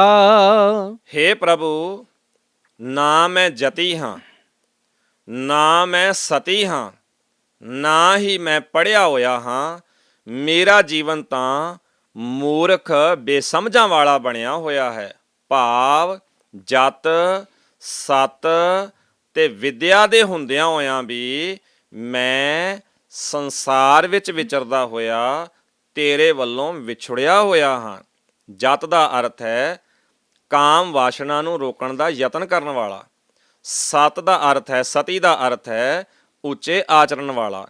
ਸਤਿਗੁਰੂ ਆਖਦੇ ਮੈਂ ਇਹ ਸਭ ਕੁਝ ਹੁੰਦਿਆਂ ਹੋਇਆਂ ਵੀ ਮੂਰਖਾਂ ਵਾਲੀ ਜ਼ਿੰਦਗੀ ਜੀ ਰਿਹਾ ਹਾਂ, ਕਿਉਂਕਿ ਤੇਰੇ ਤੋਂ ਟੁੱਟਾ ਹੋਇਆ ਹਾਂ। ਪ੍ਰਣਵਤ ਨਾਨਕ ਤਿਨ ਕੀ ਸ਼ਰਨਾ, ਜਿਨ ਤੂੰ ਨਾਹੀ ਵਿਸਰਿਆ। ਸੋ ਨਾਨਕ ਬੇਨਤੀ ਕਰਦਾ ਹੈ, ਹੇ ਪ੍ਰਭੂ, ਮੈਨੂੰ ਉਹਨਾਂ ਸਤ ਸੰਗੀਆਂ ਦੀ ਸ਼ਰਨ ਵਿੱਚ ਰੱਖ ਜਿਨ੍ਹਾਂ ਨੂੰ ਤੂੰ ਨਹੀਂ ਭੁੱਲਿਆ, ਜਿਨ੍ਹਾਂ ਨੂੰ ਤੇਰੀ ਯਾਦ ਭੁੱਲਦੀ ਹੀ ਨਹੀਂ, ਜੋ ਸਦਾ ਹੀ ਤੇਰੀ ਰਜ਼ਾ ਵਿੱਚ ਜਿਉਂਦੇ ਹਨ, ਤੇਰੇ ਭਾਣੇ ਵਿੱਚ ਚੱਲਦੇ ਹਨ।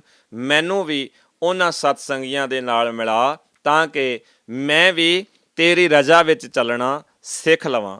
ਆਪਾਂ ਰੋਜ਼ਾਨਾ ਹੀ ਅਰਦਾਸ ਵਿੱਚ ਵੀ ਇਹ ਬੋਲ ਅਖੀਰ ਵਿੱਚ ਪੜ੍ਹਦੇ ਹਾਂ, ਸੇਈ ਪਿਆਰੇ ਮੇਲ ਜਿਨ੍ਹਾਂ ਮਿਲਿਆ ਤੇਰਾ ਨਾਮ ਚਿਤ ਆਵੇ। ਇਹ ਬਾਤ ਆਪਾਂ ਗੁਰਬਾਣੀ ਵਿੱਚੋਂ ਵੀ ਪੜ੍ਹਦੇ ਹਾਂ ਤੇ ਬੜੇ ਪਿਆਰੇ ਬੋਲ ਸਤਿਗੁਰੂ ਜੀ ਦੇ ਯਾਦ ਆ ਜਾਂਦੇ ਹਨ। ਜਿਨ੍ਹਾਂ ਦੇ ਸੰਦਿਆਂ ਦੁਰਮਤ ਵੰਝੈ ਮਿੱਤਰ ਅਸਾਡੜੇ ਸੇਈ। ਮਿੱਤਰ ਤਾਂ ਉਹ ਹਨ ਜਿਨ੍ਹਾਂ ਨੂੰ ਵੇਖਦਿਆਂ ਸਾਡੇ ਜੀਵਨ ਦੀ ਦੁਰਮਤ ਭੈੜੀ ਮਤ ਨਾਸ਼ ਹੋ ਜਾਏ। ਜਿਨ੍ਹਾਂ ਨੂੰ ਵੇਖਦਿਆਂ, ਜਿਨ੍ਹਾਂ ਨਾਲ ਮਿਲਦਿਆਂ, ਜਿਨ੍ਹਾਂ ਨਾਲ ਸੰਗ ਕਰਦਿਆਂ, ਉੱਠਦਿਆਂ ਬਹਿੰਦਿਆਂ, ਜ਼ਿੰਦਗੀ ਜਿਉਂਦਿਆਂ ਪਰਮੇਸ਼ਰ ਦੇ ਗੁਣ ਸਾਡੀ ਜ਼ਿੰਦਗੀ ਵਿੱਚ ਵਸ ਜਾਣ। ਅਸਲੀਅਤ ਵਿੱਚ ਸਾਨੂੰ ਉਹਨਾਂ ਦਾ ਹੀ ਸੰਗ ਕਰਦੇ ਰਹਿਣਾ ਚਾਹੀਦਾ ਹੈ। ਆਸਾ ਮਹਿਲਾ ਪੰਜਵਾਂ। ਸੋ ਪੁਰਖ ਬਾਣੀ ਦੇ ਸਰਲੇਖ ਹੇਠ ਇਹ ਚੌਥਾ ਸ਼ਬਦ ਹੈ ਤੇ ਆਖਰੀ ਸ਼ਬਦ ਹੈ। ਸਤਿਗੁਰੂ ਗੁਰੂ ਅਰਜਨ ਸਾਹਿਬ ਜੀ ਦਾ ਉਚਾਰਨ ਹੋਇਆ ਹੈ ਤੇ ਆਸਾ ਰਾਗ ਵਿੱਚੋਂ ਹੈ। ਭਈ ਪ੍ਰਾਪਤ ਮਾਨੁਖ ਦੇਹੁਰੀਆ। ਸਤਿਗੁਰੂ ਜੀ ਆਖਦੇ ਹਨ, ਹੇ ਭਾਈ, ਤੈਨੂੰ ਸੋਹਣਾ ਮਨੁੱਖਾ ਸਰੀਰ ਮਿਲਿਆ ਹੈ, ਪ੍ਰਾਪਤ ਹੋਇਆ ਹੈ। ਗੋਬਿੰਦ ਮਿਲਣ ਕੀ ਇਹ ਤੇਰੀ ਬਰੀਆ।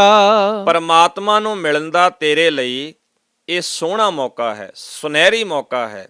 ਇਹ ਜੋ ਮਨੁੱਖਾ ਦੇਹ ਤੈਨੂੰ ਪ੍ਰਾਪਤ ਹੋਈ ਹੈ, ਇਹ ਜੋ ਤੈਨੂੰ ਸੋਹਣਾ ਇਨਸਾਨੀਅਤ ਵਾਲਾ ਜੀਵਨ ਮਿਲਿਆ ਹੈ, ਇਹੀ ਇੱਕ ਤਰੀਕਾ ਹੈ ਪਰਮੇਸ਼ਰ ਨੂੰ ਮਿਲਣ ਦਾ, ਇਨਸਾਨੀਅਤ ਦੇ ਰਾਹੀਂ। ਅਵਰ ਕਾਜ ਤੇਰਾ ਕਿਤੈ ਨਾ ਕਾਮ। ਬਾਕੀ ਹੋਰ ਅਵਰ ਅਵਰ ਇੱਕ ਵਚਨ ਹੈ ਜੇ ਔਂਕੜ ਹੋਵੇ, ਪਰ ਇੱਥੇ ਕਿਉਂਕਿ ਪਾਠ ਦੇ ਵਿੱਚ ਰਾਰੇ ਨੂੰ ਸਿਹਾਰੀ ਹੈ ਤੇ ਇਹਦਾ ਅਰਥ ਹੈ ਬਹੁ ਵਚਨ ਹੈ। ਹੋਰ ਬਹੁਤ ਸਾਰੇ ਕਰਮ ਜਿੰਨੇ ਵੀ ਤੂੰ ਯਤਨ ਕਰਦਾ ਹੈ, ਭਾਵੇਂ ਤੀਰਥਾਂ ਦਾ ਇਸ਼ਨਾਨ ਹੈ, ਭਾਵੇਂ ਧਰਤੀ ਦੀ ਯਾਤਰਾ ਹੈ, ਪੁੰਨਦਾਨ ਹੈ, ਭੇਖ ਹੈ, ਚਾਹੇ ਹੋਰ ਫੋਕੇ ਕਰਮ ਕਾਂਡ, ਪੂਜਾ ਪਾਠ ਇਤਿਆਦਿਕ ਹੈ। ਸਤਿਗੁਰੂ ਆਖਦੇ ਹਨ, ਜਿੰਨੀ ਦੇਰ ਤੱਕ ਮਨੁੱਖ ਰੱਬੀ ਨੇਮ ਵਿੱਚ ਤੁਰਨਾ ਨਹੀਂ ਸਿੱਖਦਾ, ਓਨੀ ਦੇਰ ਤੱਕ ਇਹ ਸਾਰੇ ਕਾਜ ਵਿਅਰਥ ਹੀ ਹਨ। ਤੇ ਪ੍ਰਭੂ ਨੇਮ ਵਿੱਚ ਚੱਲਣਾ ਪ੍ਰਭੂ ਦੀ ਸਿਫਤ ਸਲਾਹ ਸਿਖਾਉਂਦੀ ਹੈ, ਨਾ ਕਿ ਫੋਕੇ ਕਰਮ ਕਾਂਡ। ਸਤਿਗੁਰੂ ਆਖਦੇ, ਜੇ ਪ੍ਰਭੂ ਨੂੰ ਮਿਲਣ ਲਈ ਕੋਈ ਉਦਮ ਨਾ ਕੀਤਾ ਤਾਂ ਹੋਰ ਸਾਰੇ ਕੰਮ ਤੇਰੇ ਆਪਣੇ ਕਿਸੇ ਅਰਥ ਨਹੀਂ, ਤੇਰੀ ਜਿੰਦ ਨੂੰ ਕੋਈ ਲਾਭ ਨਹੀਂ ਅਪਣਾਉਣਗੇ। ਭਾਵ ਘਾਟੇ ਬੰਦੇ ਹਨ ਜੇ ਪਰਮੇਸ਼ਰ ਦੀ ਸਿਫਤ ਸਲਾਹ ਛੱਡ ਕੇ ਇਹ ਸਾਰੇ ਹੀ ਭੇਖ ਵਾਲੇ ਕਰਮ ਕਰਦੇ ਰਹੀਏ। ਮਿਲ ਸਾਧ ਸੰਗਤ ਭਜ ਕੇਵਲ ਨਾਮ। ਇਸ ਵਾਸਤੇ ਗੁਰੂ ਦੀ ਸੰਗਤ ਵਿੱਚ ਗੁਰੂ ਨਾਲ ਸੰਬੰਧ ਬਣਾ ਕੇ ਬੈਠਿਆ ਕਰ। ਸਾਧ ਸੰਗਤ ਵਿੱਚ ਬੈਠ ਕੇ ਸਿਰਫ ਪ੍ਰਮਾਤਮਾ ਦੀ ਗੁਣਾਂ ਵਾਲੀ ਸਾਂਝ ਕਰਿਆ ਕਰ। ਸਾਧ ਸੰਗਤ ਵਿੱਚ ਬੈਠਣ ਦਾ ਵੀ ਤਦੋਂ ਲਾਭ ਹੈ ਜੇ ਉੱਥੇ ਪ੍ਰਮਾਤਮਾ ਦੀ ਸਿਫਤ ਸਲਾਹ ਕੀਤੀ ਜਾਏ। ਜੇ ਪਰਮੇਸ਼ਰ ਦੀ ਸਿਫਤ ਸਲਾਹ ਛੱਡ ਕੇ ਕੇਵਲ ਸਰੀਰਾਂ ਦਾ ਸੰਗ ਕੀਤਾ ਜਾਏ, ਪਦਾਰਥਾਂ ਦਾ ਸੰਗ ਕੀਤਾ ਜਾਏ, ਜਾਂ ਕੇਵਲ ਵਿਖਾਵੇ ਦੀ ਗੱਲ ਕੀਤੀ ਜਾਏ, ਮਜਬੂਰੀ ਵਸ ਬੈਠਿਆ ਜਾਏ, ਤੇ ਸਤਿਗੁਰੂ ਬਾਣੀ ਦੇ ਰਾਹੀਂ ਫਿਰ ਇਹ ਵੀ ਗੱਲ ਸਮਝਾ ਦਿੰਦੇ ਐ, ਬੱਧਾ ਚੱਟੀ ਜੋ ਭਰੇ, ਨਾ ਗੁਣ ਨਾ ਉਪਕਾਰ। ਇਸ ਲਈ ਸਾਨੂੰ ਚਾਅ ਨਾਲ ਗੁਰੂ ਦੀ ਸੰਗਤ ਕਰਦਿਆਂ ਪਰਮੇਸ਼ਰ ਦੇ ਨਾਮ ਨੂੰ ਆਪਣੀ ਜ਼ਿੰਦਗੀ ਦਾ ਆਸਰਾ ਬਣਾ ਲੈਣਾ ਚਾਹੀਦਾ, ਤਾਂ ਕਿ ਅਵਰ ਕਾਜ ਵਿਸਰ ਜਾਣ, ਪਰਮੇਸ਼ਰ ਦਾ ਨਾਮ ਜ਼ਿੰਦਗੀ ਦਾ ਮਨੋਰਥ ਬਣ ਜਾਏ, ਤੇ ਮਨੁੱਖਾਂ ਦੇ ਜੋ ਪਰਮੇਸ਼ਰ ਨੂੰ ਮਿਲਣ ਦਾ ਇੱਕ ਸੋਹਣਾ ਸਾਧਨ ਹੈ, ਸਾਡੀ ਸਫਲ ਹੋ ਜਾਏ। ਸਰੰਜਾਮ ਲਾਗ ਭਵਜਲ ਤਰਨ ਕੈ। ਸਤਿਗੁਰੂ ਆਖਦੇ ਹਨ ਸਰੰਜਾਮ। ਸਰੰਜਾਮ ਦਾ ਅਰਥ ਹੈ ਉਹ ਕੰਮ ਜਿਸ ਨੂੰ ਕਰਦਿਆਂ ਹੋਇਆਂ ਅਸੀਂ ਅਖੀਰ ਕਾਮਯਾਬੀ ਹਾਸਲ ਕਰ ਜਾਈਏ। ਸਤਿਗੁਰੂ ਆਖਦੇ ਉਹ ਇੰਤਜ਼ਾਮ ਵਿੱਚ, ਉਸ ਆਹਰ ਵਿੱਚ ਲੱਗ, ਜਿਸ ਆਹਰ ਵਿੱਚ ਲੱਗਿਆਂ ਇਸ ਸੰਸਾਰ ਸਮੁੰਦਰ ਤੋਂ ਪਾਰ ਲੰਘ ਜਾਈਦਾ ਹੈ, ਸੰਸਾਰ ਸਮੁੰਦਰ ਨੂੰ ਤਰ ਜਾਈਦਾ ਹੈ, ਬੁਰਾਈਆਂ ਤੋਂ ਮੁਕਤ ਹੋ ਜਾਈਦਾ ਹੈ। ਐਸੇ ਸੋਹਣੇ ਆਹਰ ਵਿੱਚ ਲੱਗ ਜਾ। ਜਨਮ ਬਿਰਥਾ ਜਾਤ ਰੰਗ ਮਾਇਆ ਕੈ ਰਹਾਓ। ਨਹੀਂ ਤਾਂ ਨਿਰੇ ਮਾਇਆ ਦੇ ਮੋਹ ਵਿੱਚ ਫਸ ਕੇ ਇਹ ਜੀਵਨ ਵਿਅਰਥ ਜਾ ਰਿਹਾ ਹੈ। ਮਾਇਆ ਦੇ ਪਿਆਰ ਵਿੱਚ ਫਸ ਕੇ ਇਹ ਜੀਵਨ ਬਰਬਾਦ ਹੋ ਰਿਹਾ ਹੈ, ਔਗਣਾਂ ਨਾਲ ਭਰ ਰਿਹਾ ਹੈ, ਬੁਰਾਈਆਂ ਦਾ ਸ਼ਿਕਾਰ ਹੋ ਰਿਹਾ ਹੈ। ਇਸ ਨੂੰ ਬਰਬਾਦ ਨਾ ਕਰ, ਇਸ ਨੂੰ ਵਿਅਰਥ ਨਾ ਜਾਣ ਦੇ, ਇਸ ਨੂੰ ਔਗਣਾਂ ਦੇ ਟਿਕਣ ਲਈ ਇਹ ਜਗ੍ਹਾ ਨਾ ਬਣਨ ਦੇ, ਸਗੋਂ ਪਰਮੇਸ਼ਰ ਦੇ ਗੁਣਾਂ ਦਾ ਭੰਡਾਰ ਬਣਾ, ਇਸ ਨੂੰ ਸਵਾਰ, ਇਸ ਨੂੰ ਸੋਹਣਾ ਬਣਾ ਕੇ ਪਰਮੇਸ਼ਰ ਨੂੰ ਸਮਰਪਣ ਕਰ ਦੇ। ਜਪ ਤਪ ਸੰਜਮ ਧਰਮ ਨਾ ਕਮਾਇਆ। ਜਪ, ਜਪ ਦਾ ਅਰਥ ਹੈ ਪਰਮੇਸ਼ਰ ਦੀ ਯਾਦ, ਸਿਮਰਨ। ਤਪ, ਤਪ ਦਾ ਅਰਥ ਹੈ ਸੇਵਾ ਆਦਿਕ ਦਾ ਉਦਮ। ਸੰਜਮ, ਸੰਜਮ ਦਾ ਅਰਥ ਹੈ ਮਨ ਨੂੰ ਵਿਕਾਰਾਂ ਵੱਲੋਂ ਰੋਕਣ ਦਾ ਚੰਗੀ ਤਰ੍ਹਾਂ ਦਾ ਆਹਰ। ਸਤਿਗੁਰੂ ਆਖਦੇ, ਹੇ ਭਾਈ, ਪ੍ਰਭੂ ਦਾ ਸਿਮਰਨ ਨਹੀਂ ਕਰਦਾ, ਪ੍ਰਭੂ ਨੂੰ ਮਿਲਣ ਲਈ ਸੇਵਾ ਆਦਿਕ ਦਾ ਕੋਈ ਉਦਮ ਨਹੀਂ ਕਰਦਾ, ਮਨ ਨੂੰ ਵਿਕਾਰਾਂ ਵੱਲੋਂ ਰੋਕਣ ਦਾ ਤੂੰ ਯਤਨ ਨਹੀਂ ਕਰਦਾ, ਤੂੰ ਅਜਿਹਾ ਕੋਈ ਧਰਮ ਨਹੀਂ ਕਮਾਉਂਦਾ ਜਿਸ ਨਾਲ ਪਰਮੇਸ਼ਰ ਨਾਲ ਸਾਂਝ ਤੇਰੀ ਬਣ ਜਾਏ। ਸੇਵਾ ਸਾਧ ਨਾ ਜਾਣਿਆ ਹਰ ਰਾਇਆ। ਨਾ ਹੀ ਤੂੰ ਗੁਰੂ ਦੀ ਸੇਵਾ ਕੀਤੀ, ਨਾ ਤੂੰ ਮਾਲਕ ਪ੍ਰਭੂ ਦਾ ਸਿਮਰਨ ਕੀਤਾ, ਕੋਈ ਕਰਮ ਵੀ ਨਹੀਂ। ਜਪ ਤਪ ਸੰਜਮ ਧਰਮ ਨਾ ਕਮਾਇਆ, ਸੇਵਾ ਸਾਧ ਨਾ ਜਾਣਿਆ ਹਰ ਰਾਇਆ। ਨਾ ਜਪ, ਨਾ ਤਪ, ਨਾ ਸੰਜਮ, ਨਾ ਗੁਰੂ ਦੀ ਸੇਵਾ, ਤੇ ਨਾ ਹਰੀ ਰਾਏ ਨੂੰ ਜਾਣਨ ਦੀ ਕੋਸ਼ਿਸ਼। ਸਤਿਗੁਰੂ ਆਖਦੇ ਫਿਰ ਜਨਮ ਵਿਅਰਥ ਜਾਏਗਾ। ਇਹ ਜਨਮ ਮੋਹ ਮਾਇਆ ਦੇ ਚਿੱਕੜ ਵਿੱਚ ਫਸ ਜਾਏਗਾ, ਬਰਬਾਦ ਹੋ ਜਾਏਗਾ। ਤੇ ਫਿਰ ਸਤਿਗੁਰੂ ਕੁਝ ਹਦਾਇਤ ਐਵੇਂ ਦੀ ਵੀ ਬਾਣੀ ਦੇ ਰਾਹੀਂ ਕਰਦੇ ਆ ਕਿ ਭਲਿਆ ਜੇ ਪਰਮੇਸ਼ਰ ਦਾ ਨਾਮ ਵਿਸਰ ਗਿਆ ਤਾਂ ਸਰੀਰ ਭਾਵੇਂ ਮਨੁੱਖ ਵਾਲਾ ਰਹਿ ਜਾਏ, ਪਰ ਕਰਤੂਤਾਂ ਤੇਰੀਆਂ ਆਦਤਾਂ, ਤੇਰਾ ਰਹਿਣ ਸਹਿਣ ਮਨੁੱਖ ਵਾਲਾ ਨਹੀਂ ਰਹੇਗਾ। ਸਤਿਗੁਰੂ ਆਖਦੇ ਨੇ ਨਾ ਬਾਣੀ ਅੰਦਰ, ਕਰਤੂਤ ਪਸ਼ੂ ਕੀ ਮਾਨਸ ਜਾਤ, ਲੋਕ ਪਚਾਰਾ ਕਰੈ ਦਿਨ ਰਾਤ। ਕਰਤੂਤ ਪਸ਼ੂ ਵਾਲੀ ਹੈ, ਸਿਰਫ ਸਰੀਰ ਦਿੱਖ ਹੀ ਮਨੁੱਖ ਵਾਲੀ ਰਹਿ ਜਾਂਦੀ ਹੈ। ਮਹਾਰਾਜ ਬਾਣੀ ਅੰਦਰ ਹੋਰ ਵੀ ਪਿਆਰੇ ਜੇ ਬੋਲ ਇੱਕ ਥਾਂ ਤੇ ਰੱਖਦੇ ਹੈ, ਤੇ ਮਹਾਰਾਜ ਕਹਿੰਦੇ ਹੈ, ਮਾਨਸ ਪਸ਼ੂ ਮਾਨਸ ਚੰਮ ਪਲੇਟੇ ਅੰਦਰੋਂ ਕਾਲਿਆ। ਹੈਨ ਪਸ਼ੂ ਪਰ ਮਨੁੱਖ ਦੇ ਚੰਮ ਵਿੱਚ ਲਪੇਟੇ ਹੋਏ ਹਨ। ਚੰਮ ਮਨੁੱਖ ਦਾ ਲੱਗ ਗਿਆ ਹੈ, ਅੰਦਰੋਂ ਕਾਲੇ ਹੈ, ਅੰਦਰੋਂ ਭੈੜੇ ਹੈ। ਹੈਨ ਪਸ਼ੂ ਪਰ ਚੰਮ ਮਨੁੱਖ ਦਾ ਹੈ। ਸਤਿਗੁਰੂ ਆਖਦੇ ਨਹੀਂ ਭਾਈ, ਜੇ ਸਾਨੂੰ ਮਨੁੱਖ ਦਾ ਚੰਮ ਲੱਗਾ ਹੈ, ਸਰੀਰ ਮਨੁੱਖ ਵਾਲਾ ਮਿਲਿਆ ਹੈ, ਤੇ ਸਾਨੂੰ ਸੁਭਾਅ ਕਰਕੇ, ਸੋਚ ਕਰਕੇ, ਆਦਤਾਂ ਕਰਕੇ ਵੀ ਮਨੁੱਖ ਹੀ ਬਣ ਜਾਣਾ ਚਾਹੀਦਾ ਹੈ। ਕਰਮ ਮਨੁੱਖ ਵਾਲੇ ਕਰਨੇ ਚਾਹੀਦੇ ਹਨ, ਤਾਂ ਉਹ ਕਰਮ ਮਨੁੱਖ ਵਾਲੇ ਸਤਿਗੁਰੂ ਜੀ ਦੀ ਬਾਣੀ ਸਮਝਾਉਂਦੀ ਹੈ, ਭਾਈ ਐਵੇਂ ਚੱਲਣਾ ਚਾਹੀਦਾ ਹੈ, ਆਹ ਕਰਮ ਕਰਨੇ ਚਾਹੀਦੇ ਆ, ਆਹ ਕਰਮ ਛੱਡ ਦੇਣੇ ਚਾਹੀਦੇ ਆ। ਬਾਣੀ ਨੇ ਬੜੇ ਵਿਸਥਾਰ ਨਾਲ ਸਾਨੂੰ ਮਨੁੱਖਾ ਜੀਵਨ ਜਾਚ ਸਮਝਾਈ ਹੈ, ਆਓ ਸਮਝਿਆ ਕਰੀਏ। ਕਹੋ ਨਾਨਕ ਹਮ ਨੀਚ ਕਰਮਾਂ, ਪ੍ਰਭੂ ਦੇ ਦਰ ਤੇ ਅਰਦਾਸ ਕਰਦਾ ਹੋਇਆ ਨਾਨਕ ਆਖਦਾ ਹੈ, ਹੇ ਪ੍ਰਭੂ ਅਸੀਂ ਜੀਵ ਮੰਦ ਕਰਮੀ ਹਾਂ, ਭੈੜੇ ਹਾਂ, ਭੈੜੇ ਆਚਰਨ ਵਾਲੇ ਹਾਂ ਤੇ ਤੇਰੀ ਸ਼ਰਨ ਪਏ ਹਾਂ। ਦਾਤਿਆ ਸਾਨੂੰ ਸਮਝ ਆਈ ਕਿ ਅਸੀਂ ਆਪਣੀ ਜ਼ਿੰਦਗੀ ਨੂੰ ਸਵਾਰਨ ਵਾਲੇ ਪਾਸੇ ਨਹੀਂ, ਹਾਰਨ ਵਾਲੇ ਪਾਸੇ ਤੁਰ ਪਏ ਸਾਂ। ਸਮਝ ਆਈ ਹੈ ਤੇ ਤੇਰੀ ਹੁਣ ਸ਼ਰਨ ਆਏ ਹਾਂ। ਸ਼ਰਨ ਪਰੇ ਕੀ ਰਾਖੋ ਸ਼ਰਮਾ, ਹੇ ਪ੍ਰਭੂ ਜੀ ਸਾਡੀ ਸ਼ਰਨ ਪਿਆਂ ਦੀ ਲਾਜ ਰੱਖ, ਸਾਨੂੰ ਆਪਣਾ ਬਣਾ ਲੈ। ਅਸੀਂ ਤੇਰੇ ਹਾਂ, ਅਸੀਂ ਇਹਨਾਂ ਬੁਰਾਈਆਂ ਵੱਲੋਂ ਤੌਬਾ ਕਰਦੇ ਹਾਂ, ਅਸੀਂ ਤੇਰੇ ਤੇ ਭਰੋਸਾ ਰੱਖਦੇ ਹਾਂ ਤੇ ਹੋਰ ਬਾਕੀ ਸਿਰ ਦੇ ਸਾਈਂ ਆਪਣੇ ਛੱਡਦੇ ਹਾਂ। ਹੇ ਮਾਲਿਕ ਜੀ ਅਸੀਂ ਗੁਣਾਂ ਵਾਲੀ ਜ਼ਿੰਦਗੀ ਜਿਉਣ ਲਈ ਤੇਰੀ ਸ਼ਰਨ ਆਏ ਹਾਂ, ਔਗਣਾਂ ਦਾ ਤਿਆਗ ਕਰਦੇ ਹਾਂ। ਸਤਿਗੁਰੂ ਦੇ ਪਿਆਰਿਓ, ਸਤਿਗੁਰੂ ਗੁਰੂ ਗ੍ਰੰਥ ਸਾਹਿਬ ਸੱਚੇ ਪਾਤਸ਼ਾਹ ਜੀ ਦੀ ਬਾਣੀ ਅੰਦਰ ਇਹ ਲੜੀ ਵਿੱਚ ਨਿਤਨੇਮ ਦੀ ਦੂਜੀ ਬਾਣੀ ਹੈ ਤੇ 9 ਸ਼ਬਦ 500 ਦਰ ਵਾਲੇ ਤੇ 400 ਪੁਰਖ ਵਾਲੇ ਆਪਾਂ ਵਿਚਾਰੇ ਹਨ, ਜਿਨ੍ਹਾਂ ਦਾ ਪਾਠ ਕਰਦਿਆਂ ਵਿਸ਼ਰਾਮ ਉਚਾਰਨ ਧਿਆਨ ਵਿੱਚ ਲਿਆਉਂਦਿਆਂ ਹੋਇਆਂ, ਸੰਖੇਪ ਵਿਚਾਰ ਕਰਦਿਆਂ ਹੋਇਆਂ ਬੇਅੰਤ ਭੁੱਲਾਂ ਖਿਮਾ ਕਰ ਦੇਣੀਆਂ। ਆਓ ਇਹਨਾਂ ਅਖੀਰਲੀਆਂ ਲਾਈਨਾਂ ਨੂੰ ਇੱਕ ਵਾਰੀ ਆਪਾਂ ਰਲ ਕੇ ਸਾਰੇ ਹੀ ਪੜ੍ਹੀਏ ਤੇ ਪਿਆਰ ਨਾਲ ਸਮਾਪਤੀ ਕਰੀਏ। ਜਪ ਤਪ ਸੰਜਮ ਧਰਮ ਨਾ ਕਮਾਇਆ, ਸੇਵਾ ਸਾਧ ਨਾ ਜਾਣਿਆ ਹਰ ਰਾਇਆ। ਕਹੋ ਨਾਨਕ ਹਮ ਨੀਚ ਕਰਮਾ, ਸ਼ਰਨ ਪਰੇ ਕੀ ਰਾਖੋ ਸ਼ਰਮਾ। ਵਾਹਿਗੁਰੂ ਜੀ ਕਾ ਖਾਲਸਾ, ਵਾਹਿਗੁਰੂ ਜੀ ਕੀ ਫਤਿਹ।